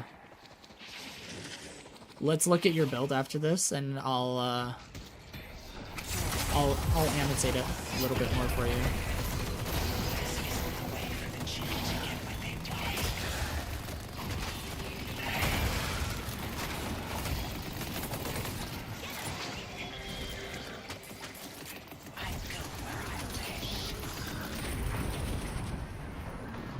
I say boundless spirit.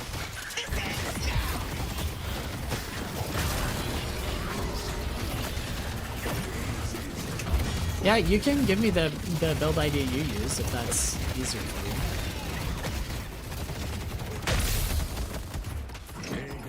you. Oh, you could have killed that guy. He's like 1 HP. I think you got nervous because you're low. For them later. Fellows, Billy.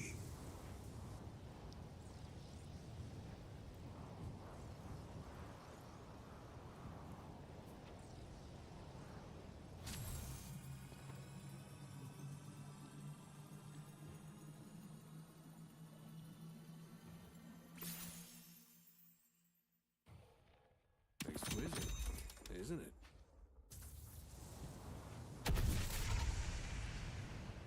So I would have sold Swift Striker instead of Mystic Shot because Mystic Shot actually scales really well with all your spirit items.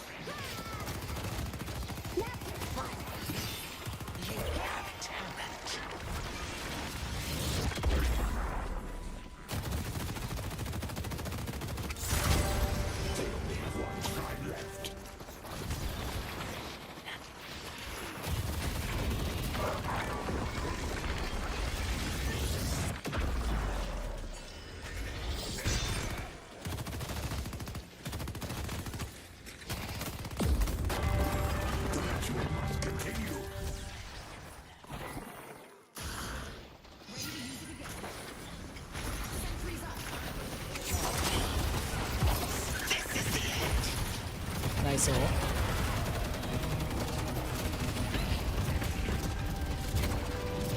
Today there will be a reaping. Yeah, that's really normal, Heather. Learning what to sell is actually a pretty difficult part of building.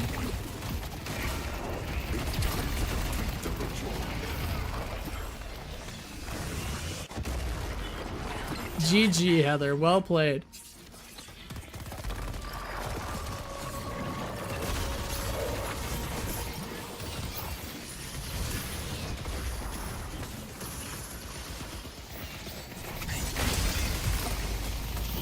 And then Echo Shard hit him again.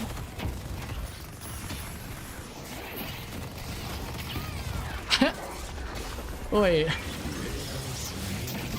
You didn't use Echo Shard a single time this game. We actually got like no value out of that item. That's funny. Alright, well, now you know. Good fight. But not a single time did you use that. Come on, Heather. Alright, that's going in the notes. Use items you buy. That's gonna be a big improvement point here.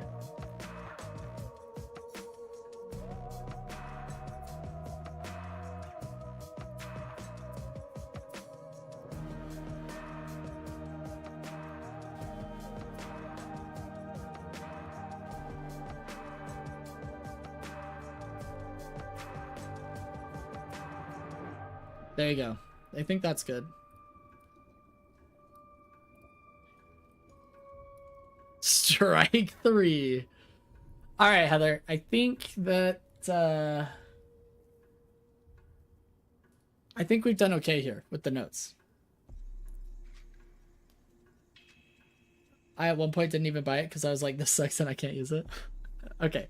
I think we've got a pretty good I think we got a pretty good thing going here with what I want you doing for your next few games, yeah?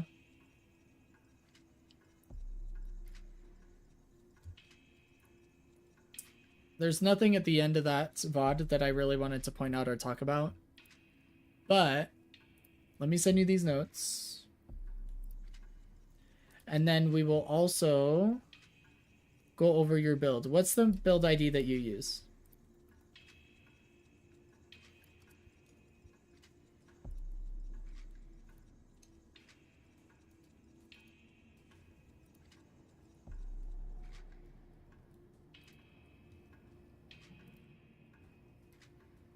Let me log on and find out. Okay. I also wonder if we shouldn't just simplify what you're using with the one we just kind of put together right now, but we'll let me take a look at yours and we'll see.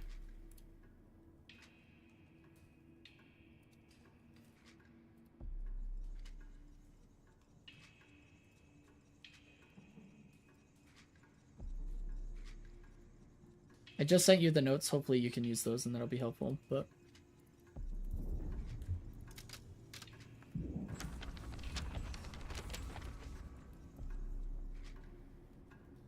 and make it Heather proof.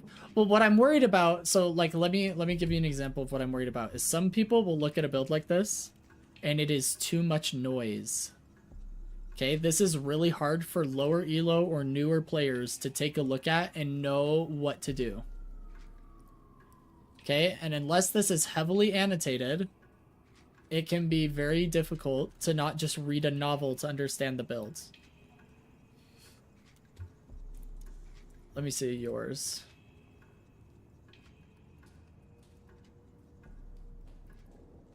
This one?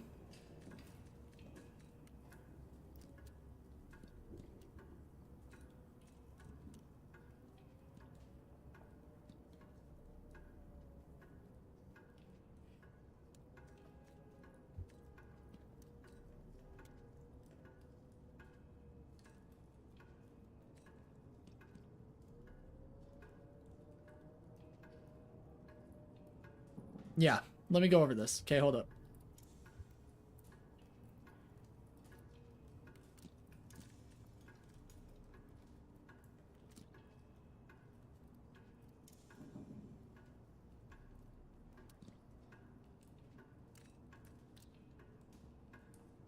Okay, we're gonna do a copy and edit here. So this is gonna be a copy that I'm gonna send you.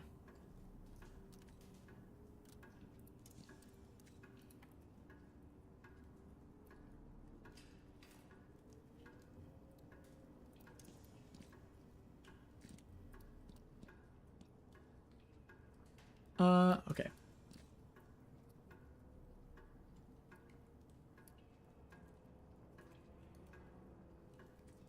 Do you feel like you pretty much follow this left to right? Mostly?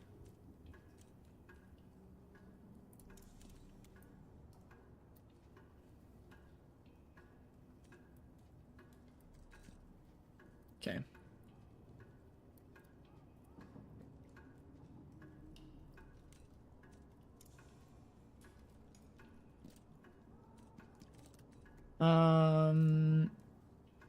Okay.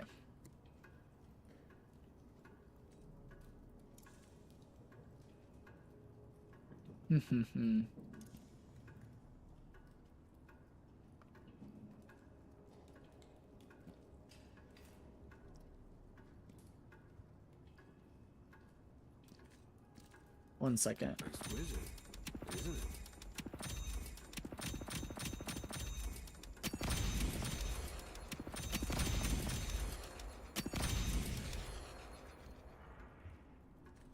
I can't believe I get to sell my wares to a bona fide dream stalker. The boys ain't gonna believe it.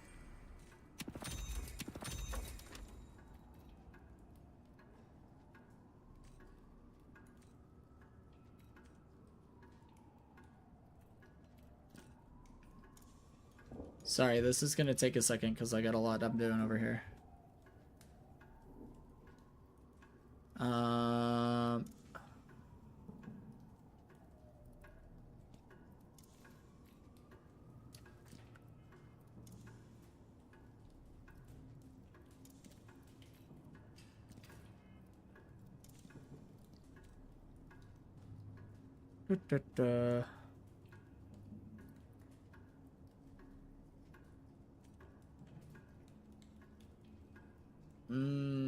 Okay.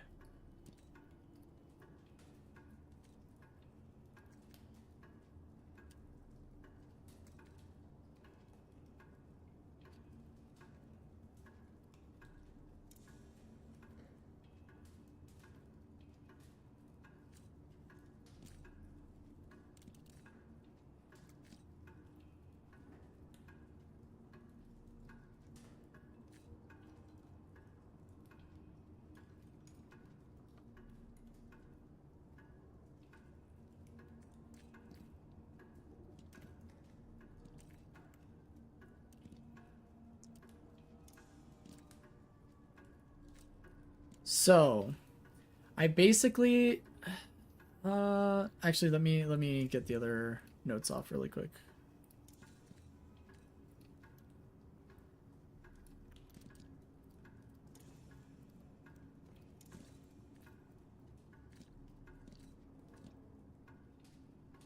Hey, Jasmine, welcome in. How's it going?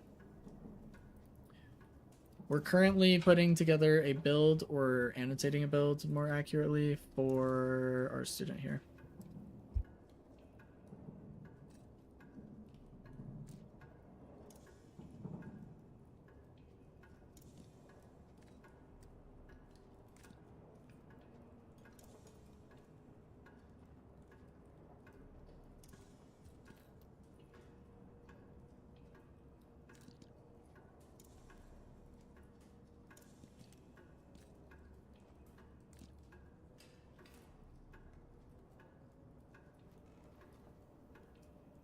Hope you're having a good day. Thanks, Jasmine. Hope you are as well. Streaming has been going good. We've had a good day. We have had a good day.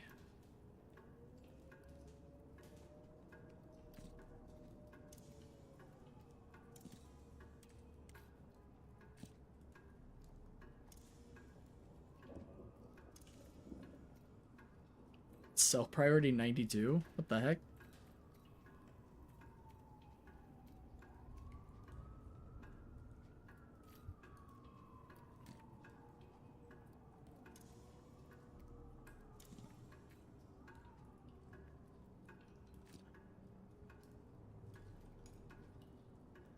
Thanks. Got you. No problem. Okay, let me take a look at this really quick, Heather, because I think I've done enough annotating for you to see, like, this is spirit, this is gun, this is green, this is a double spike, this is a double spike, this is a massive item spike. Skip this unless you have 3+ active items. Okay, now when it comes to sell order, this is going to be your first sell priority.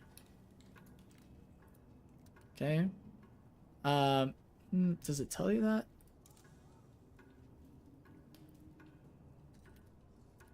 This is sell priority 1, because this is just nothing.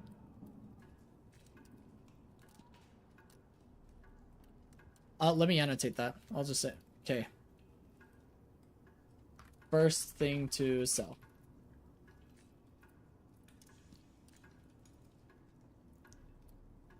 Second thing to sell.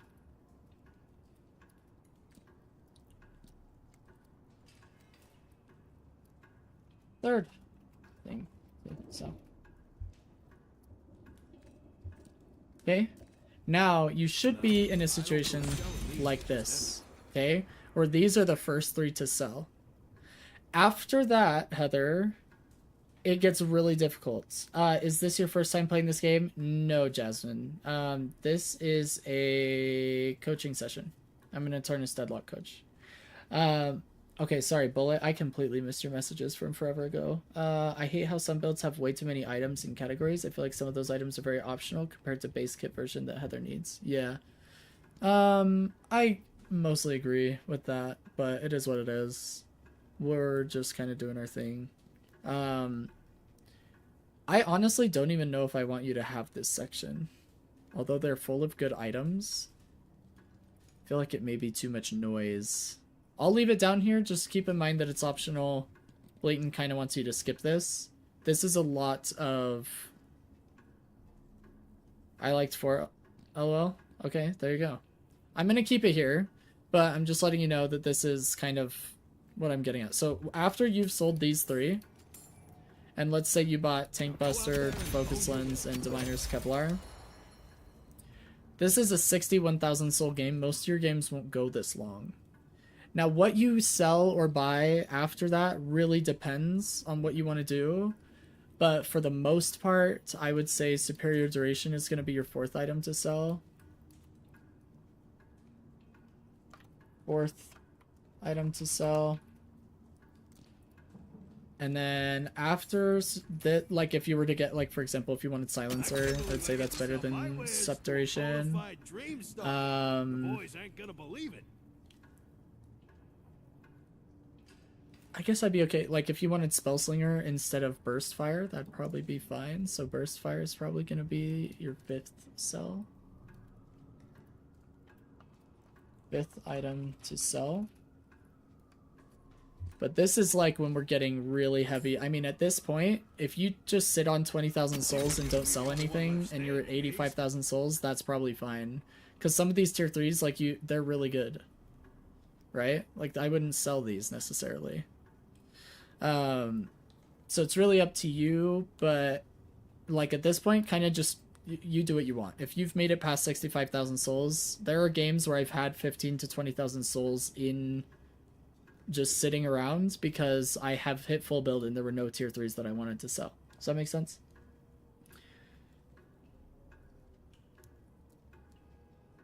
Okay, I can add that.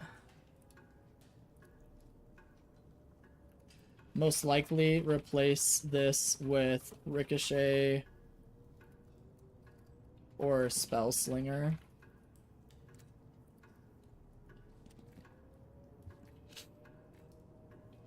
Anyway, this should give you an idea. I personally don't love superior duration in your build to begin with. So, like, this is not, like, Coach Wayton doesn't recommend this buy to begin with. That's just my opinion. I'd much rather you get something else or just start working on the rest of your build, and then with those extra souls buy Tank Buster or something. That would be my preference. But, I mean, I want you to build what's comfortable for you. We could get rid of it? Okay, I'm going to get rid of it then. So this is no longer 4th item to sell. This is your 4th item to sell.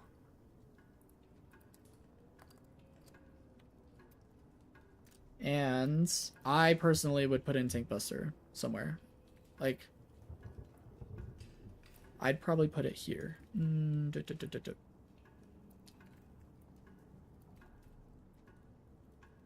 That's probably where I'd put it, personally. Obviously that it doesn't really matter. I'd also put this, like, right here.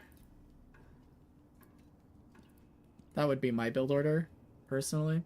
But like I said, it doesn't really matter. But this just should give you an idea of how to get to 70,000 souls in a game. And after that, it really doesn't matter. Like, at this point, this part of the build is fine.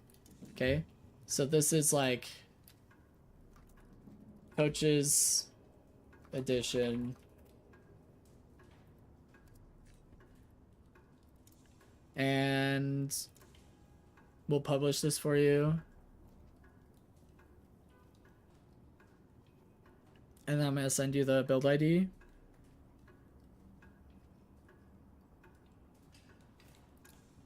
Oh, it needs a description.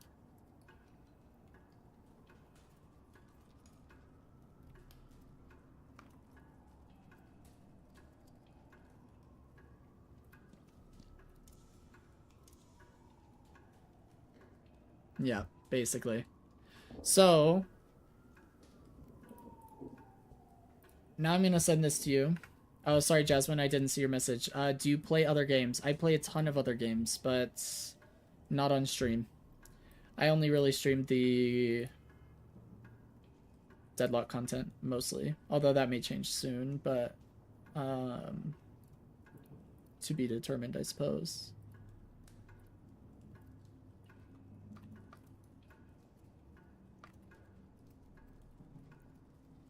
Okay.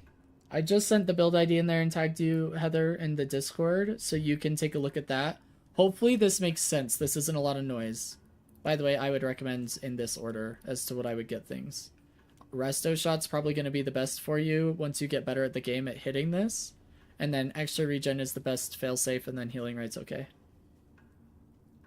But yeah, this should be, like, pretty much something that you can just hit Q build and call it a day. And you'll just queue this whole build in this order. And you can kind of buy what you need from there if you feel like you need to be counter building more. And then it should be annotated well enough for you to understand where your spikes are. That should help. Let me do this. Surge of Power. Spike 1. Burst Fire. Spike 2. Warp Stone, Warp Stone, Spike 3. We'll add that in there so you understand. Like, even though it's annotated under the item, it'll just be easy to read here. And then mid-game, we'll say Echo Shard, Spike 1, Boundless, Spike 2, Spiritual Overflow, Spike 3, and Merc Mag, Spike 4. But for Boundless, I'm gonna do Spike 2, a double spike, and Spiritual Overflow again is gonna be Spike 3, but I'm gonna say double spike. So you understand, hopefully that's not like too confusing, but you know what I mean, right? Because it's annotated here. But you understand that those two are double spikes. Yes? And then here, it's going to be Tank Buster.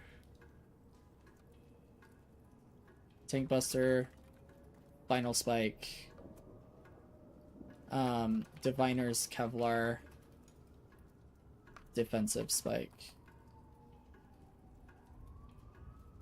I'm also going to add in here my recommendation of green items that are going to help you with survivability. But it's just going to be this one. I'm just adding it to the front. I would get Siphon Bullets over Focus Lens. If it were Coach Blatant playing this, I would definitely swap those out. That's just me. If you want to, I can. Right now. Fortitude is a mid-game item, like the end of laning phase, beginning of mid-game, that you would get it if you're going to get it. And I would get it instead of Enchanter's Emblem.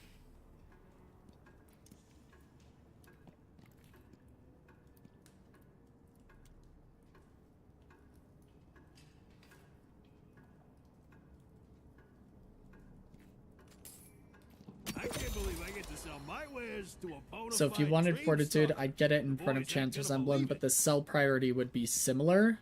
If you get this, let me say this. If you buy this instead of Enchanter's Emblem, it is now sell priority 3. This is usually sell priority 2, but it'll be sell priority 3, which means this will be your second sell priority. So you're just gonna shift them. Instead of selling Enchanters and then Mystic, you'll sell Mystic and then Fortitude. Okay. Hopefully this helps a little bit with the build order and getting used to power spikes and whatnot. Any other questions? Good, I'm glad it helps. I'm glad it helps. That is my job.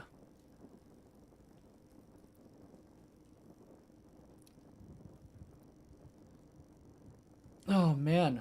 Well, it was a good coaching session. Hopefully you getting used to reloading, doing a little bit more infinite sliding, and then actually having time to do the training regiment, those will all be really impactful, as well as the builds being a little bit easier for you to follow and understanding building a little bit more. It's going to help you spend those souls more often, I think, to understand where your power spikes are coming.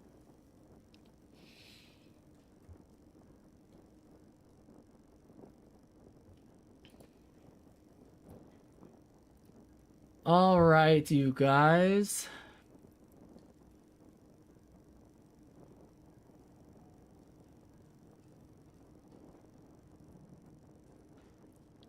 That just about does it for today's stream, I think. Do we have anybody in particular we would like to spread some support to in the community for Deadlock?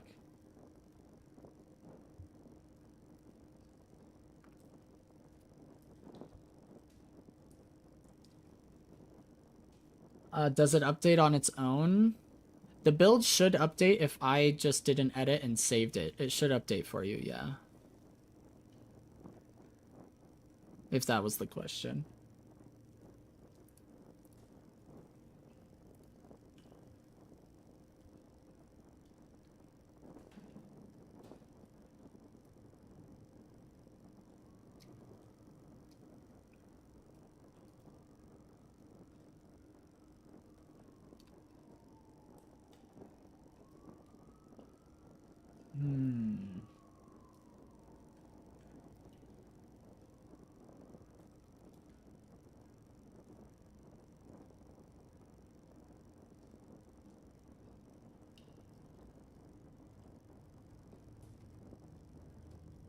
It may need a moment to update. You may have to like go out of the build and come back into it. I don't know, but it should update. Yeah.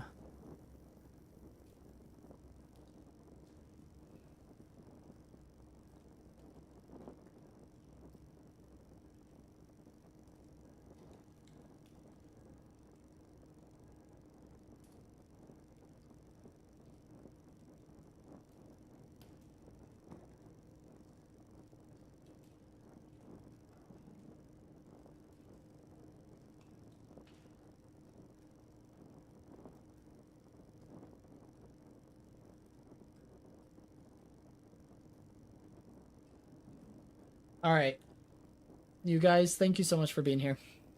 I really appreciate it.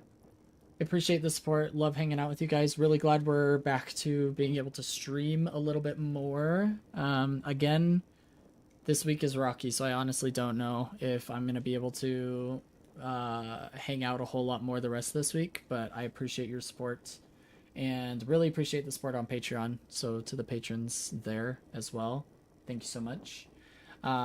Yeah, thanks, Heather. I'm glad to be back. Hopefully this will become more regular and life will start to chill out a little bit.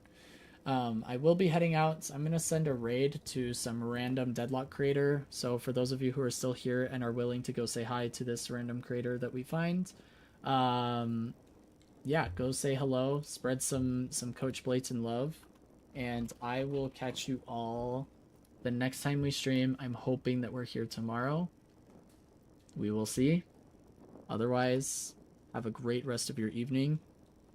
And you guys take it easy. Okay? Peace out. Thanks for watching.